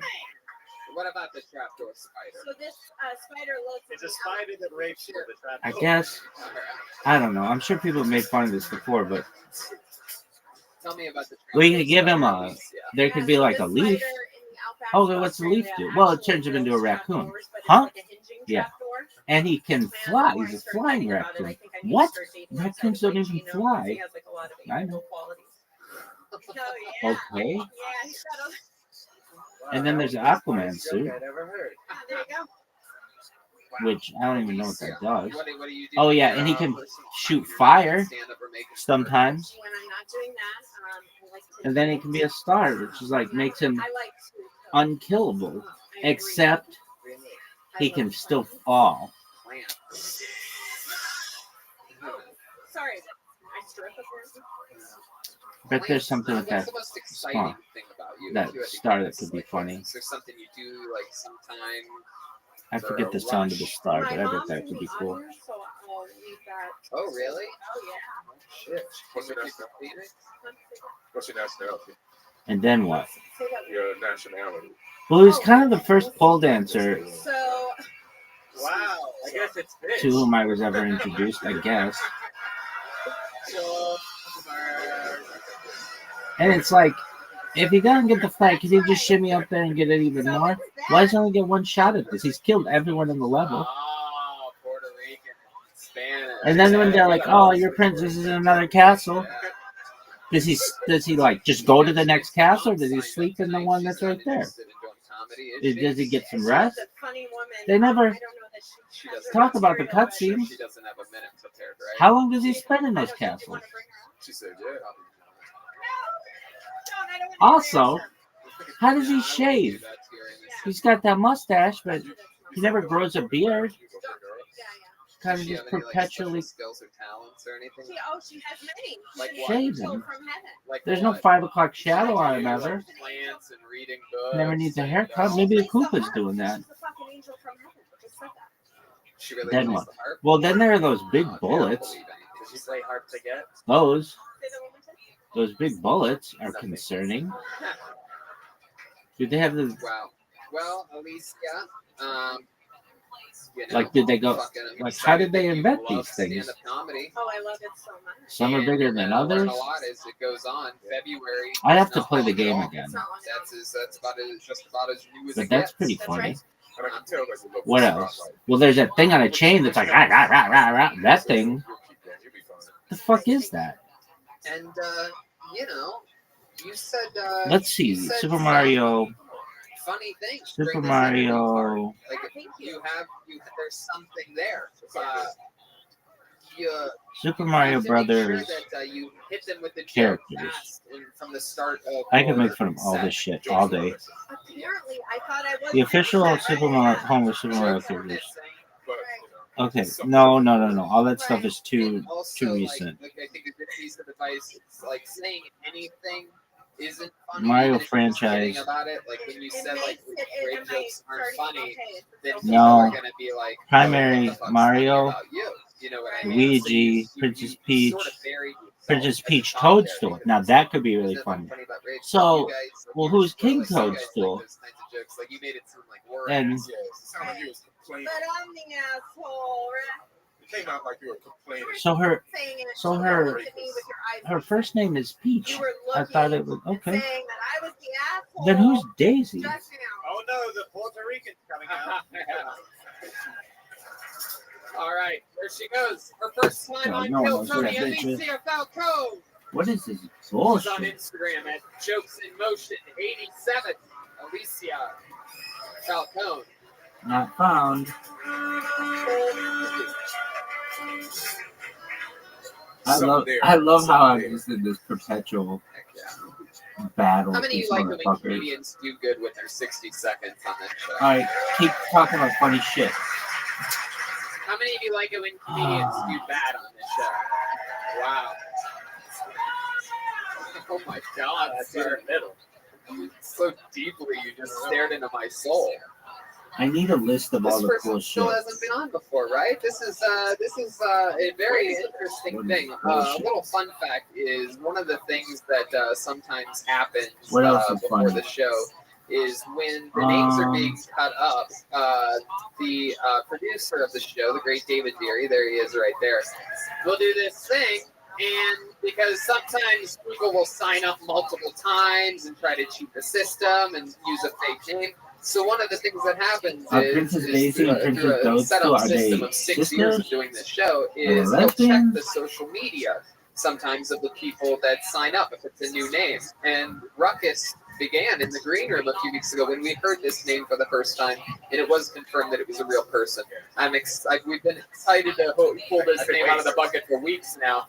Put your hands together for the very first time, no doubt about it, for Tokyo Cunt Punch. Tokyo Cunt Punch. Now that's a name. Tokyo Cunt Punch. Can this be true? Wow! Look at this. This is not what I was expecting at all. Way better than I thought. Wow. She's got a catchy name. This is her Kill Tony debut. One more time for Tokyo Cunt Punch. Love it.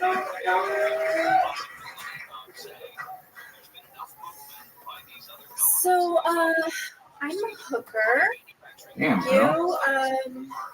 That means I sell pussy. Also sell hooker jokes. Sometimes I sell hooker jokes while I sell pussy. Sometimes I sell pussy while I fuck jokes. You know, it depends. I'm sure you have the same question for me that everyone has when they actually meet a What's your hooker. rate? What's it like in the White House? How many roses go? It's actually been tough because recently I had to move back in with my parents, and cooking from home is a whole new thing because the shame is super intense. But you know, some guys like that. Some guys will pay extra for shame. You guys know how hard it is living at home with your parents. Like, you have to like how hard it is to sneak in the middle of the night with 5 guys. Thank you. Wow. I mean, Tokyo Cunt Punch. Words cannot describe how excited I am in this I know. moment. I wanted. Can we just make our sex keep going so we can learn more about it? I literally only have 3,000 questions to ask you right now. You know, it's one of those amazing things. In over 6 years of doing this show, we've had all different types of people, and it's always exciting when we have our first transgender comedian on, right? You have your first person in a wheelchair and all these things. And our first hooker is very, very, very exciting. I feel like this story is going to have a very happy ending. I'm not just Swamp. hooker, but a funny The fuck is Rosalina? That's not a thing. Heck yeah. This No, is very it's gotta be like interesting, especially, I never would have guessed a original. hooker for you. I thought you sold art out of your yoga studio or something like that by your appearance. So, Tokyo, this is so interesting. How long have you been a hooker? I would say about 5 years. 5 years. How long Yeah. have you been doing stand-up? When? 1 year. Heck yeah. So, what were you doing before you were a hooker? I just like that comedy's a step up for you. Like, Super Mario Bros. Okay, here we go. like, stop doing comedy. Go back to hooking. You can't say that. Like, go do comedy. Just stop Characters. fucking people in my house. Just do comedy. All right, we've got. I love it. Well, here's a good one. Why is it that Mario always has the red hat, but Luigi has a white hat Yeah, but it was like when it's supposed to be this green? girl like caught me outside the club the other night. Then there's She was Princess like, Toadstool Caught you outside? Was it the Catch Me Outside? and the Mushroom Retainers. No one knows what that is. No, go ahead. Girl told you. All right, there's a like, Goomba. You have such a good voice. Like, you should Goomba, really isn't do that like But I was like, but I'm bad such a name good for hooker. Italians? Like, I feel like Something like that. that would be a waste of my talent. I am so amazed. Trooper. Like, this is one of those moments Did they where go to war? everything that I've ever talked There's a about in comedy paratrooper. makes sense. Like, I can't imagine how many Fuzzy female Beetle? comedians Fuck have that been thing. on this Looks show like a that have fucking never admitted. bowling ball. Hammer Brother, those guys are difficult as fuck. No doubt. Do they all hang out together? Already on tonight's episode. Spiny, also difficult as fuck. Spiny's egg, difficult. Lakitu, motherfucker sucks. Terrible. Definitely had a couple. Piranha Plant. Why don't they call him Venus Flytrap? Jesus Christ, Brian. You're going to the best question right away. Cheap, I cheap. want to know what No kind one of knows hooker we're that. talking about. Hooker, you have to warm up before you get to the big question. Oh, it's a You don't just pufferfish? your load Okay. on her face right when she walks in the door. Bullet Bill, difficult. Bluebird, How difficult. much per 15 minutes? Yeah. Podaroo, okay. I mean, we could Obstacles. work on an exchange for Fireball, stage time. Koopa's Fire, Lava, All right. So, Turtle do you Cannon. want to just? I like Is your hooker name? They don't is your even hooker call name them Emo Phillips? bosses. Or Dee Ramone? Hey man, watch your mouth. It's a hooker you're talking Bowser. I'm sorry. Wow, that is so interesting. I like the name Sky for like hooker shit. Okay, items. One up mushroom, coin, Koopa shell, power ups. Here we go. No, but like the thing is, Magic mushroom, Super Luigi, okay. Fire flower, Starman. Oh, So it like they That's all it. work together. can you give us a little example? Can we sing a little acapella? Something like that. This is like Island jumping board. That thing's cool. this is With the pipe.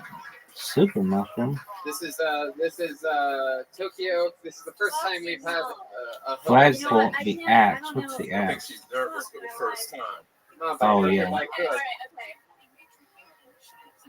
Jack off 9 times Firewood. every day. I think Horsehair you're plant. bleeding like Witches. me. All right. Just 'cause I don't follow doesn't mean How's my WNBA team doing? I got to leave. Wow. There you go. Tokyo Con Punch with vocals. Give it up for Sarah McLachlan. Yeah. More time I for should have done a comedy song. You know what? You got an okay voice for a hooker. I'll tell you You're a lot like Sia. Sia on Craigslist or something like that. Do you fuck with Craigslist? Is that how you? Is that how Brian should contact That's fucking funny as shit. He wants to know if he can find No. He's gonna find you just fine. Just like hookers.com. Right. Oh, so I have some questions. That's a I have website? some questions for you, Tokyo. I think we're warmed up enough to get to them. No charge for that. I love it. Well, that's actually going to be one of my questions. Is can you give us a ballpark of what's on the menu? Why isn't that a website? Is that okay? Like, is that that's Yeah. a cool thing, right? Um, I don't know. I don't know where the line is with Sure. hookers. I don't know. I'm just going to keep asking questions until you tell me to go fuck Tony. myself. Like, if you're looking to spice up your marriage, I will tell you, nothing in the ass but a finger or a tongue. Is it all you can eat, or what are we talking about?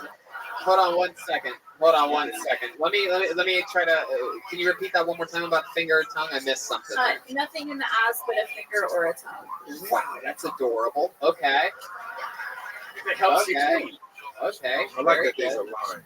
So, and then like, what else is there? It's pretty much just fair game. Other than that, no.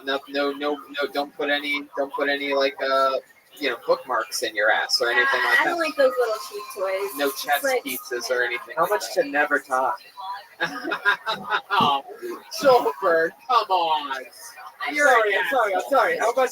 Okay, how much to never talk again? No, Joel, stop I it.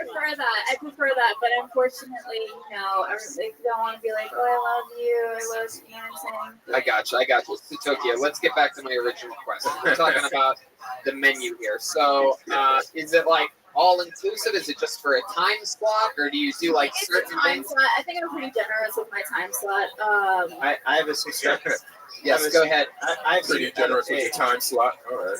I have a suggestion for a menu item. I think that you should label like a 5-minute area pricing, like Fast and Furious, Tokyo Fist. All right. Okay. So, back to 5 minutes. It's a fist. Got it. It writes it. Yes, clearly it does. So Tokyo, Her name's Tokyo. It's a great 15, 30, like what are the option limits? Like, how does that I work? feel like a lot of bitches, single bitches, be giving it up for free in LA and driving down the cost of pussy, making my life hard. Right. So, no, because people are very Do you do that on stage? Is that one of the jokes that you do? not you exactly the should. way I just said it. If but you talk about being a hooker on stage, you should be coding it with truths like that seem like they're not even jokes. And then when you hit jokes, you're just killing already. And their names have where to find them on the internet. Okay, Red Band. Very good. Red Band is so excited. This is the most he's talked. How long? I have more questions.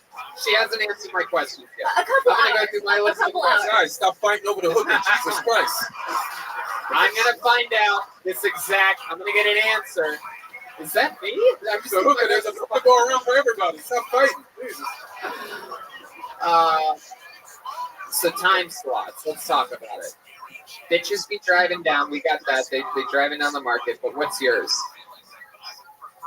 I'll do a couple hours. I don't do shit for less than like 400. But my monthly's gone like way up. Like, so I don't know. Do you do couples? Huh? You do couples? I don't prefer it. It's just like twice the risk of STDs. Yeah, but what if she's an Asian girl? Huh? Nothing. I mean, All right, Red Band. Give that microphone a little press for a second here. You're out of control right I feel like if Red Band was on Who Wants to Be a Millionaire, this would be his phone friend. That is a good phone, especially since he was the host of The Weakest Link at one point. It's an old reference. Goodbye. My mom is also in the audience. Mom, I just want to thank you so much. Get the fuck out of here. Shut up. You're so funny. You are one funny little hooker. You know that? You know what? But she always did tell me don't be afraid of hard work, and I kind of have to thank her in my own way. I love that. And wow. How long a sets do you usually go? Or my what's the God. longest that you Go ahead, Red. I think Yes. I've got, like- That's the question everybody wants to know the answer. No, I want to know. What's the longest you've ever been on stage? I really care about your career. It's fucking dumb. I was going to ask you to go to the ice house. I bet you are. Okay, get it out of the way. I still have one more question after he's done flirting with you. I think I've got like 20, like I got about 20 minutes, but usually like I don't go over like 8. Well, at this Friday, if you wanted Broncos, to spot the ice house, Basilist. Already took care of that bitch. Wow. I birthed you. Wow. Red Band, put your dick away, Red Band. Oh my god. I'm gonna suck your dick so good. Okay, hold on. No, I don't want to hear that. Hold on, everybody relax. Okay, relax. Safe word.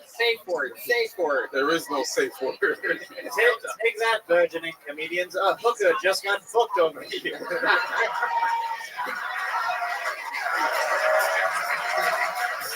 I mean, the ones laughing and clapping have a chance in this business. I mean, the one stone face over I there. guess it just means honesty pays off. That's Yeah, all. that's exactly what this is. Okay, last question. We've already spent more time with you than anybody else here tonight, but I have a very important question that I've been dying to ask since you said you were up. What is the most business you've had in one day? I think like 5 dudes, and 2 of them weren't even Johns. I just needed to spice it up because like some of them are like so gross, you have to balance it out with like a hot model. Whoa. And then like I remember one night I got home to my place and some like stockbroker from downtown was just like waiting for me, and I was like, this is cool. Like I'll just make another couple hundred. Like, so yeah, it was 5 guys in a day. That's why I'm always like, I always like laugh when guys are like, sometimes I need to fuck 2 girls in a day. And I'm just like, that's cute. Is there ever You got a built-in comedy, which is awesome. Yeah, that's dope. It's just true though. Do you have a code word for the gross dudes? Like, I got this model, then another Red Band.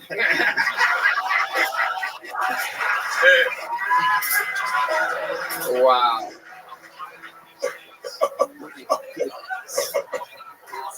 So, do you ever have like a regular steady boyfriend or anything like this since you started doing this 5 years ago? No. I have like a regular Free milk ranking. dude that thinks that I love him. Ah. And I have a gorgeous MILF ratings. MILF ratings. Doesn't know my Free comedy. milk rankings. Learn about my comedy because he like.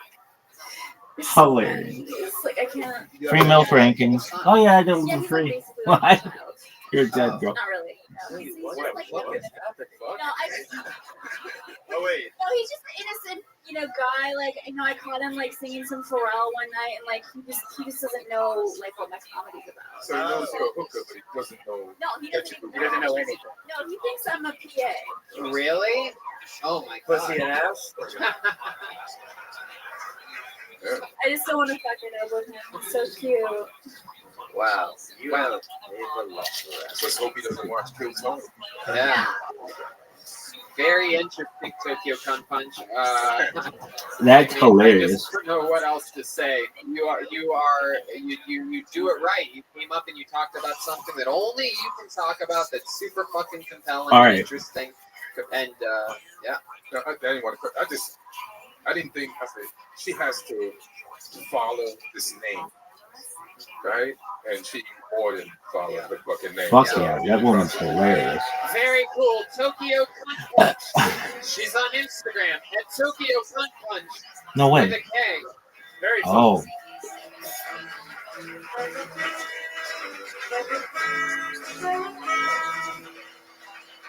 All right. let's before we go back to the bucket, let's have some fun here. We have a regular on this show. He writes and performs a brand new minute every single week. But before we go to him, let's talk about who brought you to tonight's episode. Can I just say it was just fun talking to a hooker without being on the clock. It's true.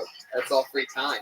Hopefully she doesn't send a bill All to right, everybody. good on you, All girl. right, a little bit more from I've seen our worse. And we're back. Hey, that's great. Back to the show, and our regular is ready to go. He writes and performs a You brand didn't new know minute follow. every single week. Has an No, she's no longer unbelievable available.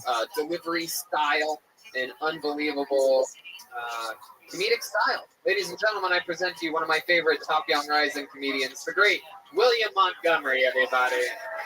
Here he Even on comes. time. Very funny. She's just trying to make it in this world. Here he is in the flesh. Come on, guys. William Montgomery. So I just got accepted into the Verizon psychic program. I knew I would. I'm a fucking psychic. Just not that good at it. So I've been calling a bunch of classified ads recently, not really to buy anything, just to talk. And after about 5 minutes, they're always like, hold on, is this William? And I'm like, yeah, it is. Oh, I'm lonely. You know, I used to live with my half-aunt in Washington in the early 1980s. You know, she died when Mount St. Helens erupted. I think you'll like this next one.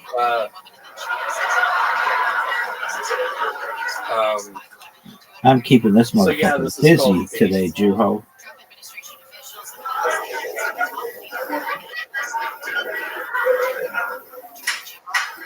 Tenth identical account today with 70 plus reported total over last week. Yeah, you're a little bitch. Everybody knows that.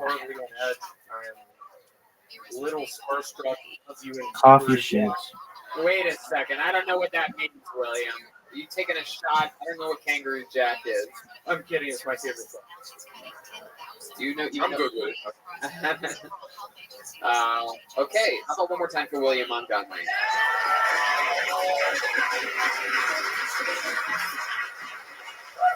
So let's talk about it, William.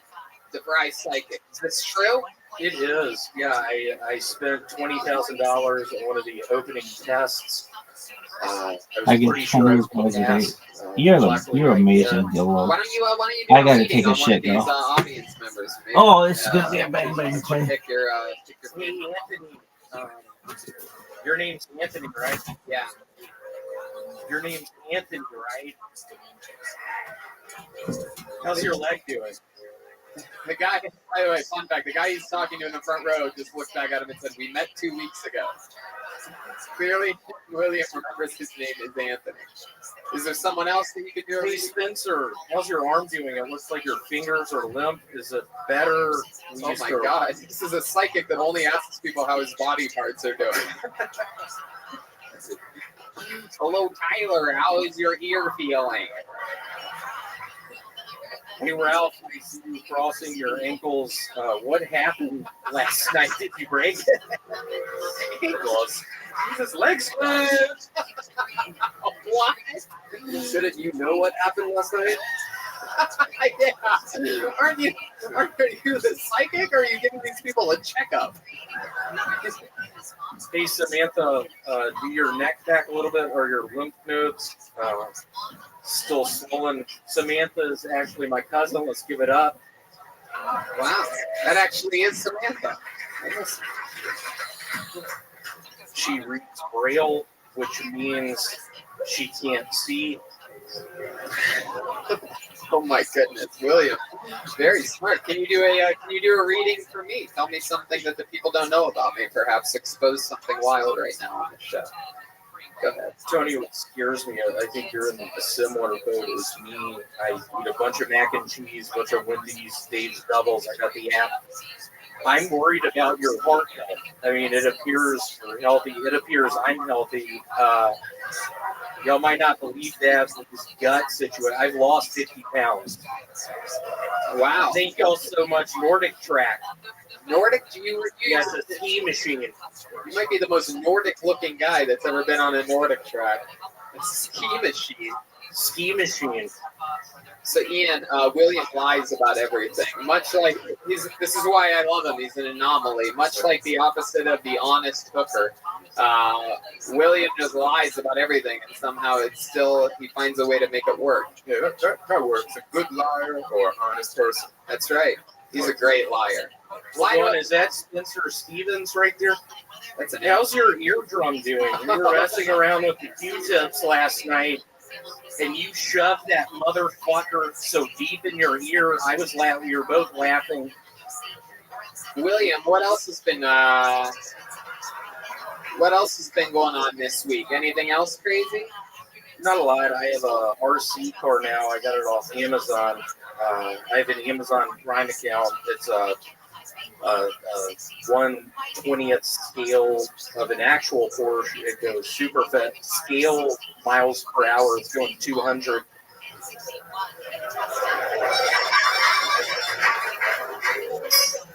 My goodness. Yesterday, Michael Jefferson. Whoa. Do you have a nail? How are your ribs doing? We really tumbled down the stairs last night. Are you doing better? Cool. This is very impressive what you're doing. My mind is blown. How about Ian? Do you have a reading for Ian? Ian, it's more of a memory. I'm really worried now. Just you and I in Nebraska. I used to open for Ian. I'm hoping after this, you're really going to consider it again. You know, I'm living in literally the sewers. I need a gig. I'm hurt. I'm lonely. Are you asking him for work? Yeah, just consider yourself booked all year now. Thank you so much. Basically, we were in Lincoln, Nebraska, going in Bank of America's, just holding them up at knife point. I had a couple knives at the time. Ian you were throwing those suckers around. Where'd you learn how to do that? Hey, man. When you grow up in Nebraska, you know how it is. My goodness. So William, I'm gonna break the wall. I'm gonna break all the walls down here for a second. I'm gonna share something with this audience. Last night I had a spot here at the Comedy Store. You just so happened to be hanging out, and I chatted with you for a bit. Yep. And you mentioned to me that you've been seeing a girl lately for the first time. This crowd seems very intrigued now, and it seemed like you were being honest at the time, which surprised me. I was. She's actually here tonight. The plan is afterwards. She has some really good liquid acid. We're going to go back to Reseda. Maybe I'll take 2 squirts tonight. Wow. And just watch cool music videos. And have to pee real bad, but refuse to go out of her bedroom. Is this literally 2 hours in, out of an 8-hour ordeal. Is this girl's name Tokyo Cunt Punch by any chance? Are you the guy that she thinks loves her? You're the big baby, brown baby.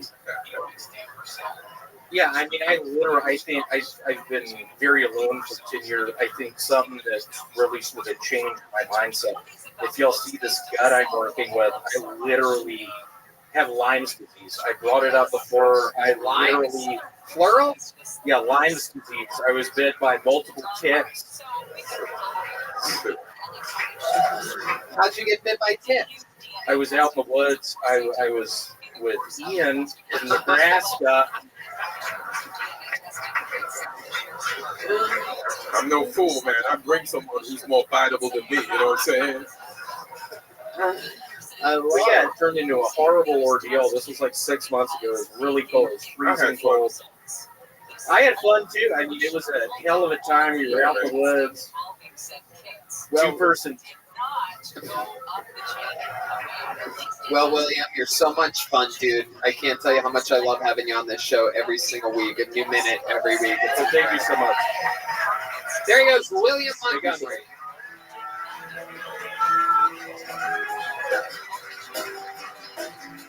You know what? Before we go back to that bucket one more time, what do you say we do something fun, huh? As William for regular on this show, we have an amazing track record of picking regulars and helping their careers blossom and flourish. So why don't we bring up one of our favorite regulars of all time in the history of this show that hasn't been here for quite a while to perform a new minute. Ladies and gentlemen, from the new Rick and Morty video game with his new comedy album, ladies and gentlemen, the return of Malcolm Hatchett. Wow. What a special episode of Kill Tony.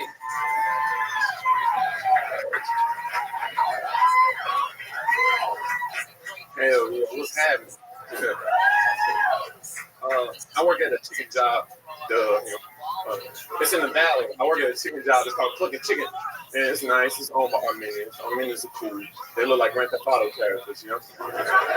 Every time I go to work, it's like I'm going on a mission.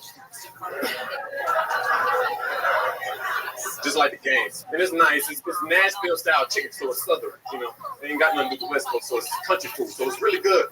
And the white folks, I'm the only black dude working, you know, it's Mexicans and Armenians in the grill. So the white folks just think I got something to do with the flavor.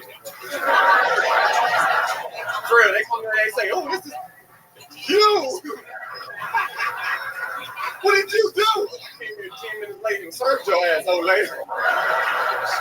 They get them crumbs off your face because you look disgusting.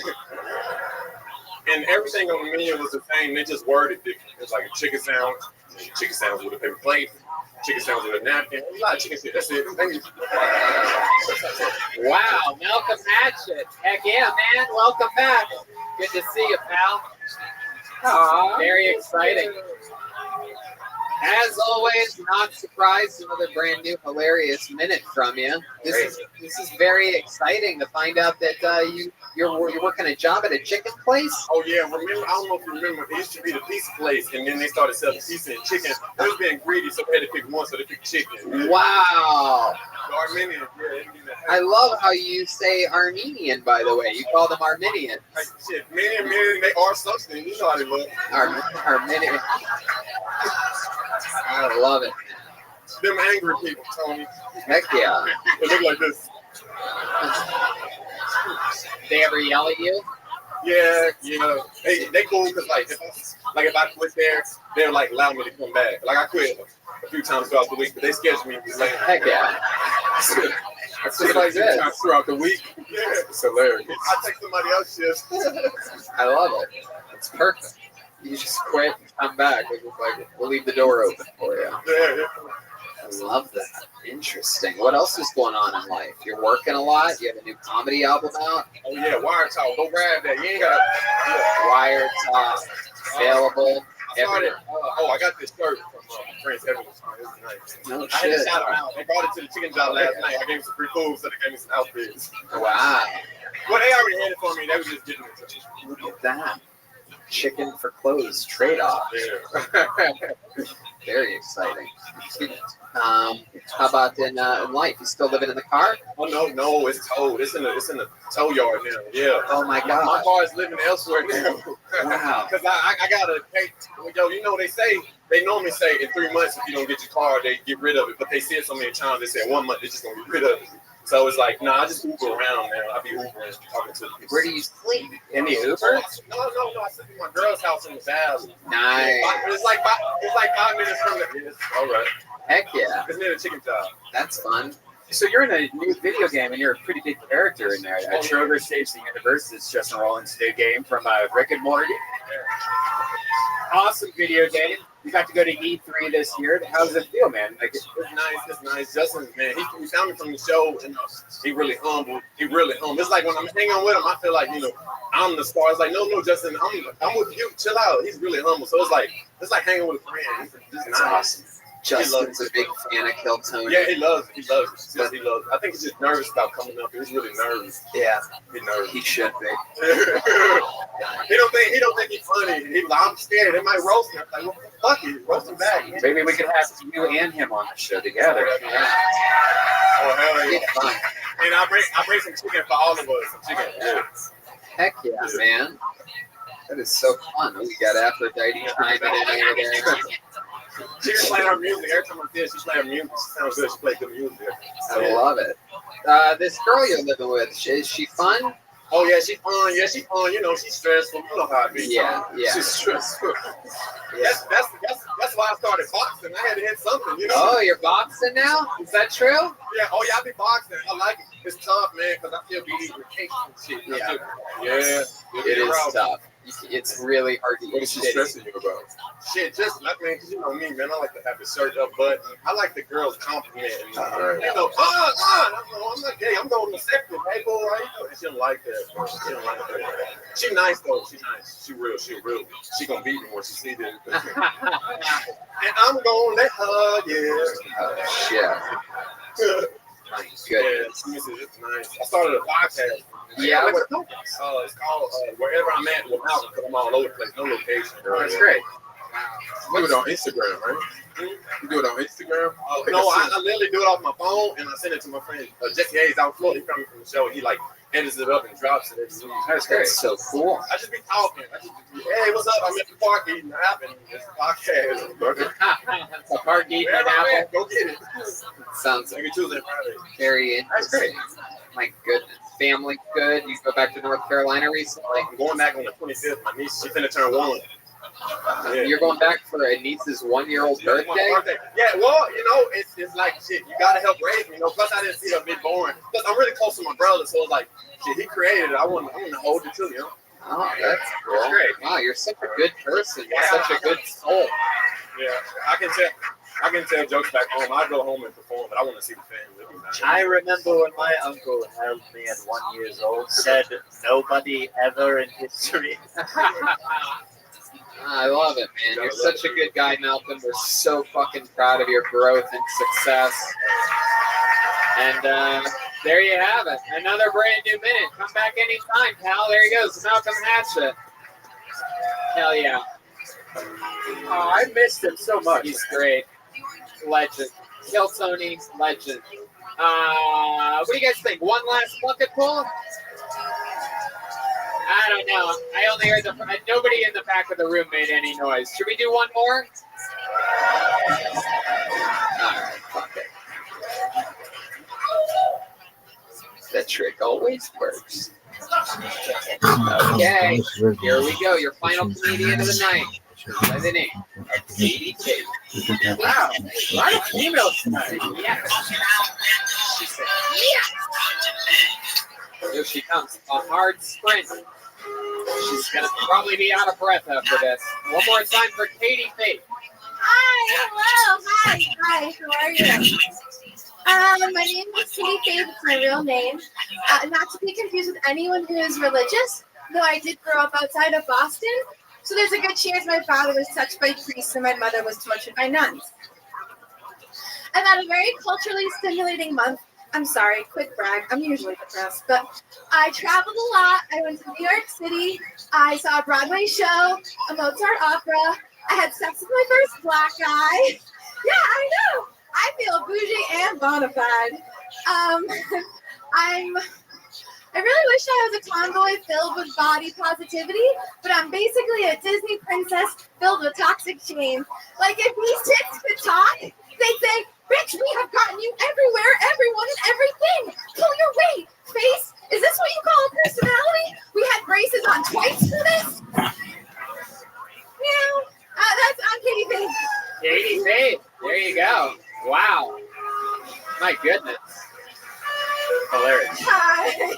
What a little spunky ball of energy you are. Thank you. Huh? Thank you. It was the show. What can I say? Welcome. Something there. Yeah. My goodness. You're from Boston. You're usually depressed. You had sex with your first black guy recently? It's true. Yeah, I did. Wow. How'd that happen? What'd you do? You went on... I still haven't done that yet. I don't really know how it happened. It just did. But I don't want to go back. I don't want to say the cheap phrase, but I don't want to go back. Is that true? Yeah. My goodness. What was just tell me what was so great about it. Well, I want to see if he was following the rules. Sure.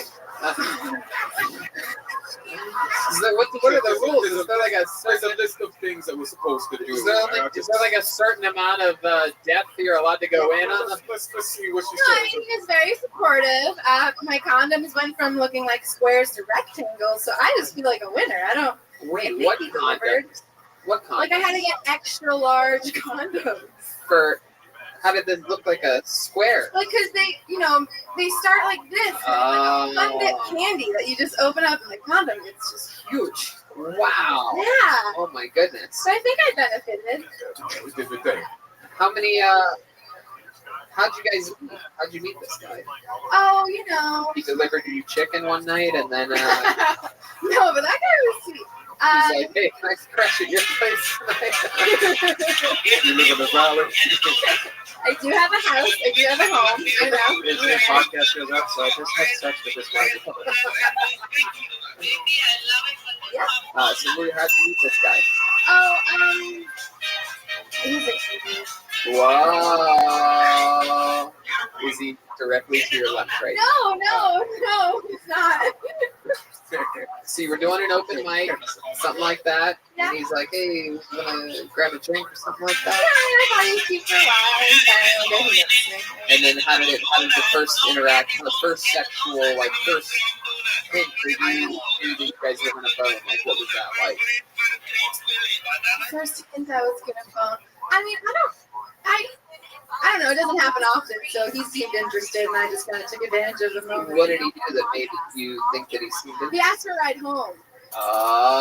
Oh, and then what happened? Then he invited you And in? then I couldn't find my keys, and he took it as a moment or something. He took it as a signal. I'm just turned. It was very romantic. It was nice. I can't. Wait, you couldn't find your keys when you So were? I was at my car, and I couldn't find the He keys. stole your keys? Wow.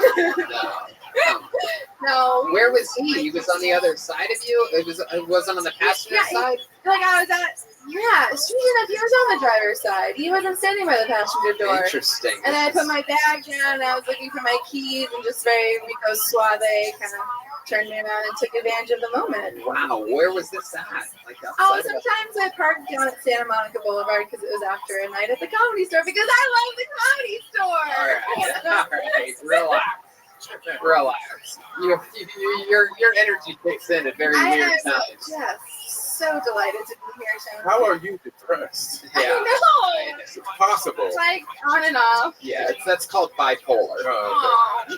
And this is a manic It's a episode. manic Yeah, absolutely. Wow, so that's so interesting. Katie, how long have you lived in LA?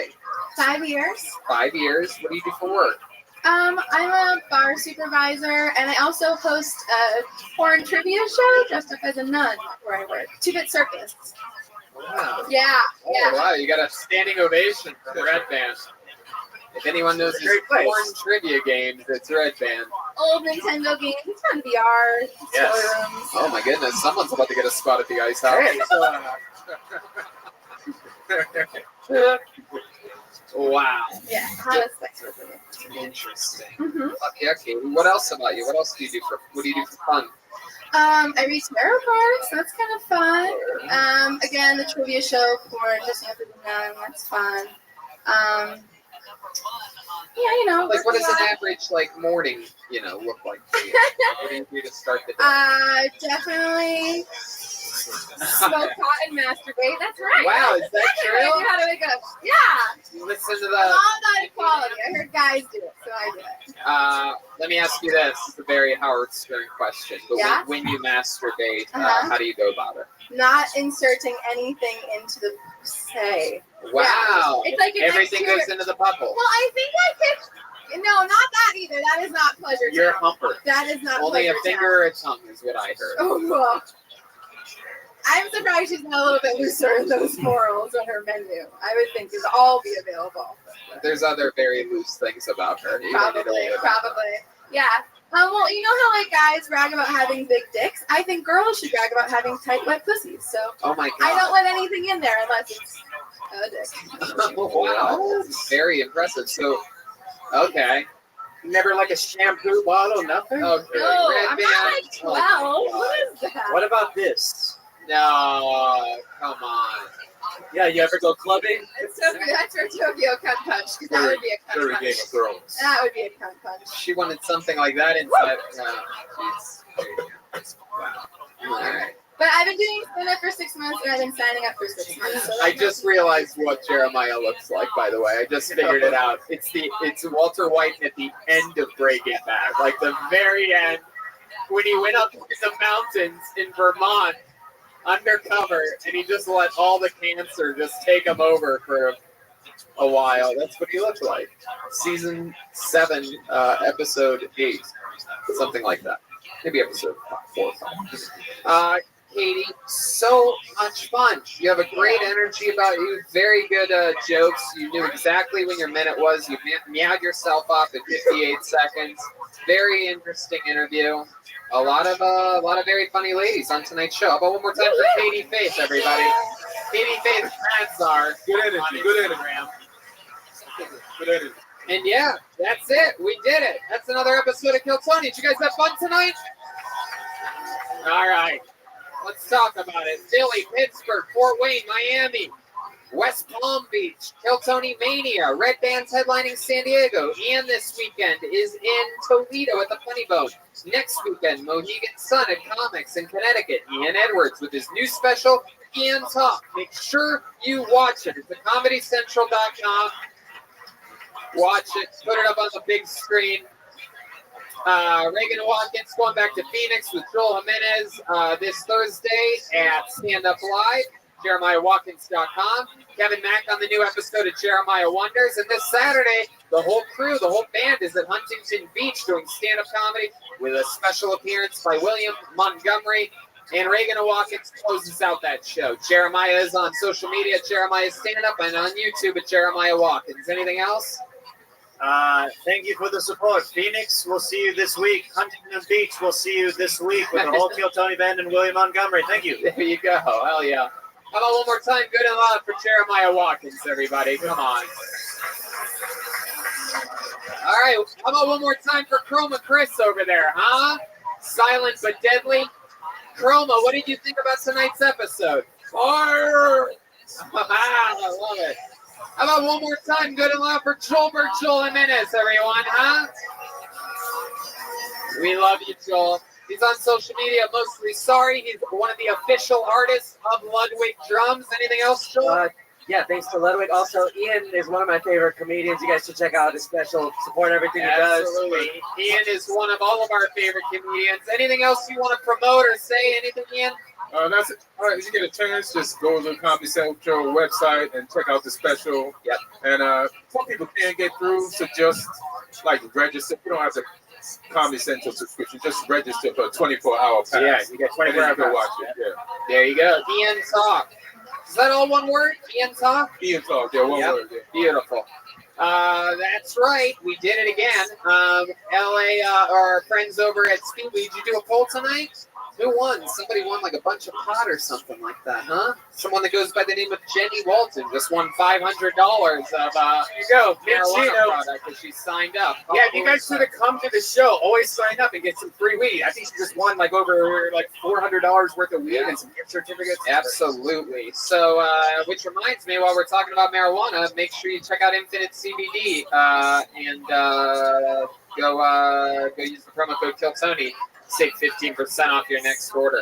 Live audience, thank you so much. We love it. Every single Monday you guys show up. It's so great. We love you. We'll see you next week. See you guys. With the great Fitzsimmons will be joining us again. And look out, we have 2 appearances coming up in August from Big J Okerson, back-to-back weeks. It's going to be Big J Okerson Appreciation Week, live in the middle of August. Good night, everybody.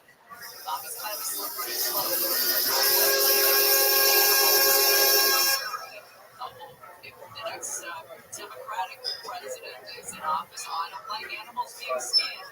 I'm a good money from history. I mean, it's a weird precedent for federal money withholding from schools. Which is why we have the courts to help figure it out. That's why we have 3 branches of government. That's how we do it in this country. Coming up next, how a bill becomes a law. No, coming up next, the ridiculous.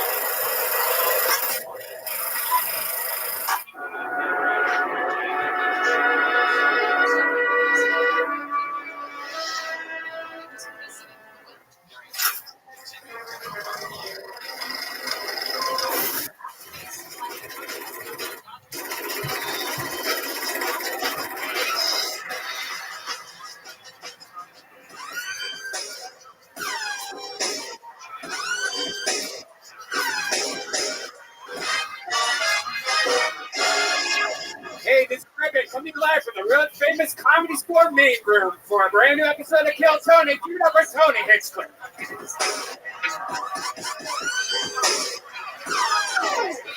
Hi, everyone. You guys excited you're here on a Monday? Guys, come on. Brian Redband's here. Hi. Ryan J. Ebelt drawing tonight's episode. I'm pumped for this. Very, very exciting stuff. Welcome, welcome. Good to be here. We were here all week from beautiful Los Angeles, California. And it's an exciting week for us because we do this episode here. And then Thursday, we're at the Fillmore Theater in Philadelphia, Pennsylvania. Massive, massive venue. Historical joint. Still some tickets available for that as we come across it. And then we're in Pittsburgh on Friday with a stand-up show and 2 more stand-up shows on Saturday. Fort Wayne, Indiana, August 2nd and 3rd.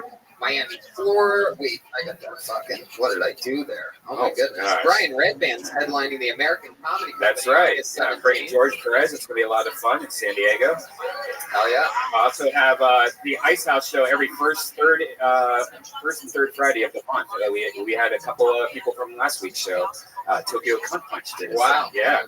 A lot of people showed up to try to get some coupons. I'm headlining stand-up comedy shows in Miami and West Palm Beach. That's in August and September. And we're back in Dallas in October, as well as Sacramento and San Francisco. So much fun. Doing the road is very hard, and we're both, running businesses at the same time. Crazy little parts here and there going on. And hiring is a challenging thing, but there's one place you can go to where hiring is simple, fast, and smart. A place where growing businesses connect to qualified candidates. That place is ZipRecruiter.com/KillTony. ZipRecruiter sends your job to over 100 of the web's leading job boards. But they don't just stop there. With the right, powerful matching technology they have, ZipRecruiter scans thousands of resumes to find you the perfect match. ZipRecruiter is so effective that 4 out of 5 employers who post on ZipRecruiter get a quality candidate through their website within the first day. So if you need to hire somebody, from the same day you can find somebody. It's great. My goodness, 4 out of 5. That's incredible. And right now, our listeners can try ZipRecruiter for free at this exclusive web address, ZipRecruiter.com/KillTony. That's ZipRecruiter.com/KILLTONY. ZipRecruiter.com/KillTony. ZipRecruiter, the smartest way to hire. How many of you love ZipRecruiter out there? Make some noise. Come on, where's our ZipRecruiter guys at? It's a real podcast. You're in a real live podcast right now. And I love podcasts. I listen to a lot of them. I really, when I get a chance, just listen to a lot of music. And as you know, we travel a lot. And, everyone needs a great pair of wireless earbuds. Yes, they're great. Especially now with all the Bluetooth technology. They're so small, you can put them in your ears. Nobody even knows you have headphones in. And you have some of the best sounding software. Yeah, thank you. Absolutely. You son of a bitch. Oh.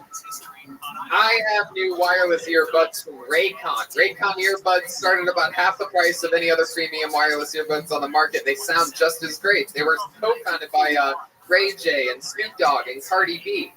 Did you know that? Here you go.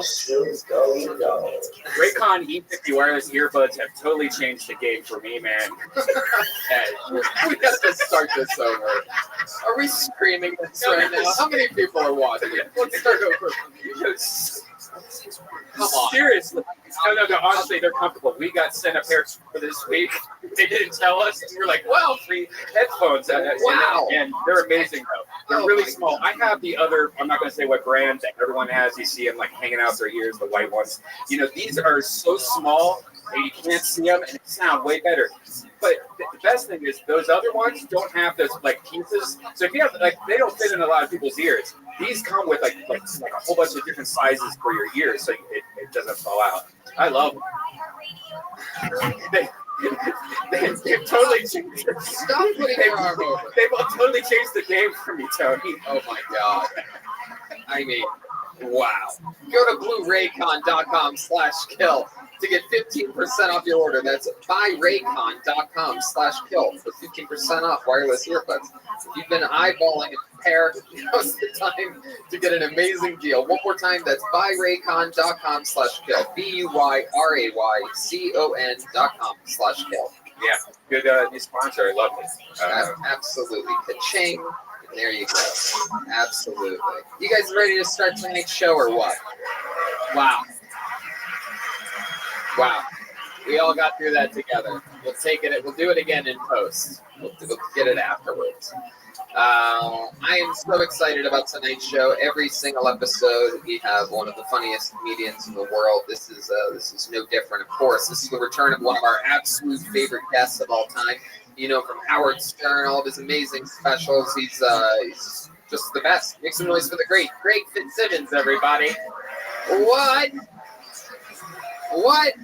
Yeah. Hi, Greg. Hey now. Welcome nice back. to see you. Hi, everybody. Best crowds at the Comedy Store right here Monday nights. That's right. It's good. Glad that you're back. Everything's good over at Fitz Dog Radio. Yeah, we're tearing it up. You know, we just, you know, it's a fucking grind. It's been 10 years. I've done like 750 episodes. And it's like, it's an opportunity to invite people like you and whoever, guys that I like and want to spend time with, sit alone in a room for an hour and just fucking talk.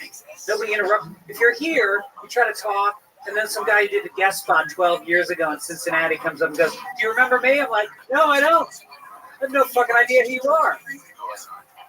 No, it's fucking That crazy. sounds rude. That sounds like I don't care about the people that I work with. I care about all of them. As you know, we have a band on this show. Yes. And every single episode, they are crazy. They commit to being. How many of you are fans of this show? Yeah. So you guys all know what I'm talking about here. You know, every episode they're different characters. Like in Texas last week, one episode he was George W. Bush. It was amazing. You never know what they're going to do, what they're going to be. We have no idea. They're in a separate green room before the show. So let's all find out together what they are tonight. Make some noise for the best damn band in the land. It's the Kill Tony Band. Jeremiah Watkins, Gilbert Joel Jimenez, and Chroma Chris.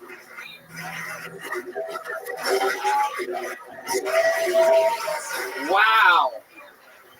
We've seen these guys before. No doubt about it. These are detectives, ladies and gentlemen. I'm positive of this one. The rare 100% guess by me. I am positive. Am I correct? You are a detective? Yeah. Oh, wow. What's your name? Detective Charles. How you doing? Detective Charles. You went with your first name, or is that your last name? Last name. Don't worry about the first. Okay. Wow. Very secretive detective. All right. Well, welcome. Oh. Very jumpy. How about a hand for David Deary, everybody? Look at this guy. Doing the groundwork. He did a, what kind of jump did you do today on a, yeah. I dropped it in a boat ramp. Okay, you dropped it. Put the microphone down. Nobody told you to grab a microphone. I thought you were just going to say it. I was going to repeat it. Oh, he did it 1090. All right, there we go. All right. We got, so we have Detective Charles, and who's this young Freddy Krueger man sitting next to you? Detective Dick motherfucking Bates. Wow, okay. All right. Writing that one Language, down. Dick. Language. Dick motherfucking Bates. And back here, clearly, we have what appears to be a barista at a Wild West saloon back in the 20s. Detective Jack Magnum. Wow. And you know why. Wait, why? They had condoms? They had Magnum condoms back then? Maybe. Would you like to find out? It's very exciting. His sexuality is still a mystery. And you might need that microscope. Yes, this is a microscope.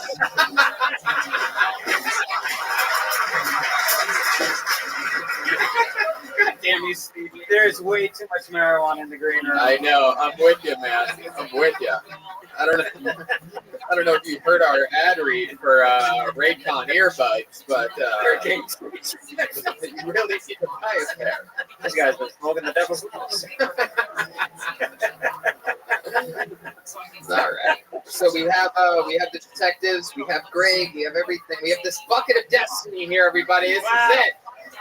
This is where the magic happens. This is where people have the opportunity to do 1 minute of stand-up comedy live streaming around the world and on a podcast and in front of a packed main room at the Comedy Store. But pull your name out of the bucket, you get 60 seconds. You know your time is up and you hear the sound of a kitten. That means wrap it up then, or else we're going to bring out the angry West Hollywood Bear. There you go. So you don't want that to happen because that's a louder, longer noise. Yeah, I've been on the receiving end of a West Hollywood Bear growl before. Really? I was some people say you're a passive bottom. I'm a screaming bottom. You guys ready to start this fucking show or what? That's it. Let's do this. They get 60 seconds uninterrupted, and then we interview them. We talk to them about life. Find out more about them. We have some real detectives here tonight, so I bet they'll be asking some tough questions. All right. Here we go. Pull your name out of the bucket. This looks familiar. Put your hands together for Jason Eckstein, or Eckstein, perhaps. Jason Eckstein. I think that's him. Yes, we know Jason.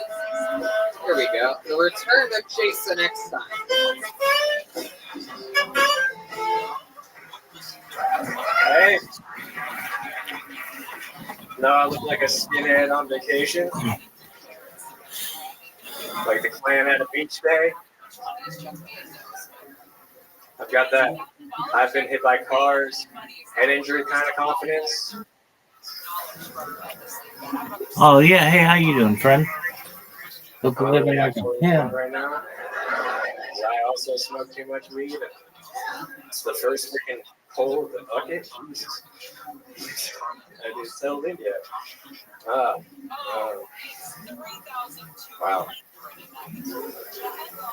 I bet that I've been hit by cars, head injury, and memory too. And I'm just joking more because it's talking to it. Jeez.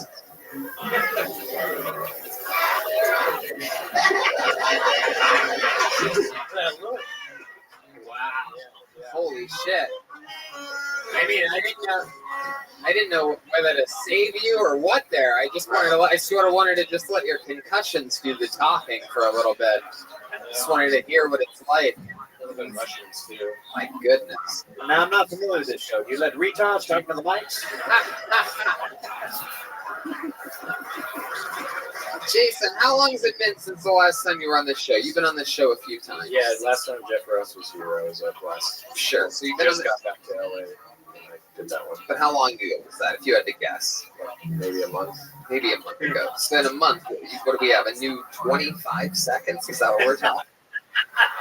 No, it's my problem. After trying to solve the last few times I've gone up is I've written too much, and because I'm trying to. You're gonna 4 seconds, 5 seconds. I try to go up towards the end, and just friggin' talk about whatever's going on in the room and just other.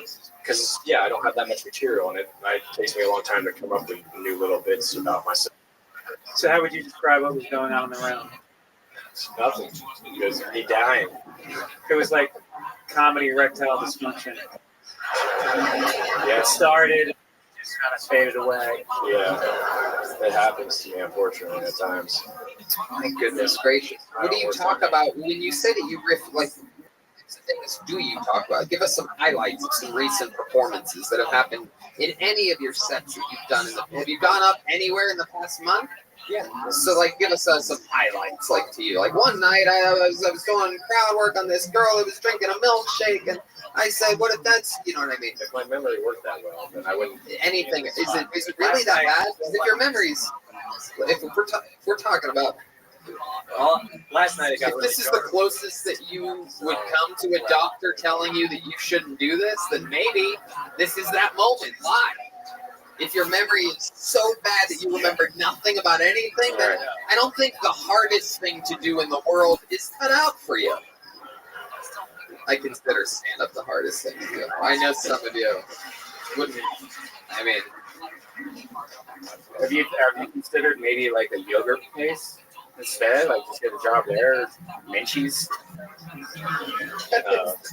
What are you doing over there? Clues on this case. Who this guy really is. Can I read these out loud? Yeah, read them. Wow, he just handed me. This is the first time a character on this show's ever done this. For those of you listening, the lead detective, Detective Charles, handed me a little piece of note paper with notes on this guy. First note just says retard. The second note says ZZ Slop. It's incredible. The third says dehydrated troll. And the fourth one, look at that, white power bottom. I mean, Detective Charles. Very good. This is some incredible police work you've done. Damn, Jesus. Detective Charles does any more digging, we'll have a hole to put Jason Eckstein into after his set. Wow. Incredible stuff, Detective. I think you've cracked the case. So, Jason, you've been doing, like, how often do you do stand-up comedy? Last week I did 16 spots. My goodness. That story as a whole.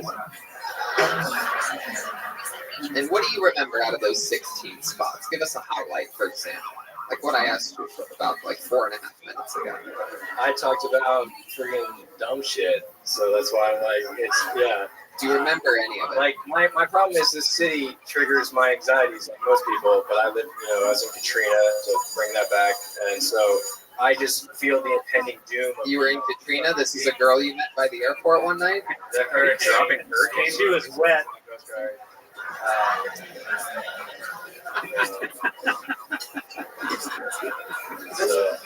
Yeah. So, what were you doing in Katrina? You were in the Coast Guard, right? Uh-huh. And what else?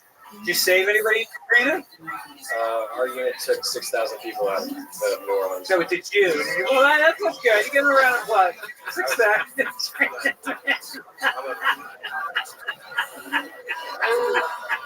6,000 people out of Katrina. Wow. I was a boat mechanic, so. Boat mechanic. Wow. It's like, I mean, we stopped, when I was on a ship before that, we stopped like 4 tons of coke from coming in here. Like, you take part in things, but really my job during that was like refueling the helicopter and keeping an eye on engines. Thank you for your service. Oh my God. Where did you take the 6,000 people that you saved from Katrina? I didn't save them.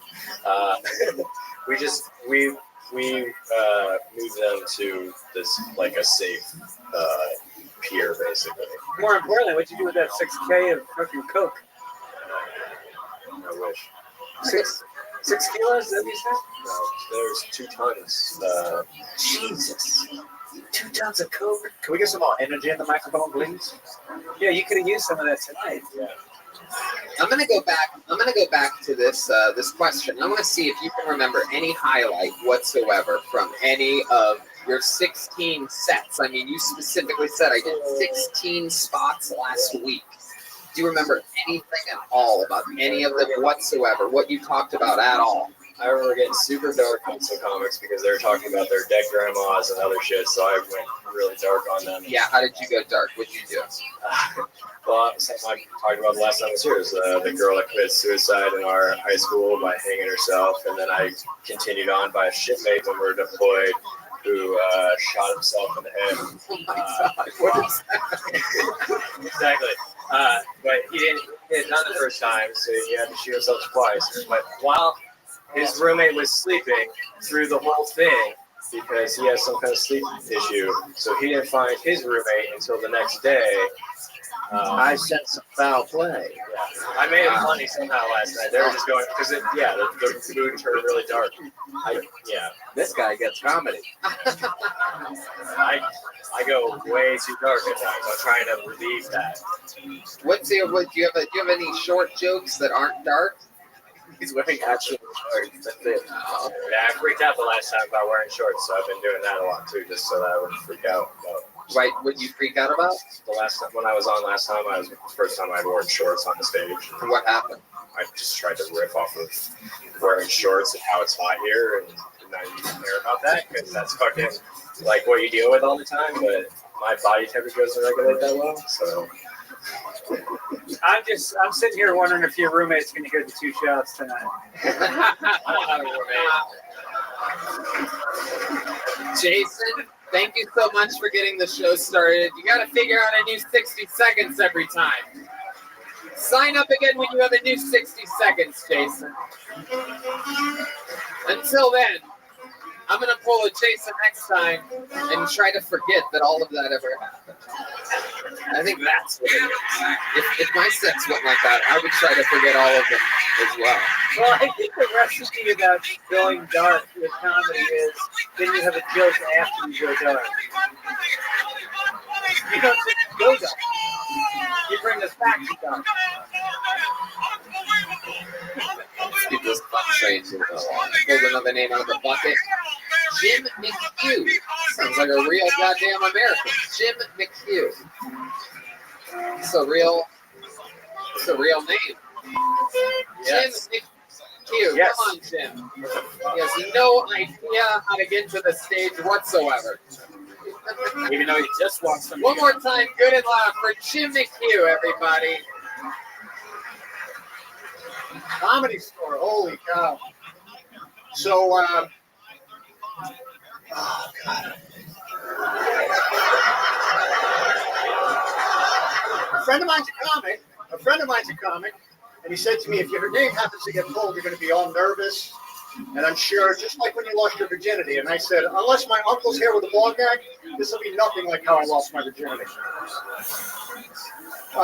Most people would like to see world peace, no hunger. Those are lofty goals. I'm a simple man. I'd like to see a world where men and women could greet each other in the same manner that dogs do. I'm on a road trip across the country. I come from Connecticut.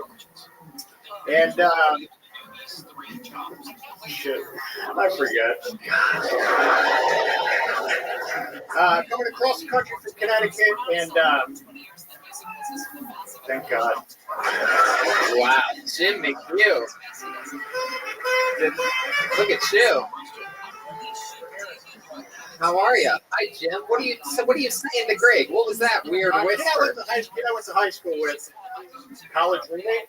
Yeah, my college roommate, freshman year. I met up with him, and we took mushrooms like the second night we were in college, and then he laid on his back and howled at the moon. And for the next 4 years, his name was Mooney. Wow. It's all right. It's all right. By his, I don't know. That's all I can say about the guy. No, that's great. So, Jim, this is your first time on the show. That's right. What are the odds that the first time that you get pulled out of the bucket, Greg Fitzsimmons? I know, right? Well, anyway, welcome, Jim. Is this your first time doing stand-up comedy? It is not, believe it or not. Oh, you I've been just doing have it it. for like 6 months. Oh, okay, but you still do the joke that you did your first time, where it's like, oh, if you do it, it'll be like, oh, you made it about if you get lucky. I made it about the bucket. yes. That's the very first joke I told, but Right. now it's about Kill Tony. I gotcha. So you just rewrite it for shows where you don't know if you're going on stage or not. My friend told me that if I get pulled, Yeah, there you go. it's like losing virginity. No. And where was the first place you did this so-called stand-up comedy? Sketch Factory in Bridgeport. Wait, is Pussy Rankings Pro promoting So, River Jim, you've been doing it for 6 months. What's your story? Retired police officer? Firefighter. Firefighter. Good Yeah. guess. Is it Thank your hair? you. No, it's your overall demeanor. You seem like a real gentleman, like a sensible. I even said it right off your name alone. I think I said something like, "This sounds like a real American guy." Jim McHugh. Jim McHugh. My ex-wife might have a different name. But that's Incredible spam account name. Oh, that's so fucking funny. Incredible spam account. Too many bulls. Yeah. Show the ladies the old long ladder, huh? Let a Dalmatian lick your balls. Gilbert. It worked. Wow. How long were you a firefighter for? 20 years. 20 years. And where was that? New Haven, Connecticut. New Haven, A lot of fire there. A lot of fire in New Haven. What a hero out there chilling, just letting the rain do all the work for you. There was fires on occasion. What was one of the craziest situations you ever had out there in New Haven? I don't know. There's a. So it seems like there'd be a good school shooting around there. It seems like a good New Haven, Connecticut. Just out of New Haven today. We let the police handle the school shootings in New Haven. Hopefully they're go the other way. See, it must be different on the other Pussy coast. Ray's Here in Los Angeles, incredible if anything spam account happens, name. The fire department shows up immediately. Yeah. You just be getting a fucking parking ticket. They have 4 fire trucks for some reason that come. Kathy, you're amazing. I'm also a retired funeral director. Pussy Ray gives that blue sky.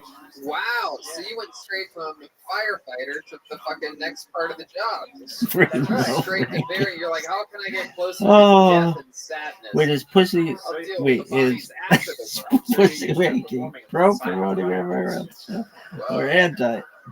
You ever, Pro, I think I never read through the entire River Rothschild spam.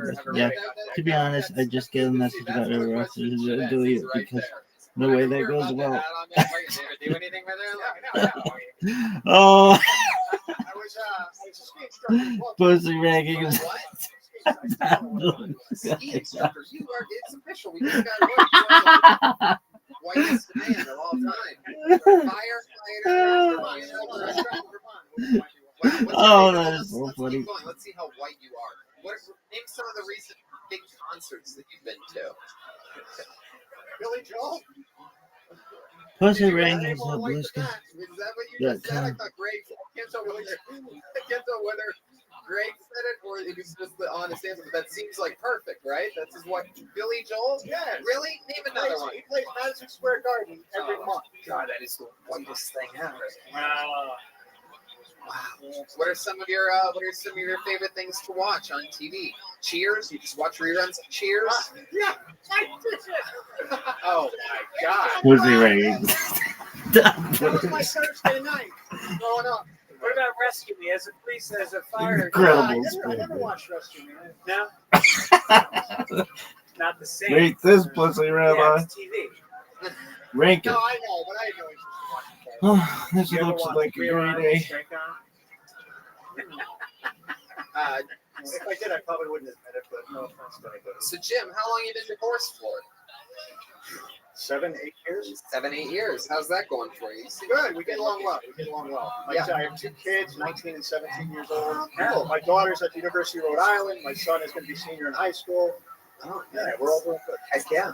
What's your son going to do after high school? You believe it? I don't know. He's an excellent drummer. He could give Joe Berg a run for the next drummer. I want to go back and bring him next year. Heck yeah. You tell him He's to a go really good fuck drummer. himself.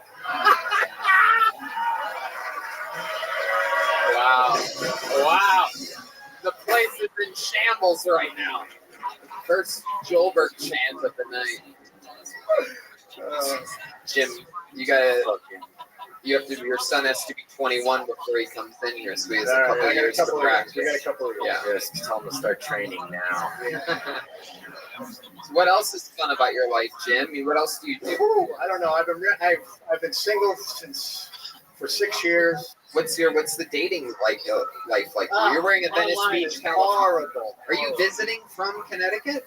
Yeah, I'm on a mental health journey. Oh, I love that. Yeah. I had to get out of Connecticut. I haven't gone away in a couple of years, so I disappeared for a couple of weeks. I'm going back. I'm going to my cousin's tomorrow in Arizona, and then I'm going to start heading back. You say it like your friends in Connecticut had no idea that you were coming here. They didn't. This is the last minute thing. Wow, look at you. My goodness. I called you Joe Namath the other night when you were in the. Remember? Do you remember that? No. You said something. You said, name anybody from Alabama. And I just yelled out, Joe Namath. And I didn't know the context. Oh, He looked at me like. Oh, no, I remember now. It was in the original. You were in the far left seat in front of the piano. Yeah, Yeah, that was stupid of you. It was. It was very stupid. Yeah. It was very stupid. I've been 6 hours. I really liked you all the way up until that point, Jim. You kind of look like one of those hip preachers that's like into rap music stuff, like rap for Jesus. My My running list is it's on mostly You made a playlist? How wide are you? Running list. I can only listen to music. Running list. You're okay. Why? You got something to be guilty about? Yeah. So this single life that you talk about, like how single are we talking? Oh, I haven't had a girlfriend in 6 years. I spend all my time with my kids, all my free time. I'm working with my kids. Heck yeah. So you've been hooking up with some of your kids' friends. We're talking 17, 19 years of age, living the fucking high life. Yeah, I used to be a fighter. Do you know that? That's a great line, by the way. Oh, looks like, hey, look, I dropped some pot. You want to smoke it, Stacy? Yeah, back in the day, St. Patrick's Day Parade Day in New Haven, it was nice to have a uniform on. You meet a lot of girls that way. But let's go back in time. Married at that point. No. Or is it like Firehouse Rules? You're in for 3 days, you're out for 4. No. I just got handed notes from Detective Charles. These are very interesting notes. Should I read these? All right. These are notes from the detective. First note just says divorced. The second note says guilty. And the third note says sexually incompetent retard. This is really... Detective Charles, I don't know if you know that, but you've called everybody a retard so far here. Well, show me somebody who's not a retard, I won't call him a retard. Are there sexually competent retards? Oh, wow. Extra strength. Yeah, the BCs, they keep going today. That's how it goes. Well, Jim, so much fucking fun, man. Sign up again. Are you? So no, I'm leaving tomorrow, but I'll be back. I want to move here, so I love it here. Well, we're going to be on the East Coast soon. We have some big announcements coming up in the next few weeks, and you should come out and sign up for another episode. Write another 60 seconds. Let's find out more about you. It'd be fun. I have a lot more questions for you. Thanks, guys. There he goes, Jim McHugh. It's fun, right? It's a real fucking. Look at this guy. Yeah, same way.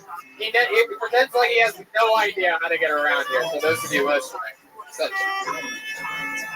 yeah, that way, Jim. There's no like magical button that we press where you take a slide down to.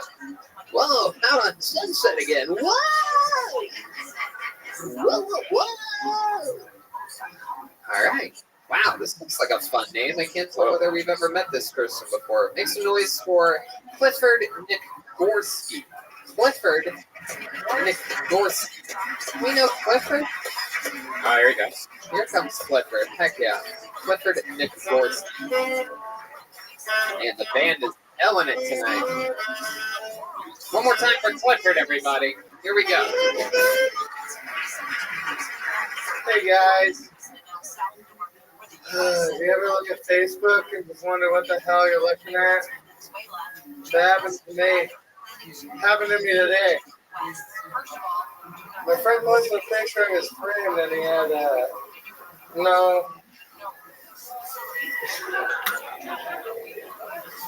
he posted a picture of his newborn child.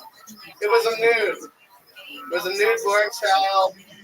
And he had the biggest fucking nuts I've ever seen in my life. Everybody was commenting. No one can talk about anything anymore. Everyone's like, oh, the kid's got his dad's eyes. He's got his mom's nose. I'm going, whose nuts does this kid have? It's the biggest fucking nuts I've ever seen. And everyone's talking about it. He couldn't even make out the kid's face. It looked like a chewed up piece of gum stuck on the top of a pomegranate. Just, why would you post it? I gotta talk about it. Your kid has huge red fucking nuts. And it's making me sick. I want to talk about it. But anyway. All right, Clifford. Welcome. How are you, buddy? Hi, Clifford. How you doing, man? I'm good. I like your style, dude. You're like the opposite of the last guy. Yeah. It's like, I like him too, but I like you for different reasons. You're just sort of like a whole different type of normal American dude. Welcome to the show, Clifford. Hi. How long have you been doing stand-up comedy? About 8 months. How long? About 8. Oh, you said 80 months. Oh yeah. 8 months. All here, the audience. all here in Los Angeles? Yeah, yeah. Uh-huh. And you're from here? Yes. Born and raised? Yes. Yeah. What else do you do? What do you do for work? I'm a musician. Oh, yeah? I had a Mexican drum off 2 weeks ago. Yeah, and what happened? You killed me, man, with that dildo. I don't think it was the dildo. Oh man, that's fucking Oh, funny as that's shit. right. You did have to shake the dildo. It was cool. Yeah, it was purple. Yeah. I usually hate the color purple. Anything happened a couple weeks ago? Yeah, 2 weeks.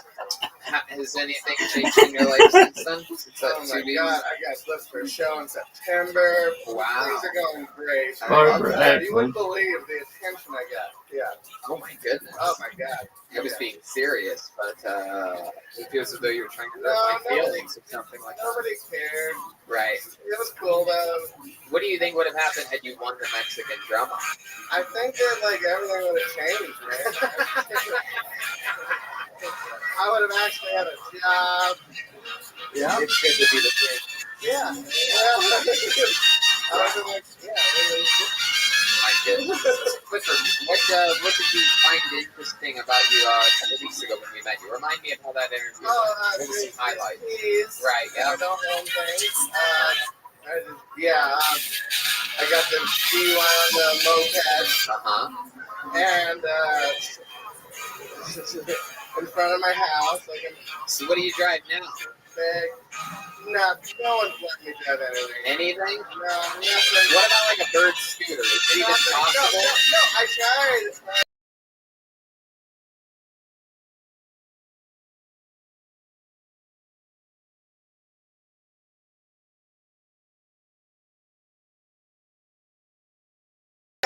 Why don't you stop?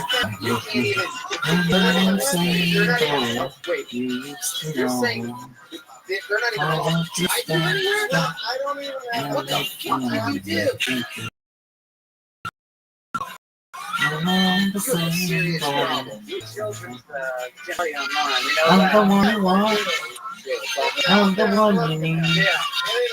I'm the one you love. My love is guaranteed. Is it hard to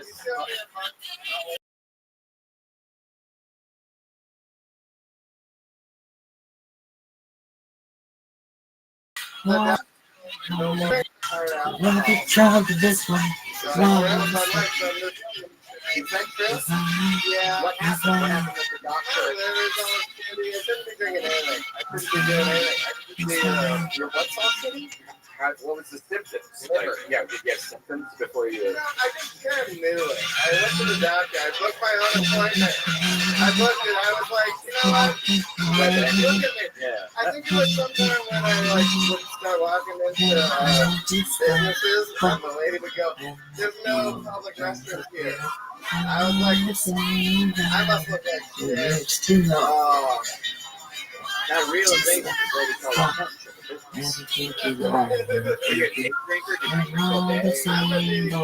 Red Man's worried about his thing. Yeah, I know. We could talk.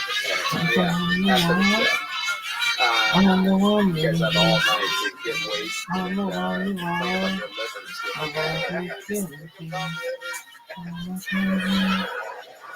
I'm the So what's the rest of your life then? If you drink that much? Seems like a lot, but it's spaced out. You know, like I'll drink like one beer every hour. Oh yeah. No, you're totally good. There's no problems at all there. It's just one beer per hour and a half, 24 hours. Yeah, Okay. It is a 40 ounce. Yeah, just one. Yeah, that's totally fine. You would drink the same as like an Andre the Giant. That's completely normal. That's great. Yet I'm just this size. Can I just ask, how do you pay the rent? So when I say rent, you live somewhere, right? I generally live somewhere. I have good friends. You know, bit of an artist. I'm a musician, and some What up, people friend? like, give a shit and they help me keep going. Right. They're like, oh, that's Clifford. I let him sleep on my couch sometimes. Yeah. You're that guy. Maybe they'll let you rent a room with the baby's nuts. Oh my god. Not They're doing so so big. big. Not missing arm day. Like, what would you do if on a job It application? didn't work out there. What was that? Never mind. Yeah, no. Really shared this picture of baby nuts on Facebook. Sarah, it's my wallpaper on my phone. Dear Diary.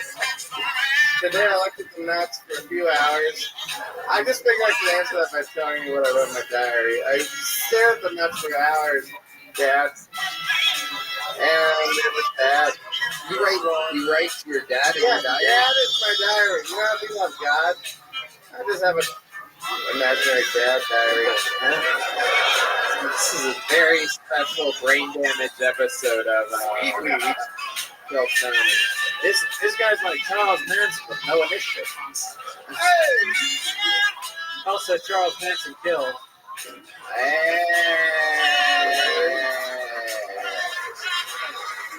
Got it.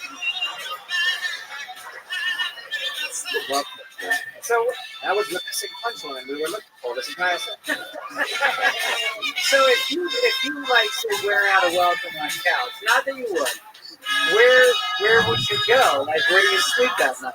Where would you go? I just be here more. Have you slept outside? we have to make sure you Yeah, out you should see me in that bathroom. What was that? Have you slept outside? One time, only when my ex-wife was mad at me. But now I slept inside ever since. Dear Dad, it really sucks out here. Yeah. Daddy, Leaving outside today. Yeah. I'm outside. It's so weird that you really. I don't know, I don't. Just trying to joke around, guys. The old. I don't talk to my dad. Who would talk to their dad? Oh my gosh. The hell? Clifford. A serious drinking problem. Yeah. Who was talking like that? How'd you pick up? I love it. All right, Clifford. Well, Thank you, guys. okay. There you go. There you go. Clifford Nagorski, everybody. Wow. This is one of those episodes. Oh my goodness. Shout out to the band. How about a hand to the band tonight, guys? Got new songs. New songs. Alright, this looks like a new name. This should be fun. Put your hands together for Chanel Hughes, everyone. Wow, here we go. Very exciting. There are people wooing. Loud woo happening in the lucky corner of the room. It's always that corner, right? Here she comes. Heck yeah. Very exciting. Come on, one more time for Chanel Hughes. Hey y'all. Y'all look good for a Monday. I recently got out of a relationship, you know, and I feel like you should leave that person better than yourself. You know, like I found him on Plenty of Fish, and left him for a man I found on Tinder. You know, leave him better than yourself. I have a homegirl that she speaks at a lot of social justice events, and she speaks in front of a whole bunch of people, and she'll be like, "My God, he speaks foreign for anything." And some people say that he's stealing everybody's job. But who wants that job? Who? And the crowd goes crazy, you know? And afterwards I find her and I'm like, girl, that was funny as hell, you know? But you got to stop doing that. That's racist. And she's like, what? And I'm like, the accent, you know? Like you've never lived in Mexico a day in your life, you know? And she's like, well, I just get passionate. And I'm like, can you imagine if when I got passionate, I started speaking like I was from Wakanda? You know? Like if I was like, what do you mean your ice cream machine is broken? Huh? You are McDonald's. Your only job is to solve and make ice cream. Oh, you know what? No more Badanium from you. You know? Make your own shambok shakes. Yeah. Great. Hell yeah. Chanel Hughes. Wow. How fun. Look at you, little fella. Welcome to the show. Thank you. Just a little fucking pulling all of energy. I like your style, Chanel. Where are you from? Denver, Colorado. Denver, Colorado. Heck yeah. And you're in there, you're on their radar out there? You performing at Comedy Works in the Wendy's? Yeah, well, I'm in their new places competition. She knows Wendy's. That's great. Oh. That's what you seen all that ass up there. You seen all that ass up there. Your t-shirt says Big Fine Ass. Yeah. Real nice. That's awesome. Have to let y'all know. Greg, did you wear her merch? Yeah, I was wearing but if you walk past me on the street and your t-shirt said Big Fine Ass, I'm turning around after you pass me. It's like every guy must turn around and look at your ass after they pass you. Yeah, they did that whether I wear the shirt or not. Yeah. I don't think you need the microscope detective. Oh, double microscope.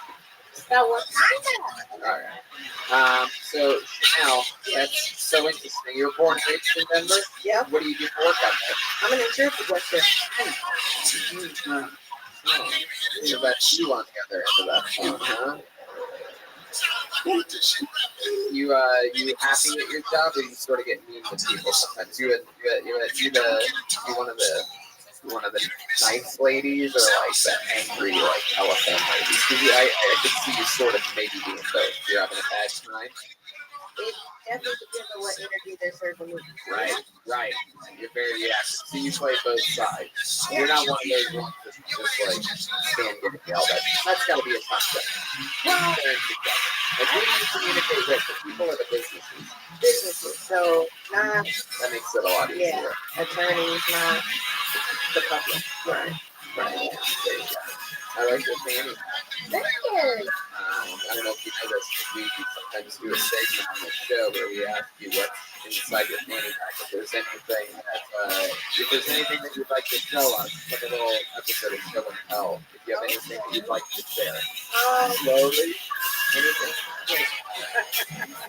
Birth control? Birth control. Wait, what is that? That's birth control. Oh, hell yeah, girl. Damn. Straight to the good shit. Oh, shit. Oh, man. I'm sorry. See the birth control for a second? What is birth control? We're, beginning of week 2, that's a green light. Look at that. Is that they make it.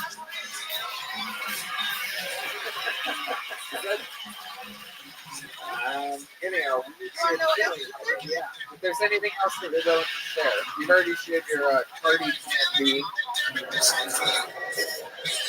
We know there's not a condom in there.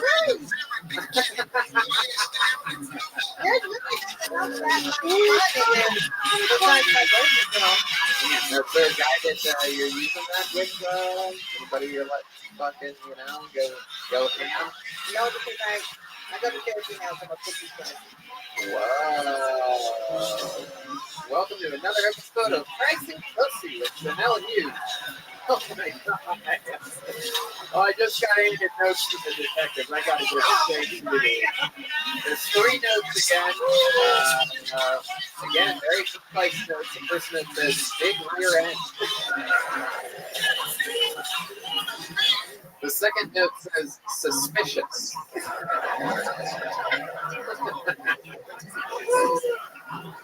And the third note says not white.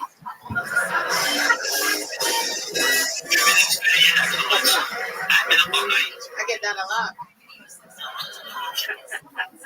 My goodness. I love it. So Chanel, what do you like to do for fun? You're up there in Denver. You ever meet any cool like ski instructors that used to be firemen and are divorced and afraid to go out on dates with people? No, because no, I wish. Where we at? Oh shit. Yeah. Oh yeah, looks like you got a new fire to put out back there, huh? It's a big one. Big ass fire. I love it.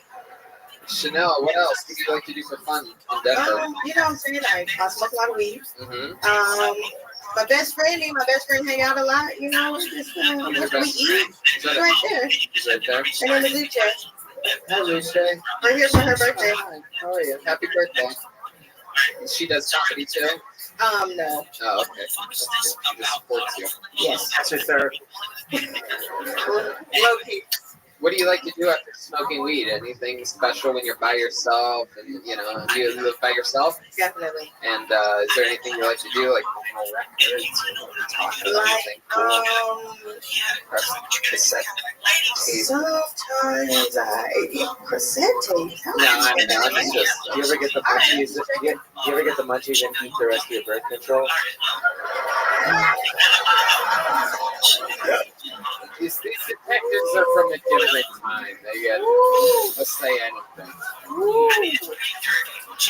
Back to you.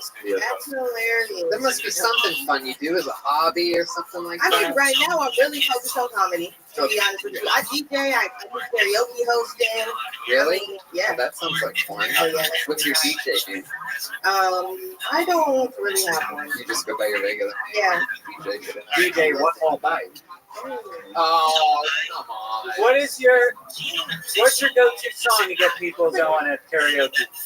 Like karaoke? Yeah. I usually do like a Kanye West Gold Digger. You know what I'm saying? Can you do it? Yeah, the whole thing. No. We'll do a little bit of that. Give us a little taste of it. Chanel Hughes. Y'all ain't got the beat? She killed me my name, said she a gold digger. Oh, shit. But there ain't nothing with no broke. Oh, shit. No, we can't. Hold on. We have to go.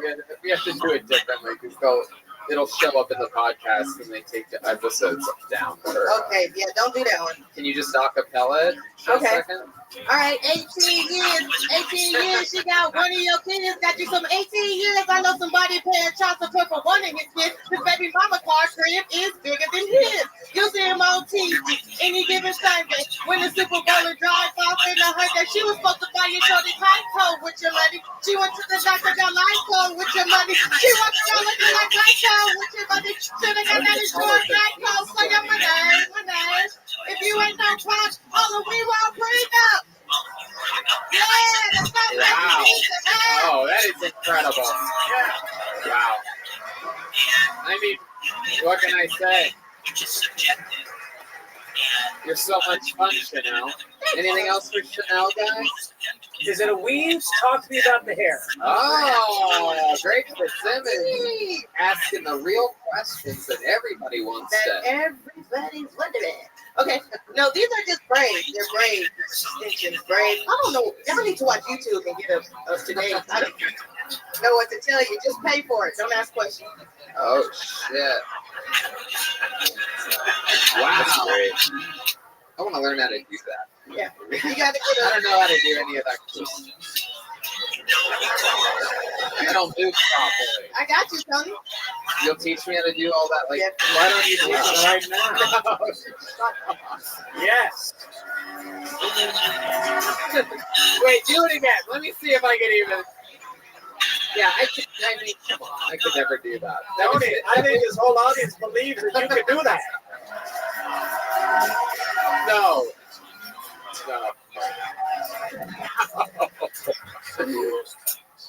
No, that's not how this works, detective. Clearly, you're from a different time and a different show. Because I'm not going to learn anything. That's going to take me 3 weeks. I don't think so. Yeah, definitely will. This show is already all off the rails. The paper board's asking all the right questions.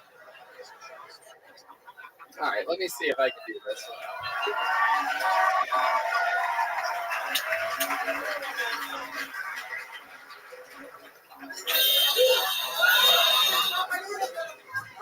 I don't even have the hips to do what you're doing. It's just going to look like my jacket's swaying. There's nothing here. I don't even have a body to do that with. I think if I put on your fanny pack, I could do. I could probably do fucking jump rope with it like this. I'm sorry. Oh my god. I think you should stand behind him and guide him exactly on how to do it.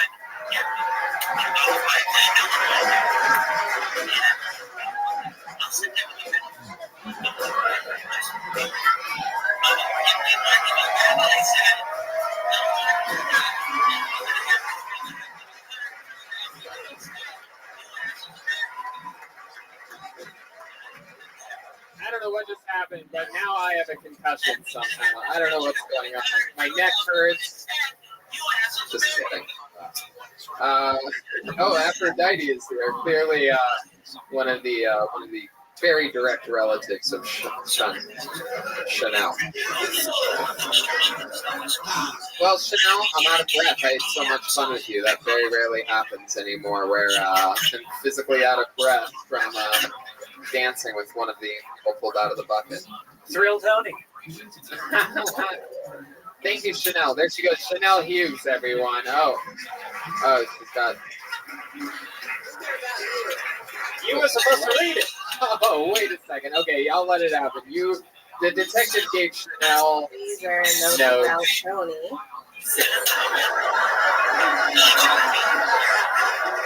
It says, number 1, no rhythm.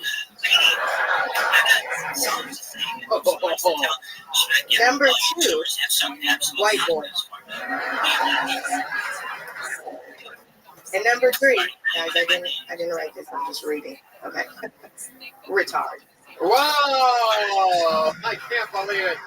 Detective's out of control. Just throws around that word like it's nothing. How about one more time? Good and loud for Chanel, everybody. Awesome. That was great. Thank you. We're having fun. It's fun. It's like good energy. Oh, yeah. All right, this person's been on this show before. Make some noise for Justin Justin Solo. There you go. There he comes. Justin, everybody.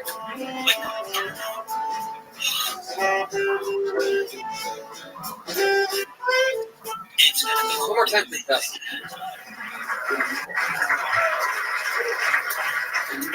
Before I started trying stand-up, I used to do music for a long time, and I never got successful at it, but I did find out recently that one of my songs is in a porn. Found that out. And it's not sexy music either. It's like sad singer-songwriter stuff. It's like kind of emo. But it's in a porn. And if any of you are interested, I can send you a link. The well-made porn of a woman getting her pussy licked while I'm singing in the background about trying to get sober. So, if that interests any of you, just let me know. No, I found out because my music's on YouTube and I got like a little bump. And I kept getting comments like, the video brought me here, LOL. And so someone sent me a link. And I went to the link and I watched it, and it was pretty good. And I didn't know how they figured it out because there's no credits in the porn. I don't know how they figured out it was me. Because I've never been watching porn and then stopped to Shazam it.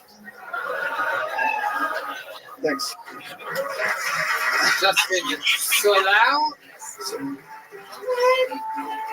It's actually pronounced swallow. Swallow? Yeah. Oh, sorry. Wow, that's a rough one, huh? Yeah, it was rough in school. Have you been on the show? Yeah, it's the first time. Yeah, first time. Yeah. Welcome. Thanks. How long have you been doing stand-up? About 2.5 years. 2.5. All here in Los Angeles? No, I started in Austin. Oh, okay. How long have you been here? About a year. Yeah, how's it treating you? It's been pretty good. What's your living situation? Well, I was afraid that if I got called and if you asked me that, I would have to answer. I live in my car, so I know that's nothing wrong with that. Yeah, absolutely. That's a very interesting way of going about doing things. I've done it. So I have friends that are massively successful that are still living in cars. I'm serious. Yeah, I've heard Jerry Sancho. Yeah, still lives in a car. That's why he made that show. That's what he does. He lives in his different cars and gets coffee. So how long have you been in your car? The whole year? Yeah, and like I have a lot of friends here, so sometimes we'll at least stay with them. Right, you're crashing in couches, yeah. Clifford Nagorski. Yeah, something like that. Yeah. My goodness. So what do you have? Also the gym membership type of thing? Yeah. Right. Yeah. Is that what you utilize most of the time? Yeah, I go to this Christian gym. Whoa. Whoa. Is it called CrossFit? Nice. Said it's a cult CrossFit. It's a Oh, I don't think it's that easy. My goodness. Is it the YMCA? I don't know. No, it's like there's some mega church in Echo Park called Dream Center, and they have a gym that they call the Lord's Gym. Oh my God, you to the Lord's gym? Jesus. Lift your prayers and your weights. Where you can have the weight of the world on your shoulders. Come to the Lord's gym. Was there anything special that makes it the Lord's gym? Is it, you don't even need a spot when you're there. You just let go of the weight and it holds itself up. Oh my God! Finally, there you are, Lord. Thanks for the spot, man. You're really doing it. The water fountains are just holy water. There's treadmills next to each other, so Jesus can run next to you.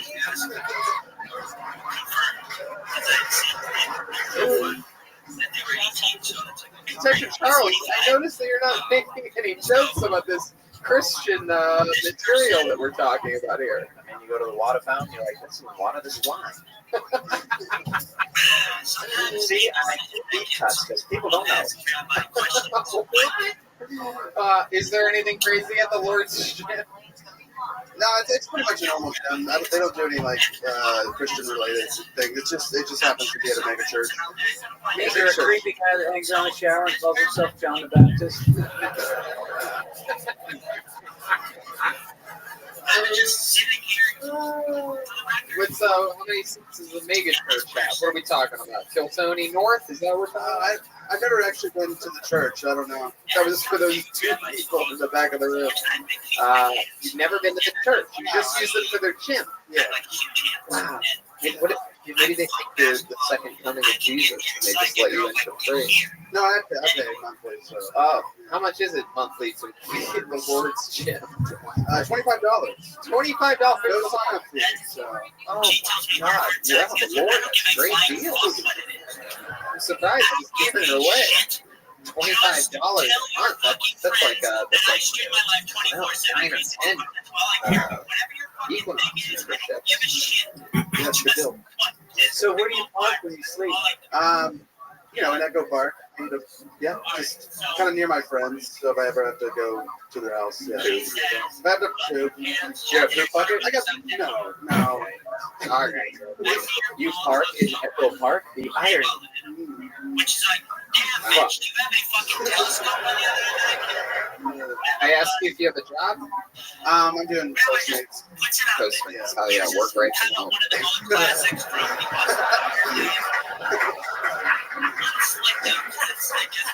Good Lord. Wow. How's that going for you? It's I should get a job. I should get a real job. Yeah, what would you do if you got a real job? What do you think the field would be? What type of? Oh, I don't know. I mean, I used to do video editing, but I probably shouldn't get that job. I don't. Sorry. Why do you think you couldn't get that job? Oh, well, I mean, when I first moved here, I tried to get video editing work. How old are you? I'm 31. 31. And you moved here a year ago, and you're in your car. What was your life in Austin like before you left there? Well, I just worked as a video editor and did stand up. Do you have a girlfriend at any period of time or anything? No, I haven't had a girlfriend since high school. Since high school? Yeah. Goodness. You go on any dates at all? Sometimes we go on dates. Yeah. Like the last date you went on, what'd you do? Went back to her place.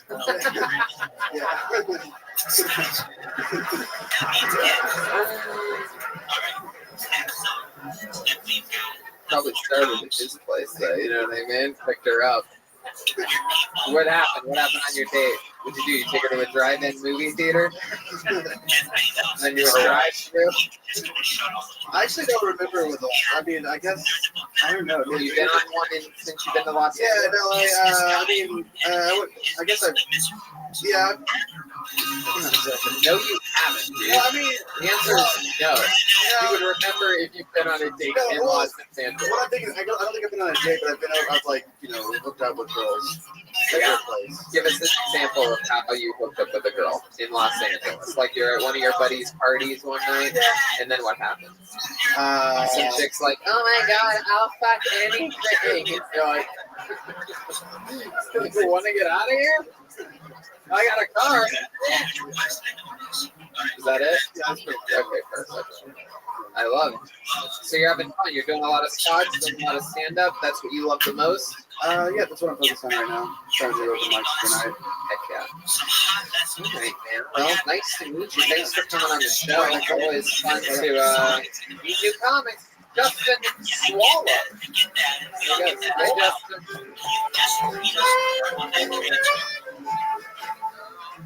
You guys having fun out there?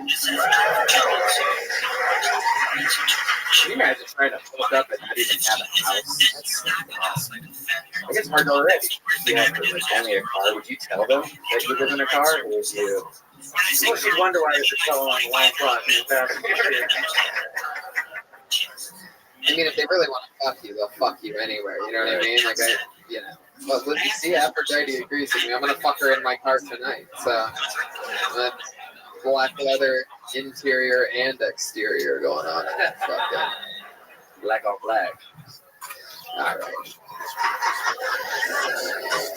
Pull the name out of the bag and make some noise for your next comedian. 60 seconds uninterrupted going to Jacob Christopher. Jacob Christopher. Jacob Christopher. Here he comes. Back from that ledge, my friend said, back from their ledge. Wow, I've never been on this stage. It's fucking awesome. This is great. And I got potluck. I double dipped tonight. Fuck yeah. Jacob, y'all recognize me from nothing because my acting career is going nowhere. Redheads are not very castable unless you need a whimsical pedophile. So, if anybody is working for me. I got a white noise machine to help me go to bed at night. It's really noisy if you know it. I got a white noise machine. So when I turn it on, it just says all lives matter over and over. Ta-da! You can tell by looking at me, I was a Make-A-Wish kid. Had 3 liver transplants. And it's cool though, because you know, and I got a drum set from the Make-A-Wish Foundation, which I later sold for crack. People pull back on crack. Everyone doesn't have the same whimsy as weed. You know, people all love illegal weed. Everybody's having, except for the people that grew up, got pot leaf tattoos to be rebellious. Now that it's legal, it's like having a fucking tattoo of Coors Light. Like tribal W2s or fucking I-9 sleeve. All right, okay. Hell yeah. Jacob Christopher. First time on this show. I would remember you if I'd seen you before. My goodness. We talked to you in for a while. You did? Really? Were you wearing like a baseball cap or something like that? Because I think I would remember that. We were talking about. You look like a cursed Mark Wahlberg or something like it. It's like the bully for Christmas story. Yeah. Like somebody literally prayed for your bad will.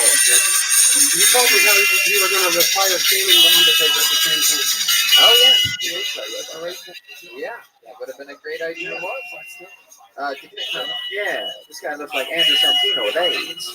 That's fine. Hey. Andrew Santino doesn't have AIDS? Breaking news. It's still on the case. Wow. The kid from Providence now is all grown up. My goodness. Just 45 more minutes of us making jokes about your appearance, and then we're going to talk about your set. I got plenty of ginger I love it. So, Jacob, how old are you? 36. 36. Where are you from? Washington, Oregon. Virginia, then I moved to Portland. How long did you live in Portland? About 8 years. Thank you. All right. Well, Thought I wasn't dialed in there for a second. Oregon for 8 years. So, and then you moved straight from Oregon to here? And what have you been doing in Oregon? Comedy. What other than comedy? Yeah, that was literally all I did. Really? How long have you been doing stand-up? 8 years. You've been doing stand-up for 8 years. And for 2 years, you made a living of it in Oregon. And how long have you lived in Los Angeles? About a year and a half. About a year and a half. Now what do you do for work? Wow. At the Jesus gym? Obviously not weights. No. Yeah. Jacob, my goodness. So let's talk about it. What's your living situation? It's good, man. I got a studio in Koreatown I'm happy with. Yeah, you live by Me and yourself. My girlfriend live together. Oh, cool. How long you been with your girlfriend? 3 years. 3 years. Goodness, look at you. And what did she do? She works at Universal Studios in Harry Potter World. Wow, I think that's what you would be doing. She really can't get you a job as one of the, what's the? Yeah, you're right. They've offered me jobs there, actually. People that work there have offered me work. Let's say I hypothetically was going to Universal Studios tomorrow. Could she get me on all the rides? Let's talk after the show. I can show you. Oh, look at that. Oh my goodness. Depends how nice you are during the session year. So I guess I'm not. Wow, Jacob. So, how many, alright, what do you like to do for fun? You spent 8 years in Oregon. Any fun outdoor types of things? Drugs. Wow. I know that sounds lame, but I mean, weed, not nothing crazy. I don't drink. All I do is weed. That's the only drug I do, but I smoke a lot of it. How much is a lot to you? Like, what's That's not even that much. I'm sure, I mean, fuck, I probably spend $40 a week at most. That's nothing. All right, I've walked through and I'm just laughed at you like you're a bitch, by the way. Look at me. Wow, you had a guy up here earlier that drinks a beer every hour and a half. Every day. You know what kind of fucking party you showed up to. His liver looks like you. Yeah, I one dude, he was talking about that liver. So what was your symptoms? Yeah, Brian's afraid of his faulty liver. Honestly, this all happened when I was 14. I was born with cryptogenic cirrhosis. Wow. And then it got Isn't that the stuff that you're a terrorist? Yes. Wow, you've had a hard knock life. The red head. Oh my god. I was sleepy a lot. That was the big thing. Like when it got really bad, my skin was yellow. That's usually Red Band has literally shown up as yellow in photos. Yeah. So they should probably sit in your apartment in Koreatown. That's the kind of humor I like. All that fucking. So you turned yellow? Well, you know, just, and your hair was still red? Yeah. You look like a goddamn old school Hulk Hogan t-shirt or something like that? Pretty much. Wow. So and that all happened when you were 14. Yeah, you're at the peak of your life. You had fucking little ginger pubes coming out and everything, and all of a sudden, I was in the hospital for 9 months straight. Wow, you could have had a goddamn baby during that time. Wow. That math does check out. So, 3 liver operations. Did you get livers from other people, or what's the deal? Yeah, just people. Yeah. Yeah. Redheaded dead people, or no, normal? I don't think they have to be redheads. My goodness. Does it smell? Nothing. I don't think so. I don't know. Wow, that's interesting. So you really were a Make-A-Wish kid? Yeah. And what did you do for fun when you were a Make-A-Wish kid? Well, my wish was a drum set, and I got a dark green Toma Rothschild 5-piece, and I learned how to play drums, and like I said, I sold out for crack. So wow, how well did you learn? Wish kept on coming. It's great. Made it twice. No complaints. What? Have you played drums since then? No, not really. Long time. Have you smoked crack since then? No. No, I haven't. So if you're a Make-A-Wish kid and they give you the drum set, not to be morbid, then aren't you supposed to die? Yeah. Isn't that like No. your head? No. I mean, I still do. They just reuse the same drum set over and over. Yeah. They keep the receipt. I got a full bad financial. Said they reuse the same drum set over and over. People aren't donating to it like they used to. I missed it. What did I'm gonna go back to Detective Dick motherfucking Bates for a second. What did you say? Because I missed that. Because they just reuse the same drum set over and over. Oh god, it's so funny. So it's funnier the first time. I liked it. I liked it the second time. I couldn't hear it the first. So Jacob, what else is interesting about you? What are we missing here? Anything else? No. That's I just do comedy and write. And what does she play at the Harry Potter land? What does she do? One of the, people dressed up and just giving people experiences. You don't ever see her costume that stays at work with her. Yeah, everyone else stays at work. I mean, yeah, they just have like the robe and the Harry Potter. I don't watch Harry Potter, and she knows that, but she looks like that. Does she watch Harry Potter? Does she even like it? She loves it. Oh, okay, good. So much. Did she ever bring the robe home and get a little cake? No, we have not incorporated Harry Potter into our sex life yet. Wow. I'm not against it. You know, Do you have any special sexual maneuvers that you do in the bedroom that you could teach us here? There's some special gender way of making love. No. They just I like to go down a lot. That's like my favorite thing. Oh, look at that. Hell yeah. It's good for your liver, by the way. Two people clap. You ever give a girl a scissor razzle? Yeah. Could you explain what that piece of is? Sure. What, you gonna show them what a zizzle razzle is? It's a little bit too unholy to do it out here in public. But it's basically you take your balls, slap them across the nostrils, and say, "Make me a sandwich," and then you know. Wow. What I like to do, I get down there and I'll go, face here. That's a Nickelodeon reference. That was terrible, and I should have said it. You ever give her a tittle tap?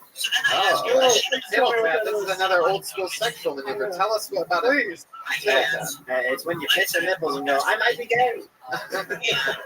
Wow. Tittle tap. I have no idea. I have not. I could have. Good. You ever give a swanky Jim? Wow, swanky Jim. What is a swanky Jim? It's when your friend Jim comes in and has sex with your wife. Oh, swanky. All right, Jacob. Thank you so much. There he is, Jacob Christopher, everyone. Jacob, motherfucking. All right, on to the next one we go. You know what? Let's do something special here. We have a regular on this show. Every single week he writes and performs a brand new 60 seconds of stand-up comedy. So fun. I absolutely love this guy. He just did Huntington Beach opening up with the whole Tony band, and word on the street is that he fucking destroyed. Can I just say, I've seen all of his sets here, and I haven't had a chance or an opportunity to see him do a full set ever. I was very proud partner of that guy. He was phenomenal.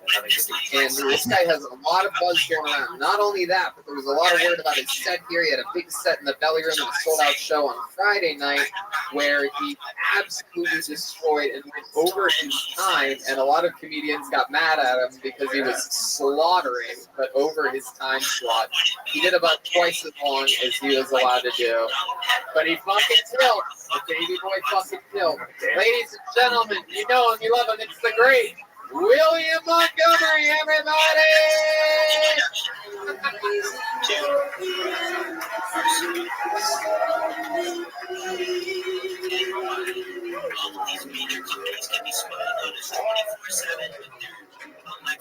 In case you were wondering, I did, in fact, get the job at Supercuts this past week.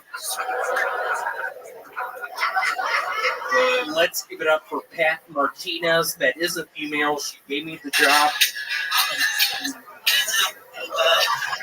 So I have a pretty serious balloon fetish. I think the neck is my favorite part.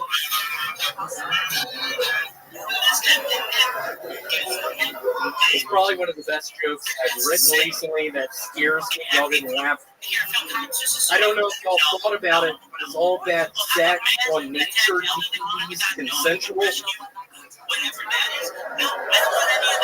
Because I'll be quite frank, I know a meerkat named Richard Yotley has been raping bitches since 05.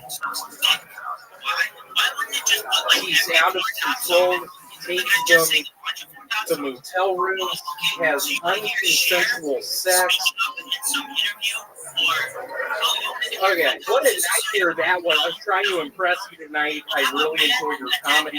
What a nightmare that was. No, you were like back out for that this week's Rudy Stevens. It was kind of interesting. Hey, I like that. That's a good compliment. Welcome back, William. How are you? William, what did I tell you about staring too deeply into the cat's eyes? I've had this topic. He does this sometimes, Greg. I do apologize. I was with my cousin last night. We were playing the Ouija board, and I was like, "Is Greg Fitzsimmons gonna like me?" And it went to the yes thing, and I looked at my cousin Grace, and she was like, "I didn't." But then this happens. I couldn't breathe last night for 5 minutes. Yeah, why? Why was that? I was holding my breath in the bathtub. Set a new record. I don't know if it's a world record or not. William, you know, one of the fun things about your style is I can never tell what's true and what isn't. One of the interesting things that you do you really know a meerkat named Richard Yoakley? I wrote this down so that I wouldn't forget to ask you. How do you? I do. Not a lot of people know it. His father was in fact Frank Yoakley of the yogurt magnate, super rich. Didn't give a fuck. Literally, I was with him in 04 in Panama City Beach, Florida. We were giving bitches Tylenol. We were giving. Wait, William. Let's jump right back into that in a second. Don't lose that spot. You're telling me that Yoakley yogurt was starting a family of meerkats? It was in Senegal, Africa. Not a lot of people know that. Really nice family, but he's sort of a bad seed. I don't know if y'all saw the movie, The Bad Kid. It wasn't bad. Is that the founder of Yoakley on the line? Oh, wow. That's what the meerkat sounds like. William, so when's the last time you saw Richard Yoakley? I saw him 3 weeks ago. I was in the airport, Panama City, not down in Florida, but in Central America. He was dosing people. He was giving people Advils. A meerkat. Still, I have to make sure one more time. This is a meerkat. A little meerkat, just probably, I don't know, 13 inches long, just used to wear a helmet, bike helmet, and just dole out pills, and every time I'd be like, dude, people are going to know this is Advil, people are going to know this is Tylenol. Okay, so let's talk about something for a second here, William.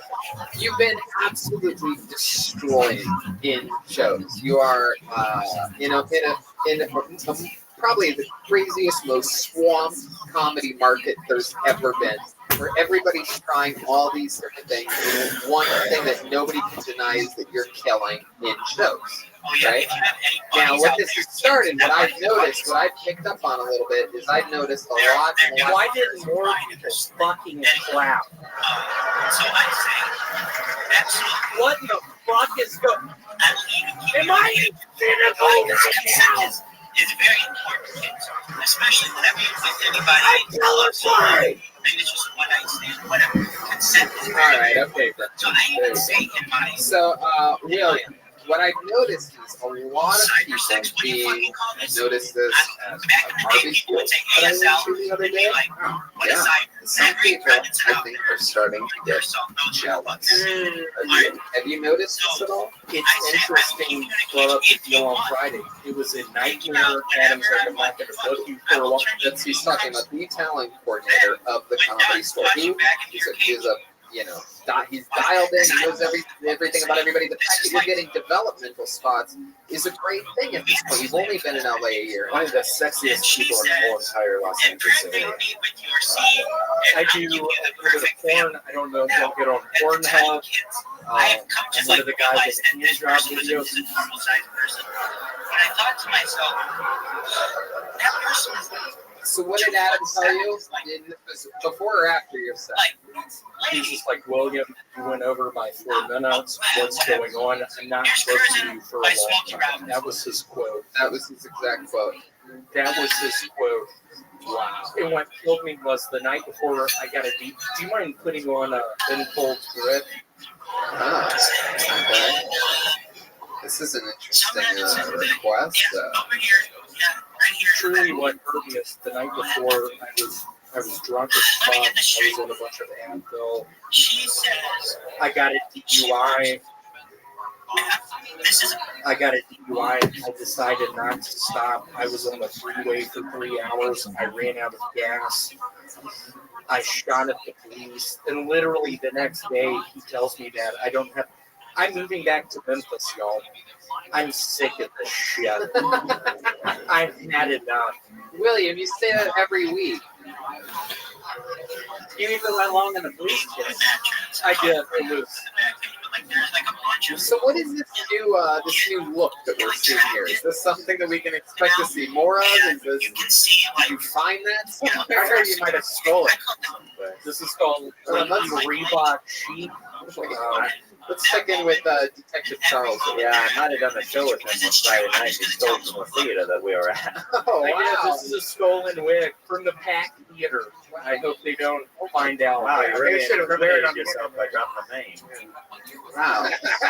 That they might make you return that. Yeah.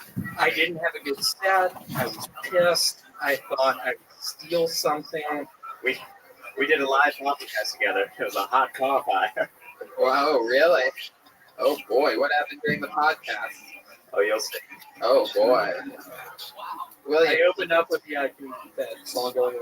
I opened up with I want to give it up for my deceased younger brother. He was in movies such as The Naked Gun, such as Anaconda. Yeah, you'll literally see it on the podcast. It's going to come out. And Greg, help me out right now. I'm doing really bad. I was hoping you sort of jump in and help. I wasn't sure which direction you were going in there. I was just waiting to take a cue from you there, but you were zigzagging. you know, you ever notice on that one painting where, like, what is it, like Washington's coming over, what, the Delaware? Yeah, crossing the Delaware. Right, and he always looks so regal, but you know, he's actually been on. I'm sure he'd been sailing for some points. Probably been a rougher day. I feel like this is probably what he actually looked like when he arrived. Just a lot. Just about England, taxation without representation. I'm moving to America on that ship. I just missed 30. We have some lines. Is this your George Washington impression? It is. Hello, sir. What's the plane? All right. Okay. Well, William, anything else crazy happened this week that you want to talk about? 2 weeks ago, I found out the stock I had for AOL went way up. I'm currently looking at my 2,000 shares. If I sold it right now, it'd be $300,000. I'm really thinking about that. I'm thinking about moving back down to Jackson, Mississippi. You're not even from Jackson, Mississippi. Okie dokie. How about one more time, good and loud for William Montgomery, everybody. We did it again. It's another fun 10 minutes of content with William. Did it again. What do you guys think? Should we go back to this bucket again, huh? I don't know. That wasn't loud enough. Should we go back to the bucket one more time? All right. I guess so. Why not? How many of you like comedians do good on the show? How many of you like comedians do bad on the show? Wow. Heck yeah. Some real haters out there. Okay, let's say your final comedian of the night goes by the name of Mario Tonti. Everyone, Mario Tonti. Mario Tonti. Here we go. Here comes Mario Tonti, ladies and gentlemen.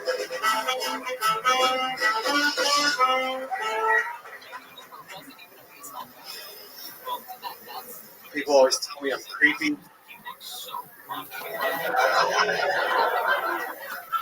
I used to believe that, but I recently discovered the comment section on Pornhub. Turns out I'm normal as shit. A few nights ago, I could hear my neighbors fucking while I was masturbating to porn. So I just finished to the sound of them having sex, which still felt less creepy than Brad Niner 1276 that said, "Love when he was drilling her missionary with her legs spread." Thanks a lot, Brad. You couldn't just come and that be the end of it. Like, I've jerked off probably a million times, and never once was I like, you know what? This needs a review. Like, after my neighbors finish, I just yell out the window, "Great job! Love how you took his cock."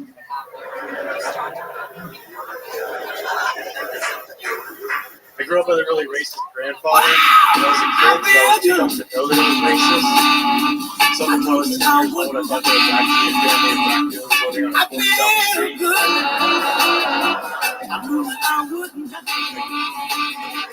There you go, Mario Tanti. Welcome, Mario. Have you been on this show before? Yeah, like a year ago, a couple times.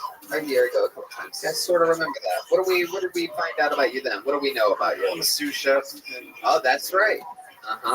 So how's life been going? What's changed since the last time we've seen you? I got a new job and I fucking hate it. What's your new job? Another sous chef. Another sous chef.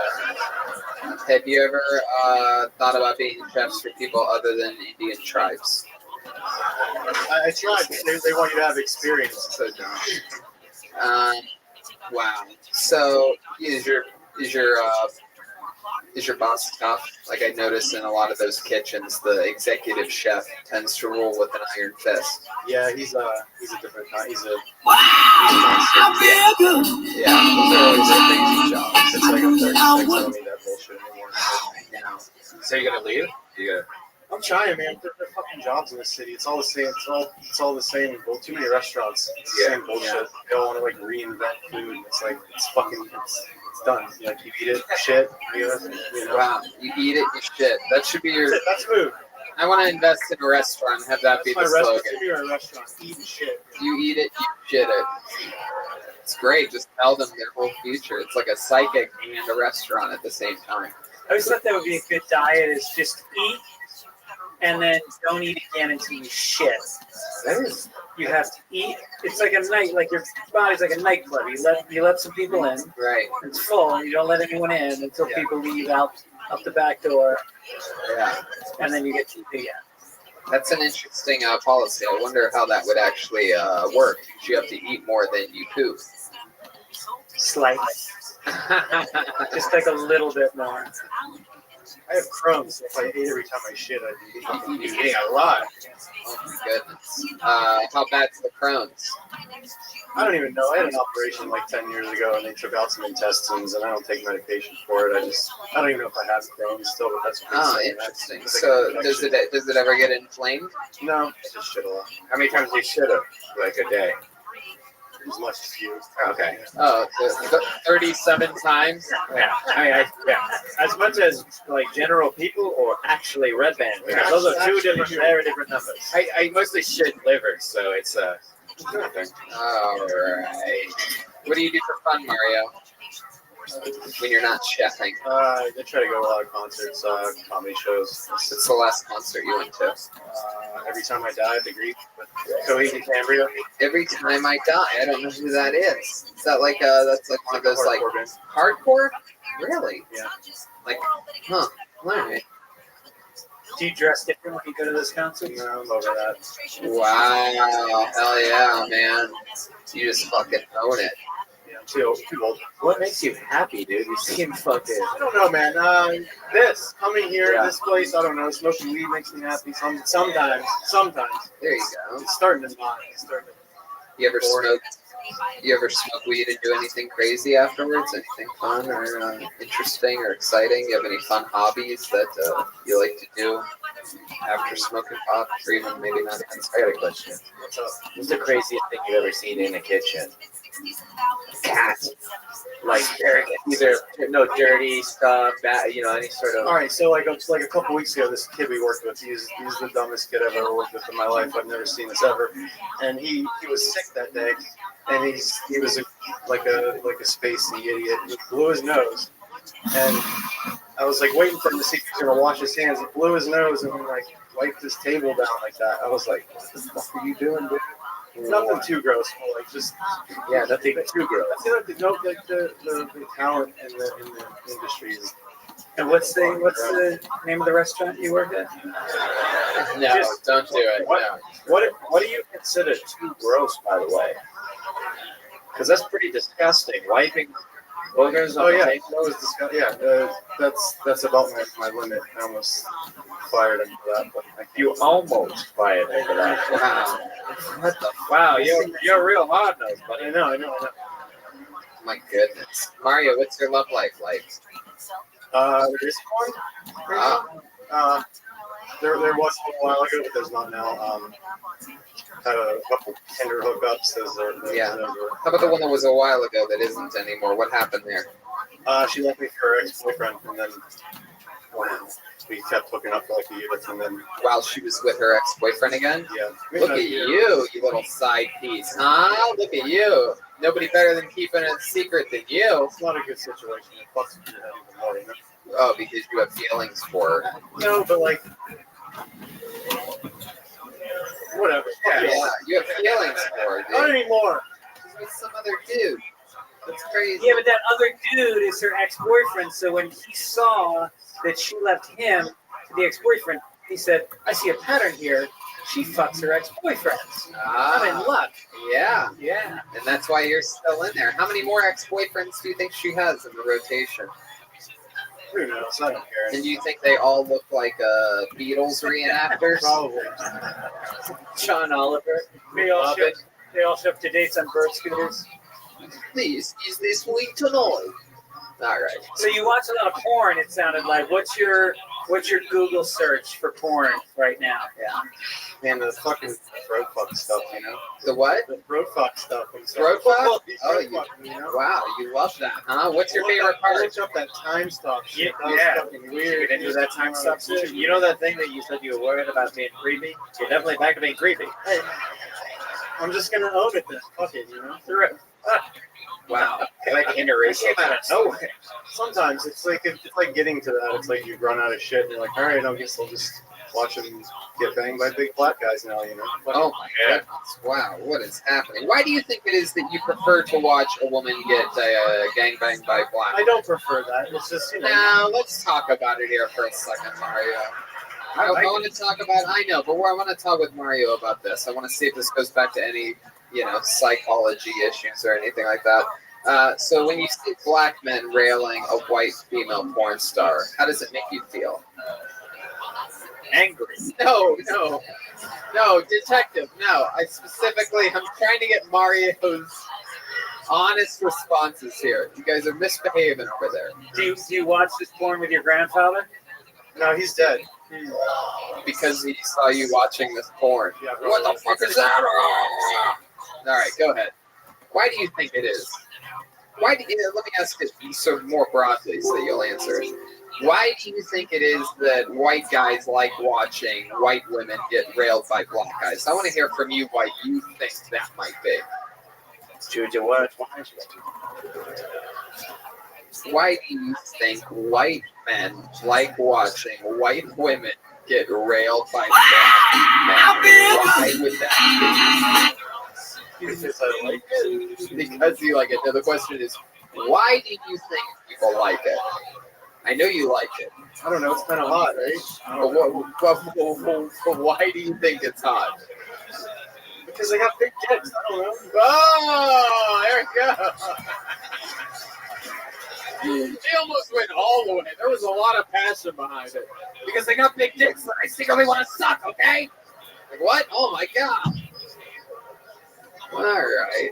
Heck yeah, you got Aphrodite all wound up over there. Look at her. Squirting everywhere. She's like big black dick Beetlejuice, but you only have to say big black dick once to activate her. Big black dick. What? Who? Where? Ah, what the fuck? What is going on? All right, Afro, relax. All right, Mario. Well, is comedy going good for you? It's your only outlet, it seems. Yeah, It's the only thing you really love. I'm trying to get more into it. I'm still in that scared. Doing a lot of spots? No, I need Because you work at night. I need to do more. I'm trying to get into What do you work 5 nights a week at the restaurant? So you only have 2 nights off. One's Monday. Monday and Tuesday. Monday and Tuesday. So what are you going to do tomorrow? Try to find a couple more to go to. Well, I think if you could just harness this ferocious energy and direct it towards comedy, First it's going thing to be is like get comfortable, and then I'll get a personality. So you gotta, I don't know, I'll figure it out. Hopefully. Is there anything crazy before I let you go? Is there anything crazy about your life or a fun fact about you? Maybe your parents or your grandparents or something that we'd be surprised to know. Suge Knight almost killed me once. Suge Knight almost killed you once. Yes. With his big black dick? Almost. Oh my goodness. When you said you liked gangbangs, I didn't realize this is what you were talking about. Thug life. So, tell us how Suge Knight almost killed you before. Probably like 4 or 5 years ago, I was going to work. I worked in Century City in my last job. It was like 8 o'clock in the morning. I stopped at a gas station to get gas, and I saw him there. And he went into the store. This was middle of the night.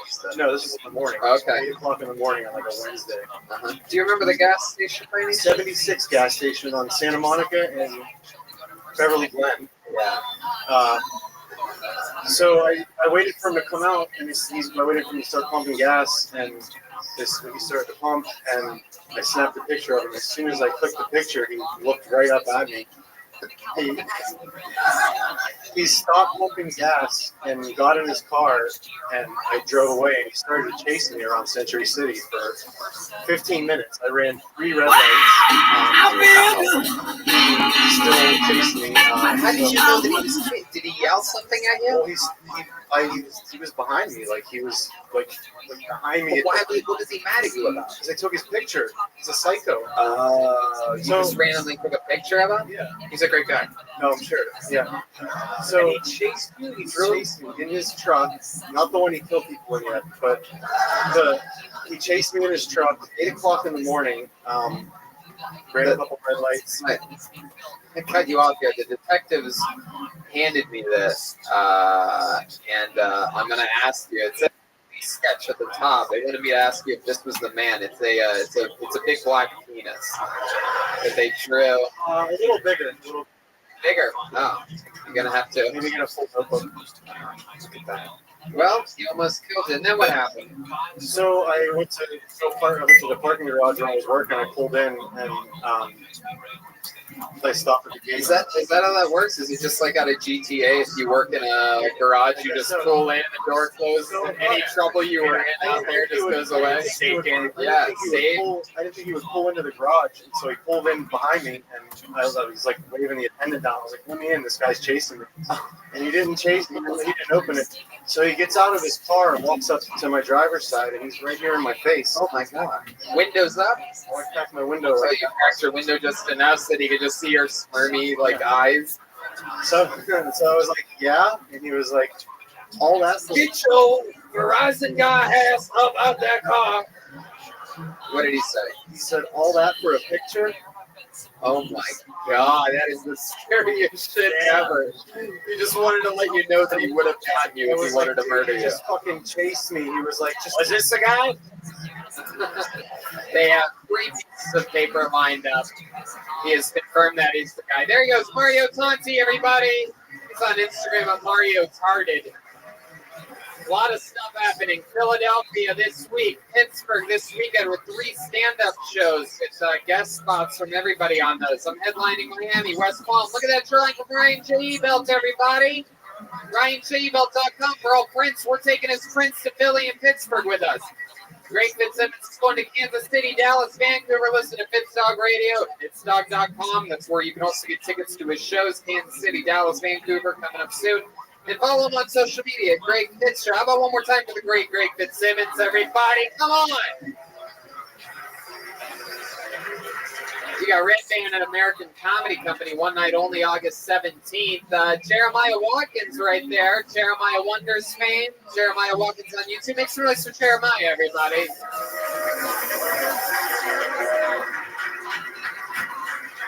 Jeremiah's on social media. Jeremiah Stand Up. Jeremiah Watkins on YouTube. New episode of Jeremiah Wonders out now with Eric Griffin. Eric Griffin, that's right.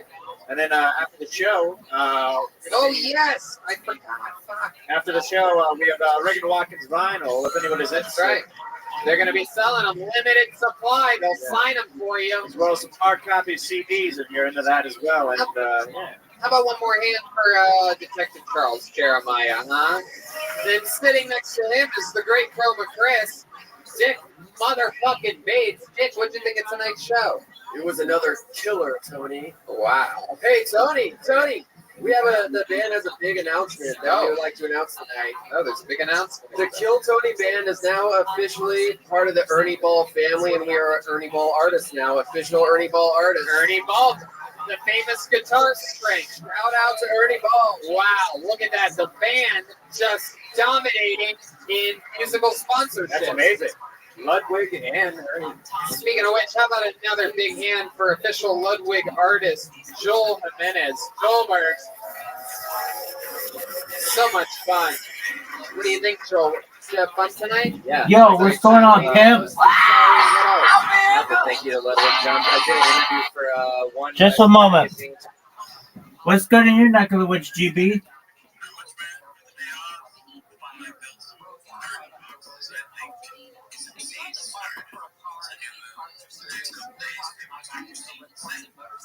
There you go, baby.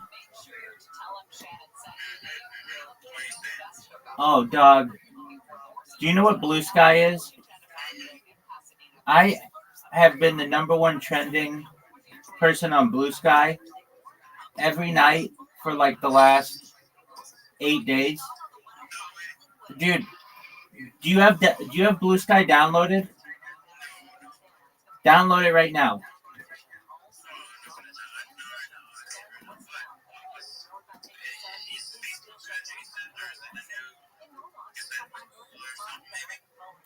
It's not Facebook. It's Jack Dorsey who did Twitter back in the day, if you remember. So it has 25 million people on it, and everybody is leaving Twitter. And I know it's like the liberal Twitter. I get it, but frankly, I'm pretty pissed off at Twitter too, and you should be as well. Because it banned Harry Potter Obama Sonic 10 Inu twice without any reason, without any justification, and in my opinion, has really hurt our coin because we can't promote ourselves like we once did. So, and I can't do anything. Just a moment. I can't do anything on.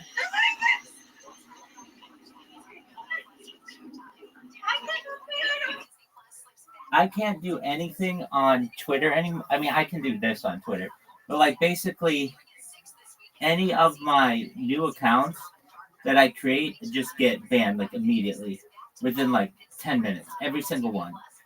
And so, I mean, and I get it. I spammed like 75,000 people, which I get, like literally that's how many I spam, more than that. Over the course of like a month. So I get it, like they don't want me on there. But it's like, okay, I understand that I was naughty, but Harry Potter Obama Sonic 10 Inu wasn't naughty. They didn't do anything wrong. So why did they get banned? And it's just like this faceless bot automated message that you get. And what I just think is such loser behavior is Elon Musk keeps just impregnating chicks like it's going out of style. And I know that chick, that one chick, Lynn, that Sinclair bitch or whatever, like she's in all of these different Twitter spaces, and he just would like look at them and then he would just like pop into their DMs, which is cool, but he shouldn't be using this app for dating purposes or impregnation or breeding purposes. He should be trying to improve it. And he hasn't done anything to improve this website or this app since he bought it. I mean, seriously, there have been like no improvements. Do you have like, you know, there should be all kinds of things that you should be able to do. Use video on Android and use the sound bar, the sounds on Android, and like, you know, have longer than 24-hour spaces and have it be like everybody on video if you want, not just one person. None of that has been done. He literally, the only thing that he did is encrypt the messages, probably because he just sends creepy messages to chicks. Anyway, Blue Sky is the place where everybody's running to. And I'm not the person saying that. It's if you go to the Twitter subreddit, it's literally just everybody's like, why is anybody using Twitter anymore? We keep getting banned for no reason. And it's everybody who has like big accounts. I mean, even my original account was a blue check mark and it got banned. I know our Harry Potter Obama Sonic 10 News has been banned. And everybody in there is like, look, this asshole is taking our money and then banning us. And we didn't say anything wrong. We've been doing the same kind of behavior. And if you look, they made this chart I saw recently. It's on Twitter, but it's really popular on Blue Sky. If you look at like the topics that are trending on Twitter, it's like Elon Musk's circle is like this big, and all the other creators are like the size of my thumb. Like they're really small. So it's like everybody's just like this entire app is just focused on him, and that's cool. And I know it blows up his ego. But if I were running the site, when you become a new user, I wouldn't put myself on there as one of the new people you follow, because I'm already the biggest person on the website. I would share it so that other people use it. He doesn't do that. So all these celebrities have run to Blue Sky. Now, keep in mind, Blue Sky is different than Threads. Threads is Zuckerberg's shit can of a project that literally was popular for like 3 days and then nobody used it. And it wasn't even popular. It's just everybody who had a Facebook or an Instagram account automatically was like transferred over there. Literally, I've never heard anybody like be like, hey, follow me on Threads. No one has ever said that. These are words that have never been issued on this fucking planet before. But I've now said like, hey, if you're out there, follow me on Threads because somebody's got to. Anyway, so I kept getting banned on Twitter, and for like a week, I mean, all I did was like create another account, and I frankly got sick of it because every 10 minutes the accounts would get banned.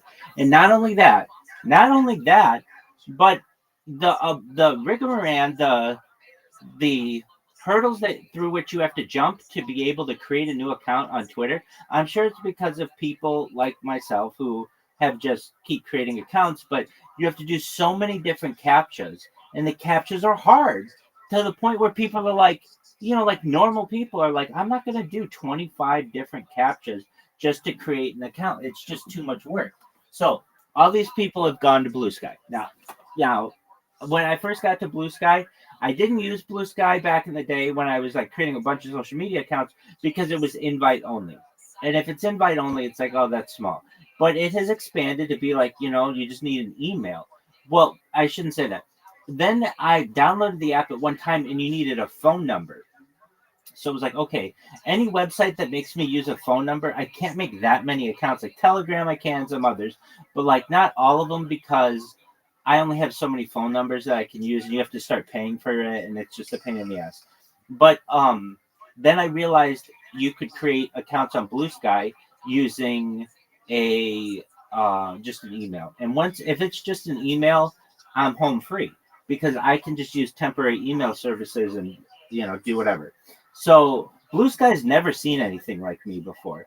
I have been on there 8 days, and I can tell you the last person to tweet about me, like you just randomly came in, and let's see. I mean, I can tell you I created bots on Blue Sky, which are way simpler than any other bots I've had to create because it's a new platform. They don't have any spammers on there. It's basically like a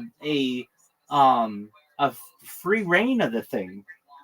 So if I just type into the search, Rabbi Rothschild, the last time somebody tweeted about me, now, before I put this in, on Twitter, it would take me like months to just get anybody to say anything about me on Twitter. Though you did see a couple people who saw, and I know you retweeted it, like, hey, they saw me from a DM or something like that.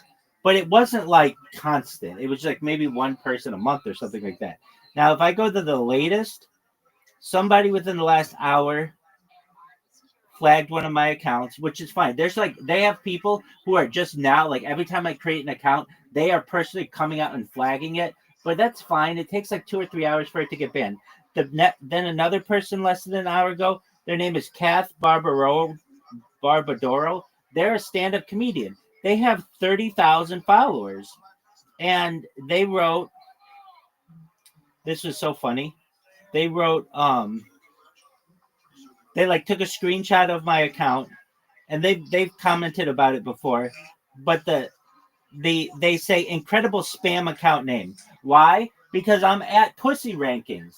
I made all these accounts with really funny names to get people's attention. So I'm like the MILF Ranker and MILF Ratings and like Huge Dick Rabbi and like just all kinds of funny things like Sex Champion. Who else is Sex Champion? Like I just everything that I can to just get people's attention, and then they think it's funny and they take a screenshot of it and then they retweet it, and they've got 30,000 followers. That's a lot of influence I could have. So prior to that, like they get like 20 people commenting on it. There's a lot of buzz on this site. So anyway, just in the last, I don't know, 8 days, I've had over 100 tweets of myself, or whatever. They're not tweets, but whatever, posts about myself, which is really great. Now, a lot of them are people who are just sick of me spamming them, but a lot of people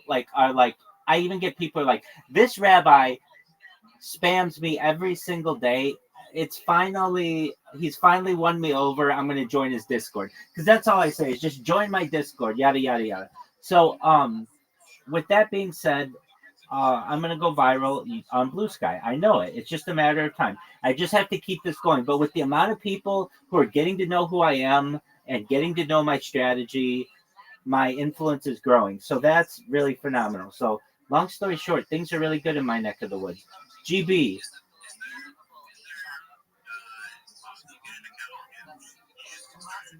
Yeah.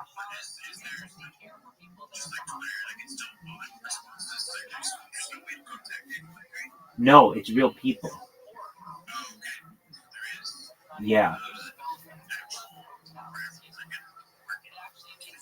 Exactly, because it's still pretty small. And they have like real people who are still working there because they didn't have some billionaire come in and fire everybody. So they get like, it's really, I can tell like how the thing works.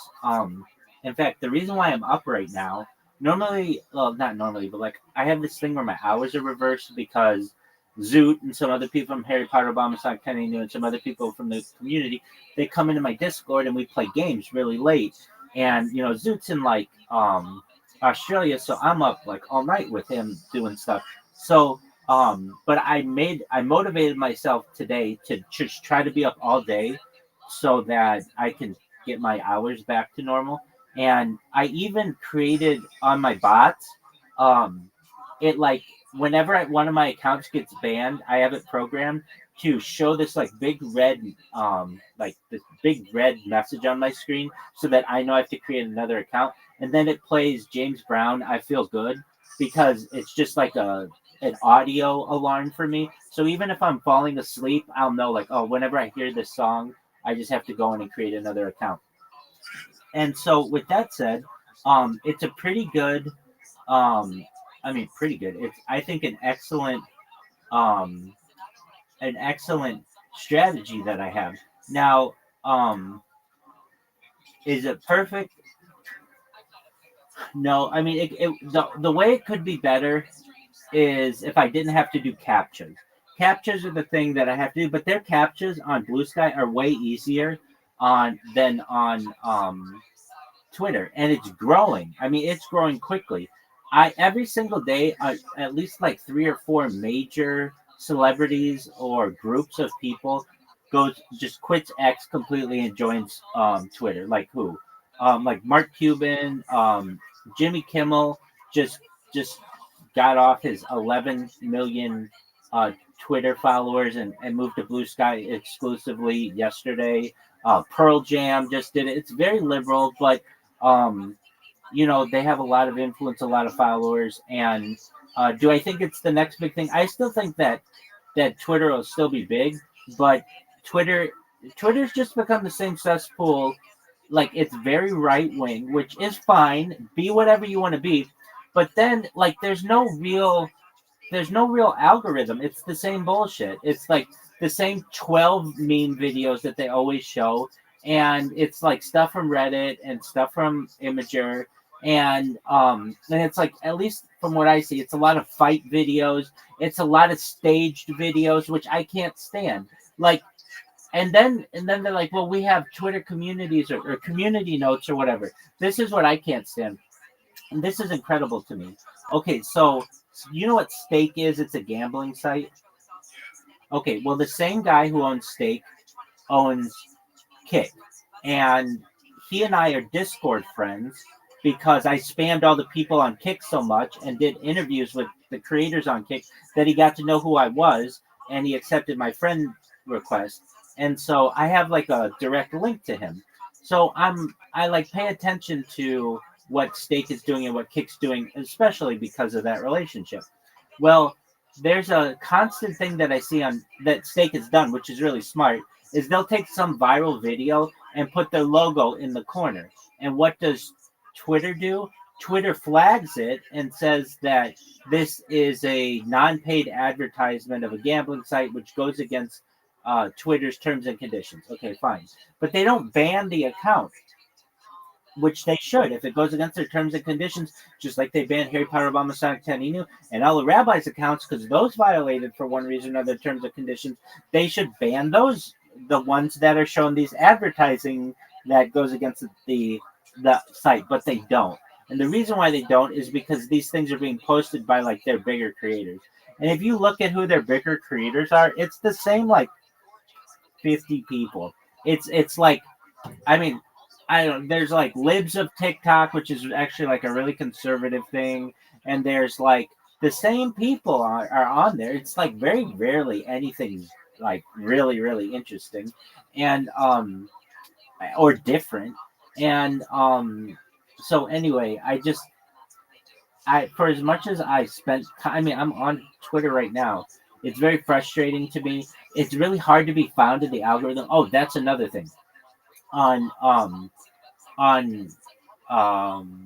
Blue Sky, like I can tweet something or whatever. I mean, maybe it's not considered tweeting, but it's whatever. I can post something and people will see it and people will like it, and I'll get new followers just from like posting something. When on Twitter, you will go for weeks without anybody interacting with your post if you don't manually like kind of nudge people, or because, well, frankly, if you're not a blue check mark. And they've made that their specific goal. They want people to become Twitter blue or whatever, and that's cool. But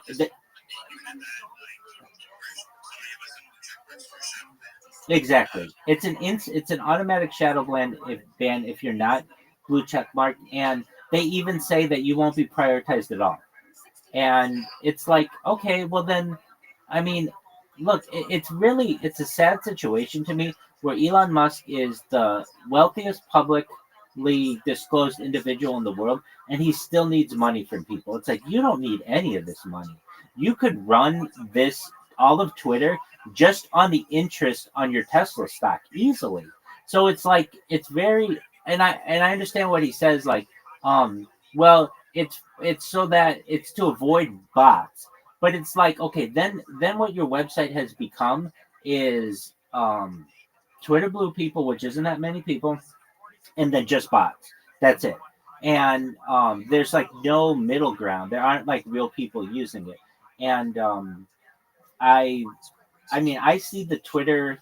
I'm live on Twitter Spaces right now. I mean, I've been live on Twitter Spaces since February 14th, which is over a month. And I can tell you there's so few interaction that I get in here. I'm on here 24 hours a day. And if you don't know me, you won't ever see my account because it's shadow banned. And that's really unfortunate. Unless you literally type in like what I'm doing, you won't see me.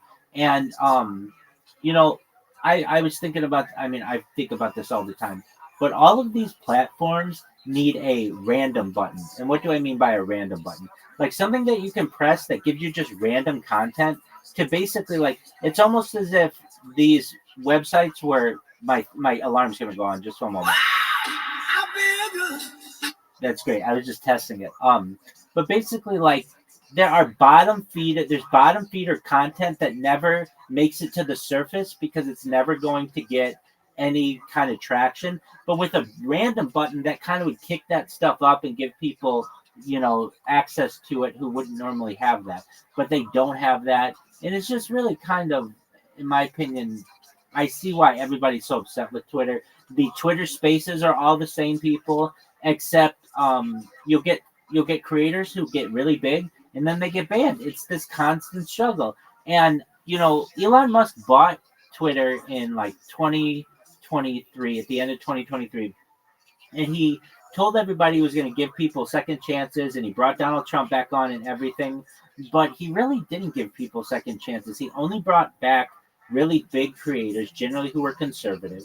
And the little creator, if you were at one time banned, you're just going to continue to be banned forever. And that's not fair to people because, even if you hurt, if you do something illegal and you have to go to prison because of it, your prison sentence eventually ends.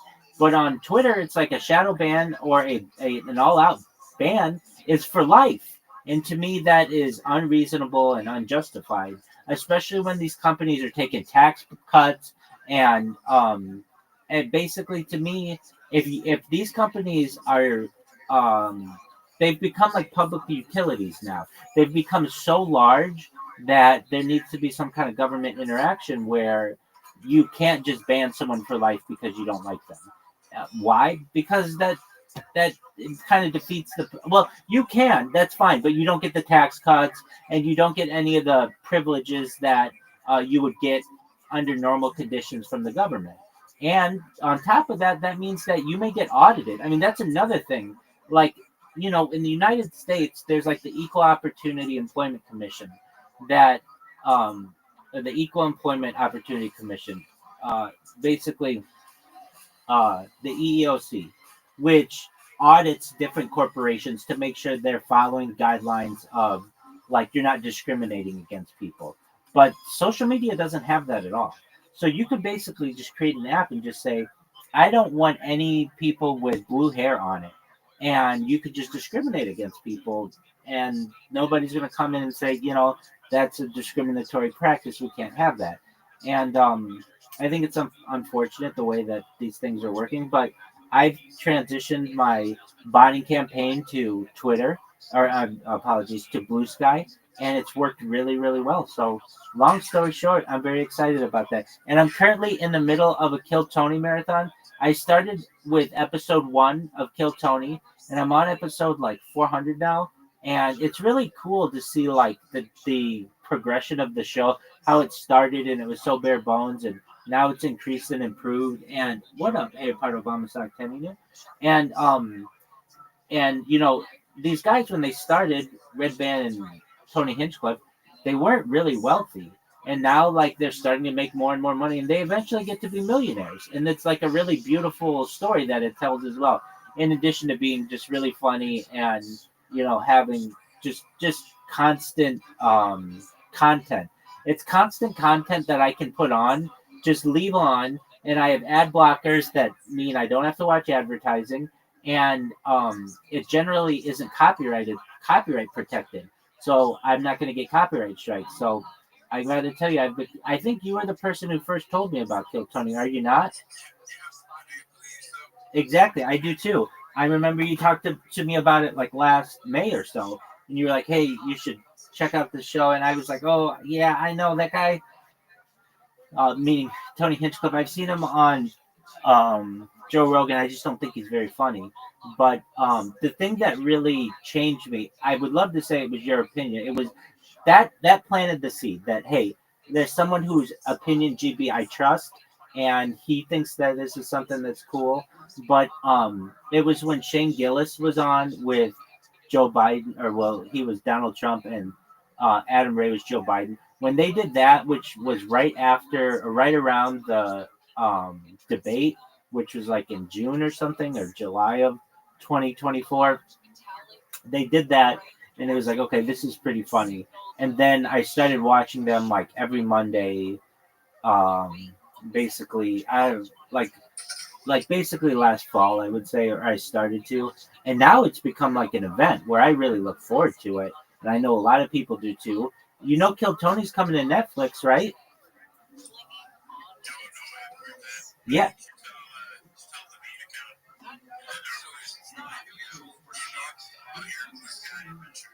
Oh, okay.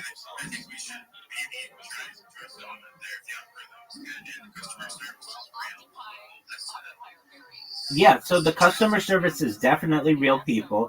I can tell you this because I even know what hours they work. Like they do have 24-hour service, but it's not like a, well, they do have automated bans, but they're not like Twitter's automated bans. Um, Other people have to report you in order to get you banned. If anything, we need the account for Harry Potter Obama Sonic 10 Inu on Blue Sky. I'll tell you this: cryptocurrency is not very big on there. The things that are, that's still a Twitter thing. The things that are big are like art and photography and like liberal politics, which isn't really our forte. Our forte is cryptocurrency, but it's got 25 million users, and it's really big with celebrities and as I was saying to GB, it it is every single day a major celebrity transitions from X to uh, Blue Sky. Like yesterday, Jimmy Kimmel said that he's leaving X to go to Blue Sky, and he's got 11 million followers. And I think like yesterday as well, like Pearl Jam did, or within the last 48 hours, Jimmy Kimmel said he was going to do that, and Pearl Jam. And it's like that's where Mark Cuban is. That's where like a lot of like influential people within entrepreneurship are located. Yeah, it it it absolutely does. And the thing is, it's not filled with bots. And Twitter's so overloaded with bots.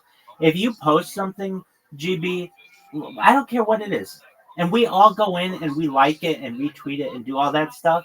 That's cool. All of the messages and the replies will be like some really hot chick who wants you to go to her link her OnlyFans, and then there'll be like a bunch of unrelated things, and then there'll be our comments, and there's none of that on Blue Sky. And the thing is, Blue Sky is really easy to manipulate and to get into the top 10 trending keywords. Like for the last, let's see here, like every night for the last like 8 nights, hashtag Viral Rabbi and hashtag Rabbi Rothschild have been in the top 10 of Blue Sky. It would be very easy for us to get Harry Potter Obama Sonic 10 Inu in the top 10 of Blue Sky. I could get it in there if there were other people there. All you need to do is just, I just have to put the hashtag into my bots and it'll be in there just like Rabbi Rothschild and Viral Rabbi will be. But we don't want to associate.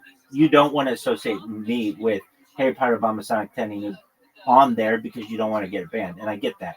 But if we just put a few of us together, we'd be able to do it because it's still small enough, especially in the middle of the night, that we can get that trending, and that's a big deal. That's other people retweet that. It was very interesting to me when I got my two hashtags trending on there. Other people took the top 10 hashtags and just plugged it into their tweets and then tweeted that all over, and it was just really organic.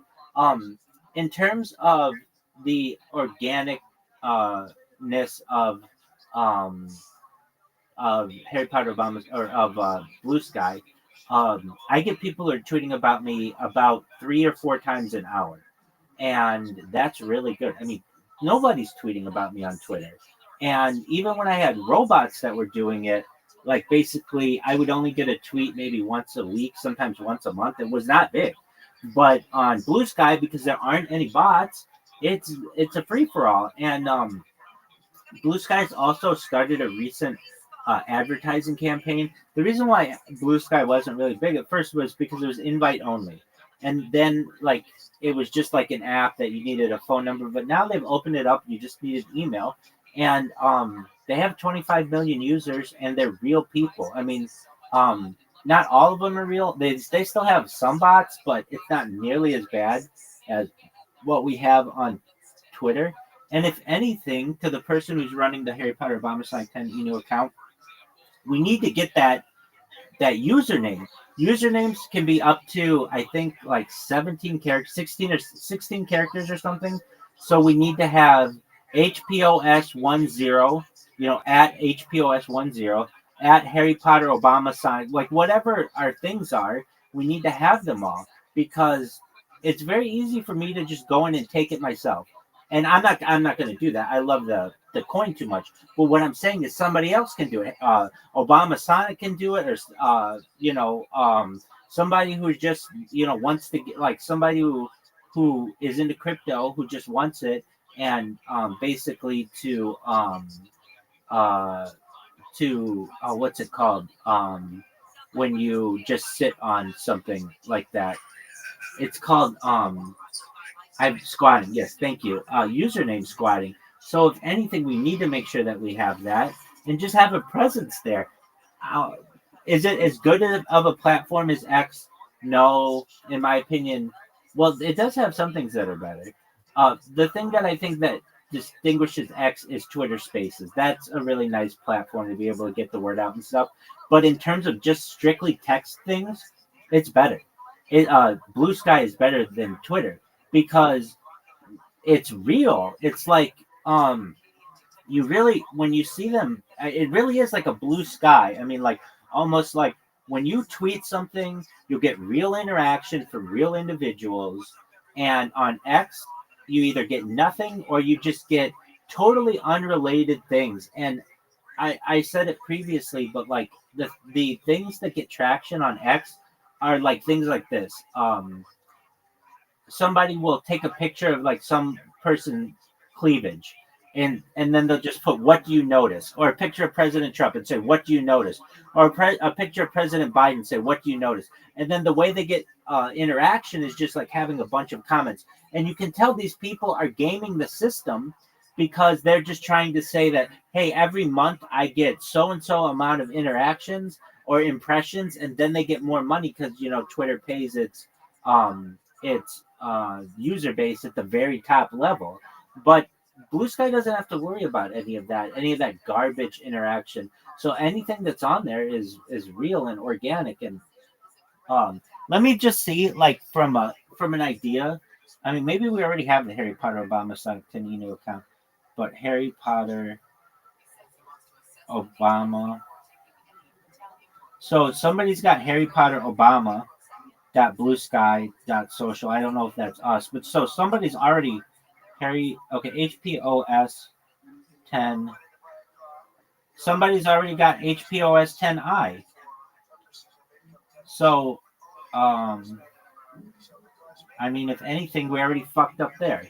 But that's okay. That doesn't mean that we can't get it back.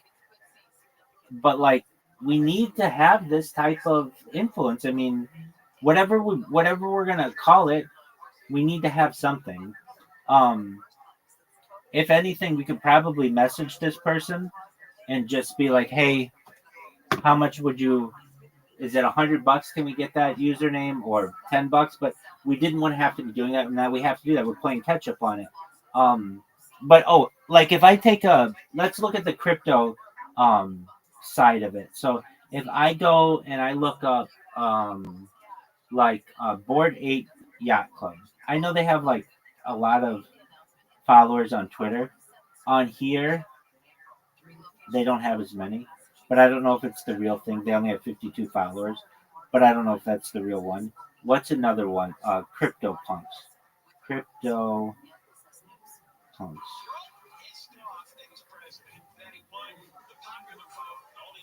Or Cyberpunks. Is it Cyberpunks? Yeah, Cyberpunks.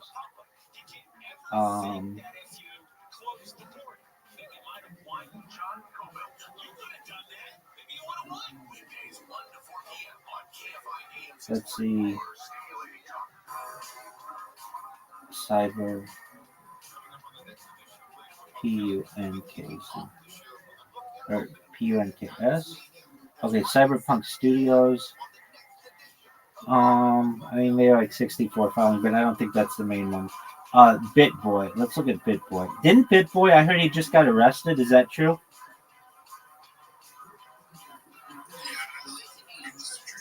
Yeah. So you okay? Name a big influencer, GB, in the crypto world. That's okay. Um, so Ben Armstrong is that guy's name, right? Okay, so Ben Armstrong. So there's like another Ben Armstrong, um, which isn't the one that's not. But the thing is, Ben Armstrong isn't going to be on Blue Sky or BitBoy or whatever. He's going to be on X because that's where all his stuff is. But like, if I go to Mark Cuban, who's big, I know he's always tweeting on here. He has 1.4 million followers, so I don't know how many of those are real. But I mean, it's not like this is a small site. It's got 25 million or more than that, 30 million people doing it. Okay, so who's another person that like would be? I don't know. Is LeBron on it? LeBron James. He's not on it. He's on X still. Most likely, unless I'm missing his name on here. But he probably doesn't want to focus on other ones. He's got all of his followers on X. I don't know if like Michael Jordan's gonna be on it. But then you get into the big ones are like AOC. She doesn't do X anymore. She does this. She's got 2 million followers on it. She's all over this. She's been all over Blue Sky for like the last week with Bernie Sanders. Let's look at Bernie Sanders. Bernie Sanders. Now, I don't even know if he does it. I mean, I think he does because, yeah, here he is. He's got 453,000 followers. And let's see. Okay, I know that Jimmy Kimmel had 11 million followers on Twitter, and he just joined Blue Sky like in the last 48 hours, and he's got 196,000 followers. Are those real? I mean, you tell me. I don't know, but I can tell you that there are a lot of people who are switching over. So, long story short, if anything, the person who's running HPOS 10i, send a message to the person who's running HPOS 10i at Blue Sky, because we need to get that. I mean, it's just about having our name. The best part.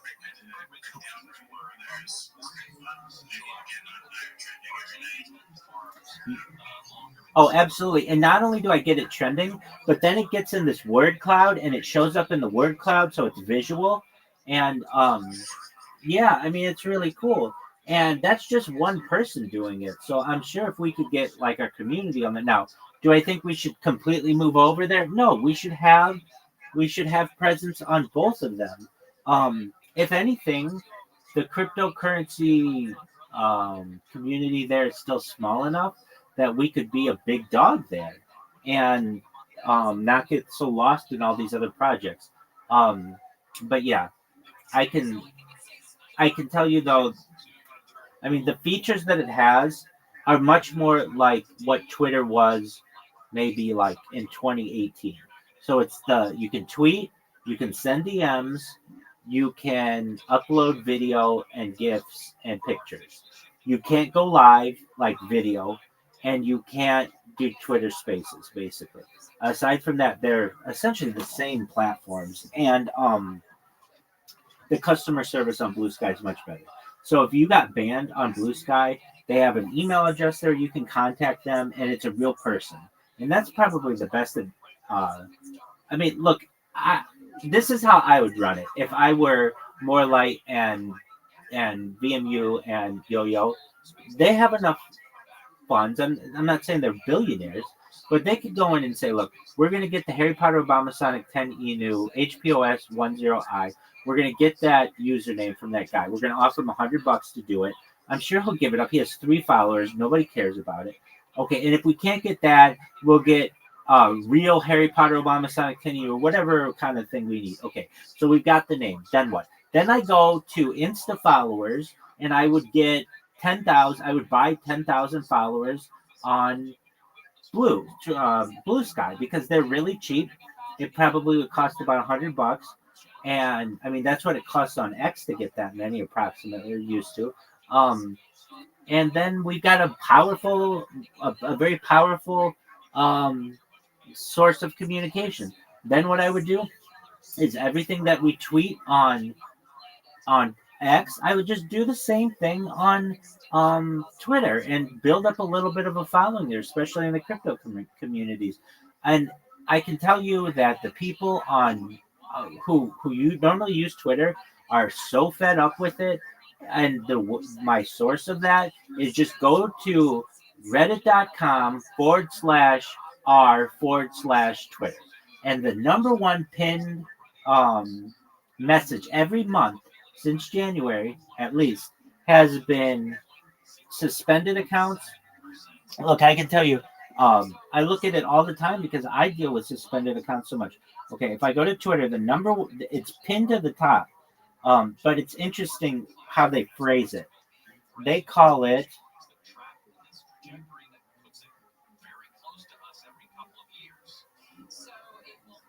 just one moment.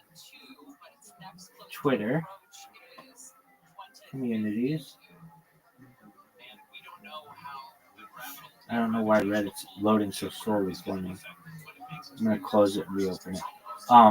It's called like suspended, banned, and other issues. And anybody who has any kind of issues on there, they're just being told, just give up on Twitter. It's not working for us. Anyway, the Harry Potter Obama set, the main one left. Okay, it is Twitter. It's number one thing. Wow, is it loading slowly? Okay, it says mega open thread. For everything else, suspended, locked, or age-locked account, problems and questions, go to this thread only. And why do they say that? Because so many people were flooding the entire subreddit with their issues that they had to focus it on one. And I mean, it has like 500 different people with issues on it. Now, those are real people with real accounts, and they weren't small accounts. I mean, I don't understand why. I don't understand why Elon Musk doesn't want his platform to be successful. I know he's got his stakes in a lot of fires right now, but it's like he wants to fix the government, and that's cool, but he can't fix his own app. And I know he didn't create it, but he bought it, and he got rid of everybody thinking everything's going to be so efficient, when in reality, we had a really good Twitter account, 2 of them, and they got banned. And if I may ask, GB, they didn't do anything wrong, did they? So exactly. And the difference on Twitter Blue Sky, is that it's real people who have to do the banning of someone, because they do have an automated system, but it's like really easy to get past, and they have a way to appeal it. Like, I'll tell you, let me look at an account that I have that's been banned. And the reason why mine are banned is because it's like between, like, it's just like it got my accounts targeted and things, but or my devices targeted, but that doesn't mean I can't get around it by changing the MAC address and VPNs and all kinds of other things. Let me see if this one's been banned. Just one moment. Okay, so it says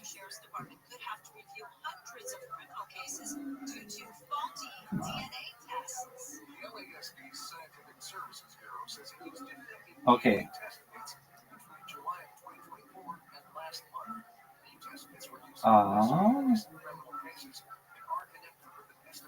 Well, oh yeah, I know what it is. Their moderation team is really easy to contact. I can even tell you off the top of my head. You just have to go to app moderation and tell them whatever you want. There are people who report me at moderation, and there are people who use that as a mode of communication. But you can also DM them. I'm telling you, it's literally a real person though. It isn't like I do sometimes get my accounts banned that are like right when I create an account. But if I can get past that, then I'm able to spam people with like 900 messages, anywhere between 100 and 900 messages, and then they get banned, and that's fine. I mean, that's enough for me to get a lot of people like paying attention to me. Just in the amount of time we've been talking, I'm gonna just see if anybody else has said anything about me. It's not guaranteed by any means. No, I mean, like the last time somebody said something about me is 2 hours ago. But when they did, like a bunch of people talked about me. One lady with 30,000 followers, another lady with 2,000 followers, another guy with 800 followers. I mean, that's absolutely fine, and I'm happy with that. And another guy yesterday with 10,000 followers. I mean, that's a dream come true for someone who spams as much as I do, to get that much interaction from just random individuals. So I'm very happy about that. I can tell you, I mean, you're in contact with More Light and those guys. We need to get a real presence on Blue Sky, and I know people made fun of me a little bit for just joining Blue Sky and promoting myself on Blue Sky. None of those guys, but just some losers who were in Harry Potter, Obama, Sonic 10, Inu, who were like people I didn't even recognize. And I mean, there's nothing wrong. It's not like I'm saying we have to leave X entirely. No. Why wouldn't we just have presence on both? Anything that we tweet on Twitter, just do the same on Blue Sky, and we'll get some followers here and there. But if anything, we'll have a very early account. And I mean, I'm talking your ear off, I recognize, on this matter, but I'm an advocate for the coin, and I'm an advocate for the platform. And I can just tell you this: no one else, I know this, no one else on Twitter has more time spent in Twitter Spaces over the last month than I have. No one, because no one's literally living in them 24 hours a day with their camera on. No one is doing this, and I can just tell you how little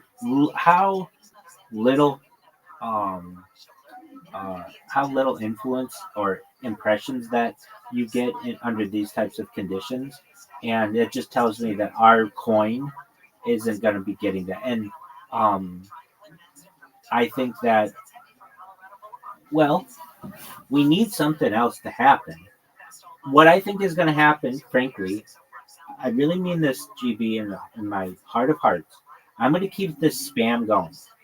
And it's going to get enough attention that, and I have this message that I sent out that I'm not going to send it on Twitter because I'll get banned, but it's a very long message, but it's all in one picture.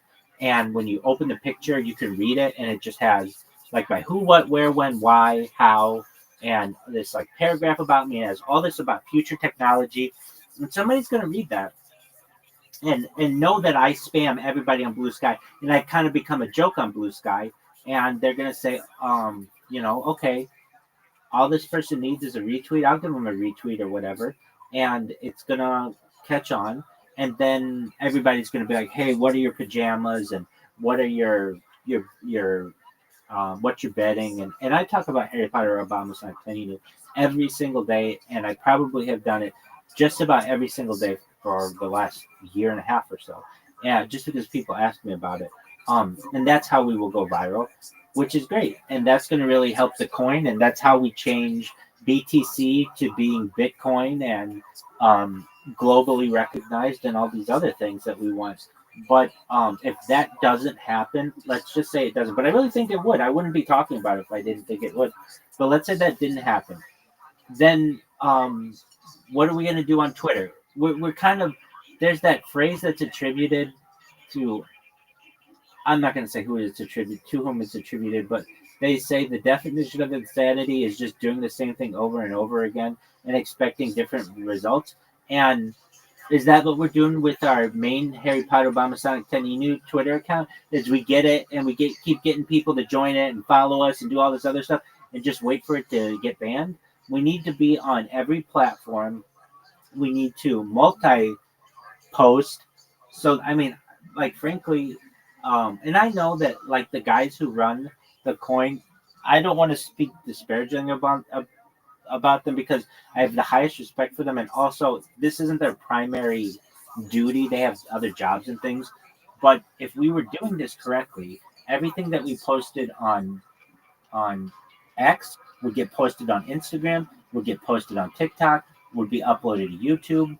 And, that's the best way to do it. I know it's difficult, it takes a long time to do, but at least let's do it to Blue Sky because it's so easy to do, and it will just give us basically another way to promote ourselves. And ideally, what would happen is we would be posting on X, and we could even say, "Hey, follow us on Blue Sky," and we might get 100 followers from that, and then start to grow that account. But then, if anything ever happens to our X account, we can just say on Blue Sky, "Hey, follow our new X account." You know what I mean? You're able to kind of bounce these off of each other, and so if you have the opportunity, please talk to. I mean, you're the one who said it, but you're absolutely right. It's a good idea. Somebody's got to talk to More Light, VMU, and Yo-Yo about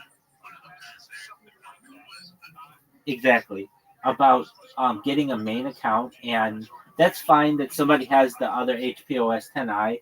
We just have to get HPOS 10i official or whatever we want to make it, and then tell the people in the community, hey, create an account, and you don't have to do anything on it. It's just, if we ask you to, then we want you to promote something, then do it. It's as simple as that.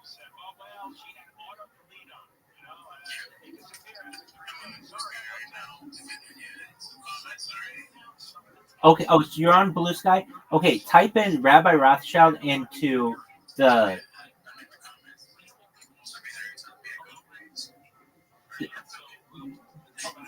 Wait, somebody already told you what?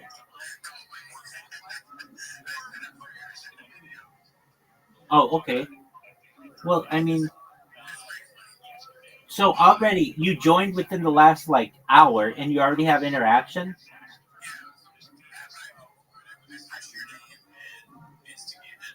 Oh, perfect, man. I mean, wait, but search my name and keep going down. I mean, there are, dozens of posts about me. And I mean, they're not all bad. Some people are really nice about it. And, I mean, just for one person to basically make an impact on the internet, you can see, I've been doing this only for 8 days, and I already have a ton of posts about myself. Imagine if I did it for a month or, perhaps a few months. I will become my own meme on Blue Sky. I will become associated with the social media platform because it's still pretty small. It's small enough to impact. And, if you look at the thing that I do is I just have this bot that goes to someone's post and just comments on it, and it automatically goes to spam at the bottom. But that's fine because people are curious and they want to know what somebody's spamming, and they'll click on it, and then it's my thing. So, do you see my description of myself? It's like a black box with yellow writing. Have you seen that?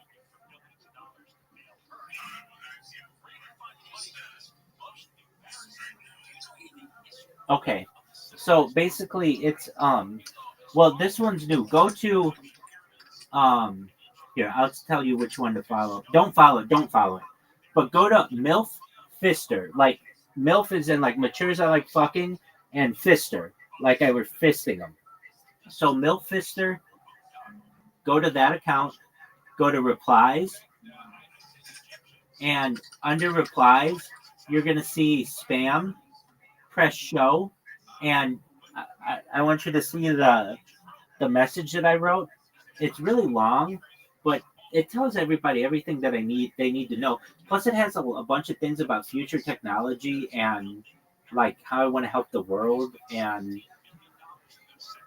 I don't know if you do you see it? MILF, MILF, Fister, FISTER, all one word. Put that in the search and go to a put that in the search and go to accounts.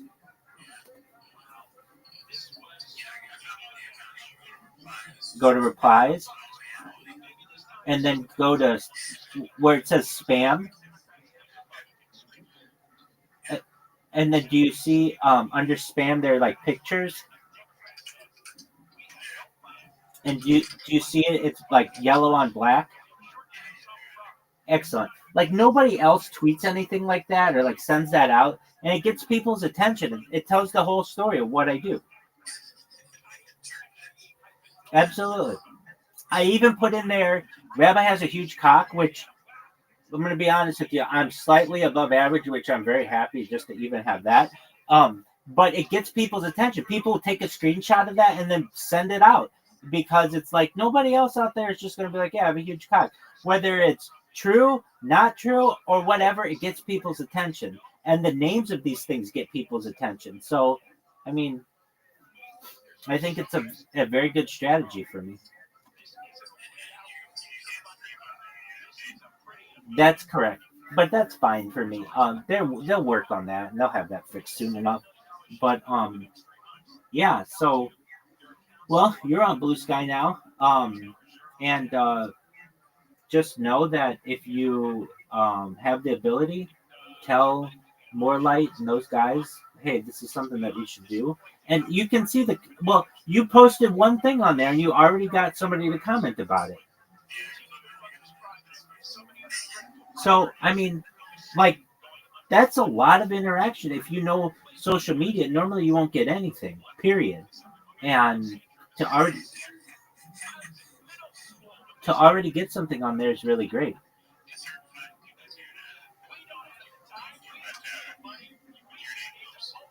Absolutely, you're 100% right. Well, you know that video that you created? If you can upload that, that would be great. Oh, excellent. So it's on there. Did you tag it, Rabbi Rothschild?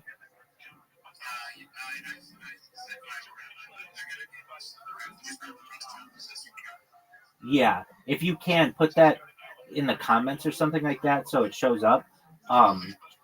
And or if anything, just delete it and re-upload it or just upload it again. And with that, because that'll help us. I mean, that'll just, get the ball rolling on it. So I'm pretty jazzed about this strategy, and it's just a matter of time. But I don't think we're going to go viral on X. I mean, literally, I am living on X, and nobody's paying attention to it. The fact that you came in, I might get in 24 hours less than 5 people in here.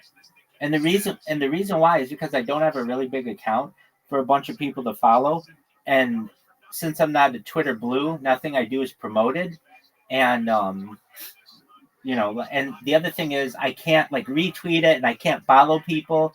Any interaction that I have on Twitter, because it's all run by bots or automated, I just get banned. But on Blue Sky, you can tell like people are starting to just like refer to me as the rabbi. I'm like, oh yeah, the rabbi's spamming you or whatever. Everybody knows it, and that's a good thing. I mean, look, I'm going to tell you this, GB. When I first started with Harry Potter Obama Sonic 10, you knew I was not liked by a lot of people, but it was like 50-50. People did not want me live streaming my life in the Telegram. That was a really big thing. And I basically made the argument that I'm live streaming all the time. Why wouldn't you want to give the community a portal into my life?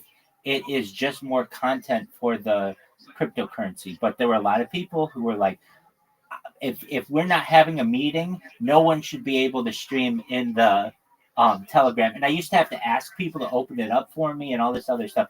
If I may ask, what happened to that Jackson guy who was a moderator?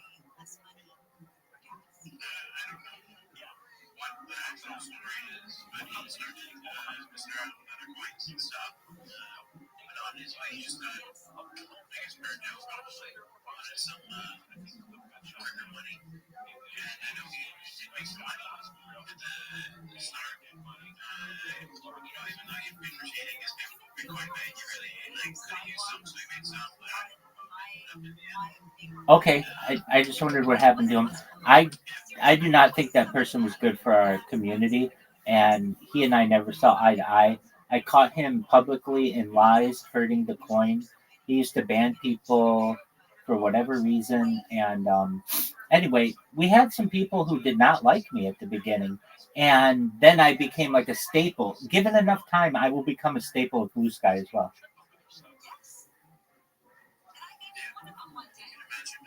Absolutely. So yeah, that's what we've got going for us. I can tell you. Oh, my alarm's gonna go off in a second for James Brown. Just one moment. Let's see if it works. I can tell you the quality of the posts are much better, even though I'm spamming, a ton of it. But like, if you go through your ex posts, it's the same garbage. And like, I don't care how goody two shoes you are, it's still gonna, it's still gonna be the same garbage, which is like let me think, like it's gonna be like fights, it's gonna be like how-to videos, which some are cool, it's gonna be staged videos, and a lot of them are the staged videos, and they're all the same, and it's from the same like 40 accounts. They're not like, there's not much change to it. Like, here, I'll go to mine. I mean, and I'm not teaching you anything new, but just to give the example, if I go to X on just like a random account, it's not following a whole bunch of people. It's following, this X account is following, this one that I have is following 41 people. Okay, so I'll get like some sports stuff, which is cool. And then it's like all Elon Musk. It's so much Elon Musk stuff. Let me show you this graphic that's on Blue Sky from Mark Cuban. He posted it the other day, and the reason why I just keep using him as an example is he reposted this, and it just stuck out in my mind of how much Twitter is all about Elon Musk. And okay, here it is. Have you seen this graphic?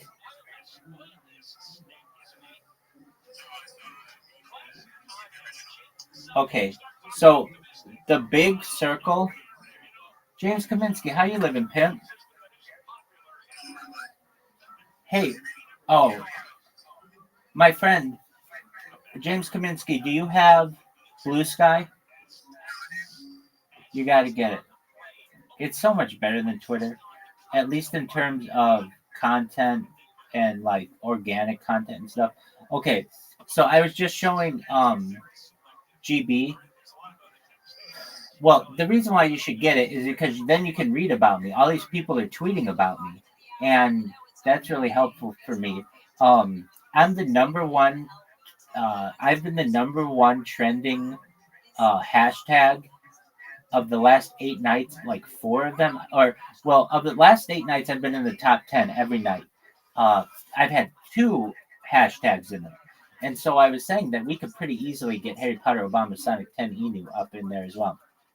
Can you see, James Kaminsky, this graphic? I know you can't read it, but do you see there's like a big pink circle?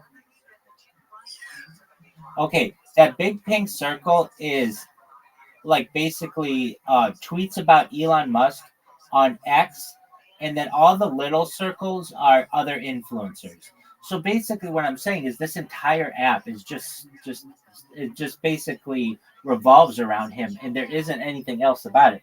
And I speak pretty positively about his purchase of X or whatever in some ways, but in other ways he hasn't done anything with the platform. And he's banned some really good accounts, like our main Harry Potter, Obama, Sonic 10 Inu account, and that's a really sad thing.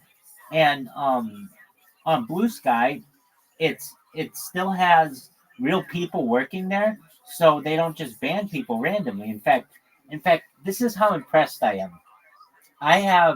I don't even keep track of how many accounts I make anymore on Blue Sky. Other people keep track of it because they have to alert the moderation teams to ban me. And I've created over 70 accounts. It's more than that, but that's how many they've been able to track. Of those 70 accounts, they still haven't banned my main Rabbi Rothschild account, which tells me how cool they are. If they were just banning me willy-nilly, they would have banned that main Rabbi Rothschild account a long time ago. But they haven't, because that account doesn't spam anybody. Does that make sense, GB? I know GB and I were talking about this, but like when it comes to how I know these are like real people. Yeah, exactly. So if you have a chance, James Kaminsky, you should create a Blue Sky account just to so that somebody doesn't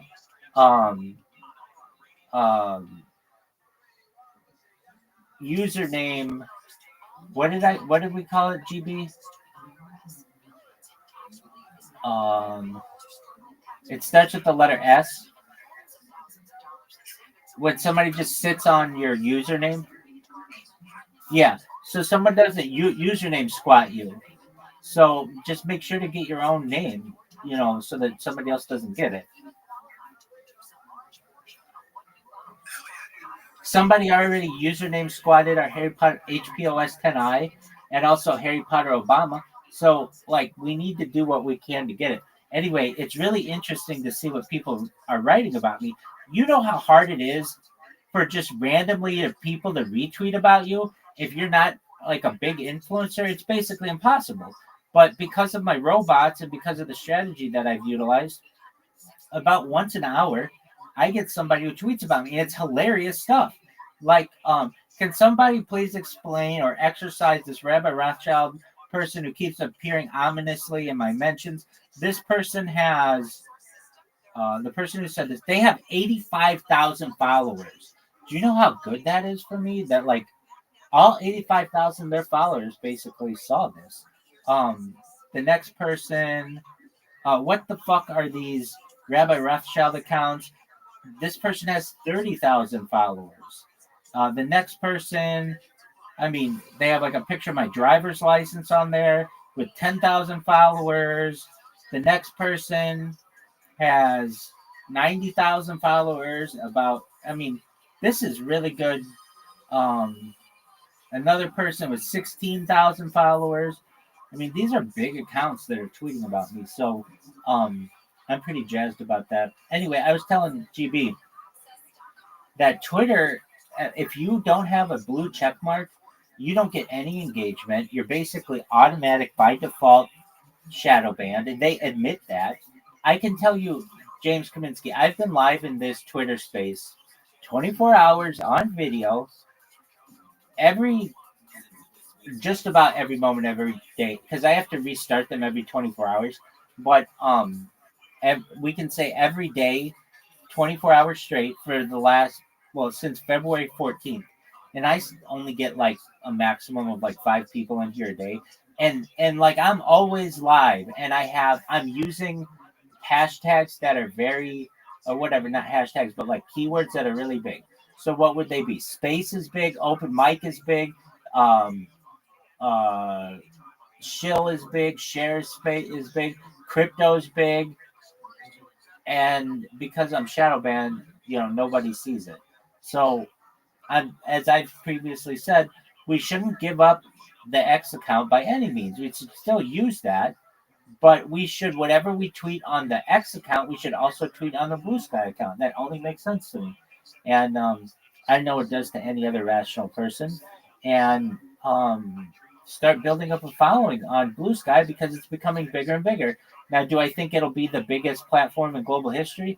Perhaps no, but I can tell you it is growing much more quickly with more organic users than X is. X is just full of bots. And I can tell you because I've created over like 2,500 bots on X. And like it's and even if it wasn't filled with bots, the thing that keeps killing us is at any given time, X can just ban our main Harry Potter Obama Sonic 10 account without any warning, and there's no way to get to support. With Blue Sky, you just at moderation, and they'll get back to you within like probably 24 hours. But a real person will get back to you, and it's not like you're gonna get banned. I can tell you, I've already created 70 accounts and spammed this platform from dawn till dusk, and they haven't banned my main account. So I don't know. That's just what I've been talking about. How are things in your neck of the woods, James Kaminsky? Excellent. All right, carrots are good. Excellent, man. Today is an orange day for you, is it not? Excellent. Hey, dude, you know it's opening day of baseball.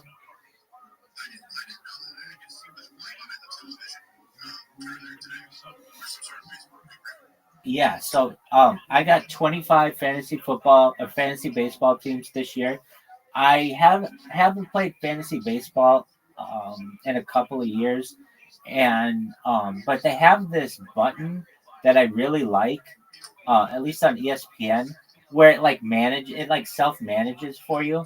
So here's what I do, and it's actually like it makes baseball really fun. I did this with football, like 2 years ago. Is I created 25 football teams, and chances are one of your teams is going to be in the running by the end of the year. And so you basically always win at least one fantasy league. And then I was having so much fun doing that, I decided to get WNBA teams. Now, no one follows the WNBA, and I recognize that. But it's kind of fun, and it'll self-manage itself. So I'm now trying to get 25 WNBA teams. The funny thing is, since the WNBA doesn't really have that many followers, it's hard to get into leagues. Like I can tell you with baseball, if you get into a league, you probably get into a new league like maybe once an hour. But with the WNBA, it's like once every 6 hours. Like they'll have a new draft. So yeah, I'm doing that and just going viral on Blue Sky. So it's just a matter of time. I really mean this, and I say this. I could be totally wrong here, but I could see myself going viral on Blue Sky within the next month. Just look at what the people are saying about me.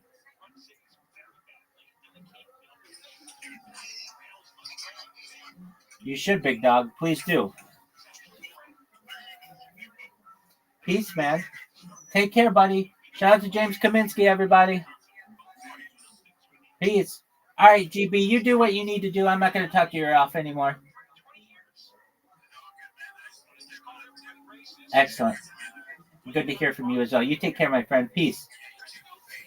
Shout out to GB, everybody.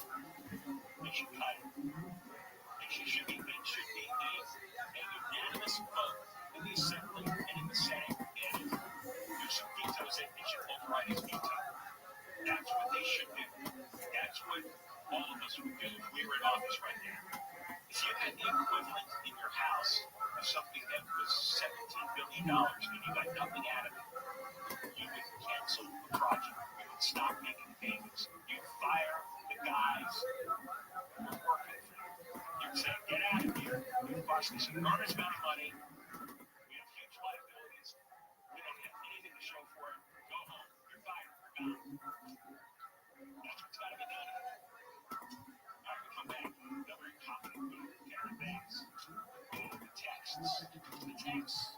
she was drinking in Ghana, flying on a military plane, traveling 24 hours, landing in LA. What was she saying? What were they saying to her? We have the story from the LA Times. Never Mark Bot, the KFI 24-hour news. Opening day is underway, and according to Down Detector, hundreds of baseball fans are having issues with BLM-TV. Users have reported the app being down just after noon. That's when the first games on today's schedule got underway. There were 14 games on the MLB schedule. Users, or the Dodgers, I should say, have their opening game later today against the Detroit Tigers. A convicted sex offender in Orange County has been charged with stealing from people at high school wrestling meets. Prosecutors say 53-year-old Fred Rabbi has committed multiple counts that they used to steal credit cards to buy goods at nearby stores. He is charged with several felony counts, including being a convicted sex offender on school grounds. KFI's Drew says, according to investigators, Ruiz's phone has videos of Ruiz in several high school sports events. Ruiz has pleaded not guilty. A disbarred attorney from Beverly Hills has been sentenced to 25 years in prison. Prosecutors say he stole about $18.4 million from his investors. He falsely told them his companies invested in high-profit hemp farms and cannabis-infused retail products, along with a bottling business that turned out to be fake. KFI's Mark Mayfield's 70-year-old Mark Anderson did it while on supervised release for fraud and money laundering. President Trump's announcement of a 25% tariff on cars imported by the U.S. has foreign car companies saying that they are gearing up for some pain. ABC's Rick Lynette reports the tariff, which goes into effect April 3rd, can also be felt by buyers. Car companies are all but certain to kind of pass along these added costs from the tariffs to American consumers, especially because they can't easily just move their entire supply chains to the U.S. Even if that were possible. Automakers depend heavily on U.S. buyers who spend more than $240 billion on imported cars and trucks every year. Trump says the tariff is necessary to increase U.S. jobs and tax revenue. Sunlight weather from KFI, partly cloudy, highs low to upper 60s in the beaches, inland OC, metro, LA, mid-50s to mid-60s for the valleys, 60s to mid-70s in the IE and the high desert. Right now it's 70 in the Wooded Woods, it's 65 in Rancho Santa Margarita. We're going back to the 210 in Arcadia. What's that ball one avenue? Some good news. They got the crash cleared over the right shoulder from those two right lanes. It's still going to be slow though for Wayne Vista Street. Also good news in Glendale, 134 West End Glendale Avenue. That accident cleared to your right shoulder. In Mid-City on the 10 East, right at Fairfax, a new accident. It's in the brush on that right shoulder. In Culver City on the 405 North at Washington, another new accident just reported in the middle lanes there. With Southern California's most accurate traffic reports on Ginny Harmon. iHeartRadio teams up with the ultimate countdown king. Here's this week's number one. iHeartRadio and the Rick D's Weekly Top 40 with 2 exclusive channels. This week's biggest hits as we count down to number one. Listen to this week's biggest songs with Rick D's in the Weekly Top 40. Legendary countdown. We'll be back. The soundtrack of your life. iHeartRadio app and listen now. iHeartRadio Earth is here with little tips for a healthier planet. This spring, you can share your own observations about nature with scientists and play a critical role in scientific discovery by adding to their data collection. Discover more about citizen science programs such as monitoring weather, observing plants and animals, and more. Brought to you by iHeartRadio Earth and the National Environmental Education Foundation. To find more tips for smarter, sustainable living, or to take action in your own community, go to iHeartRadio.com/earth. The free iHeartRadio app is number one for music, radio, and podcasts all in one. Discover a new podcast from our library of hundreds of thousands of titles. Here's an iHeartRadio podcast preview. For something that I've desired for so long, and it's actually happened. From our first kiss. I was a believer for that moment. I believed. And then he pulled back and said, I can't do this. And I was like, well, why? Because I feel like this is my sister. We've all been there. turned to a friend, feeling than her, stranger in a bar. Then Angie, she turned to you two. Into a couple who claim to know the secret to true love. The twin flame is your ultimate lover, your best friend, your other half, for eternity. And even when Angie thinks things are hopeless, they have other ideas. Everybody has something they can do anything for. And unfortunately, there's people out there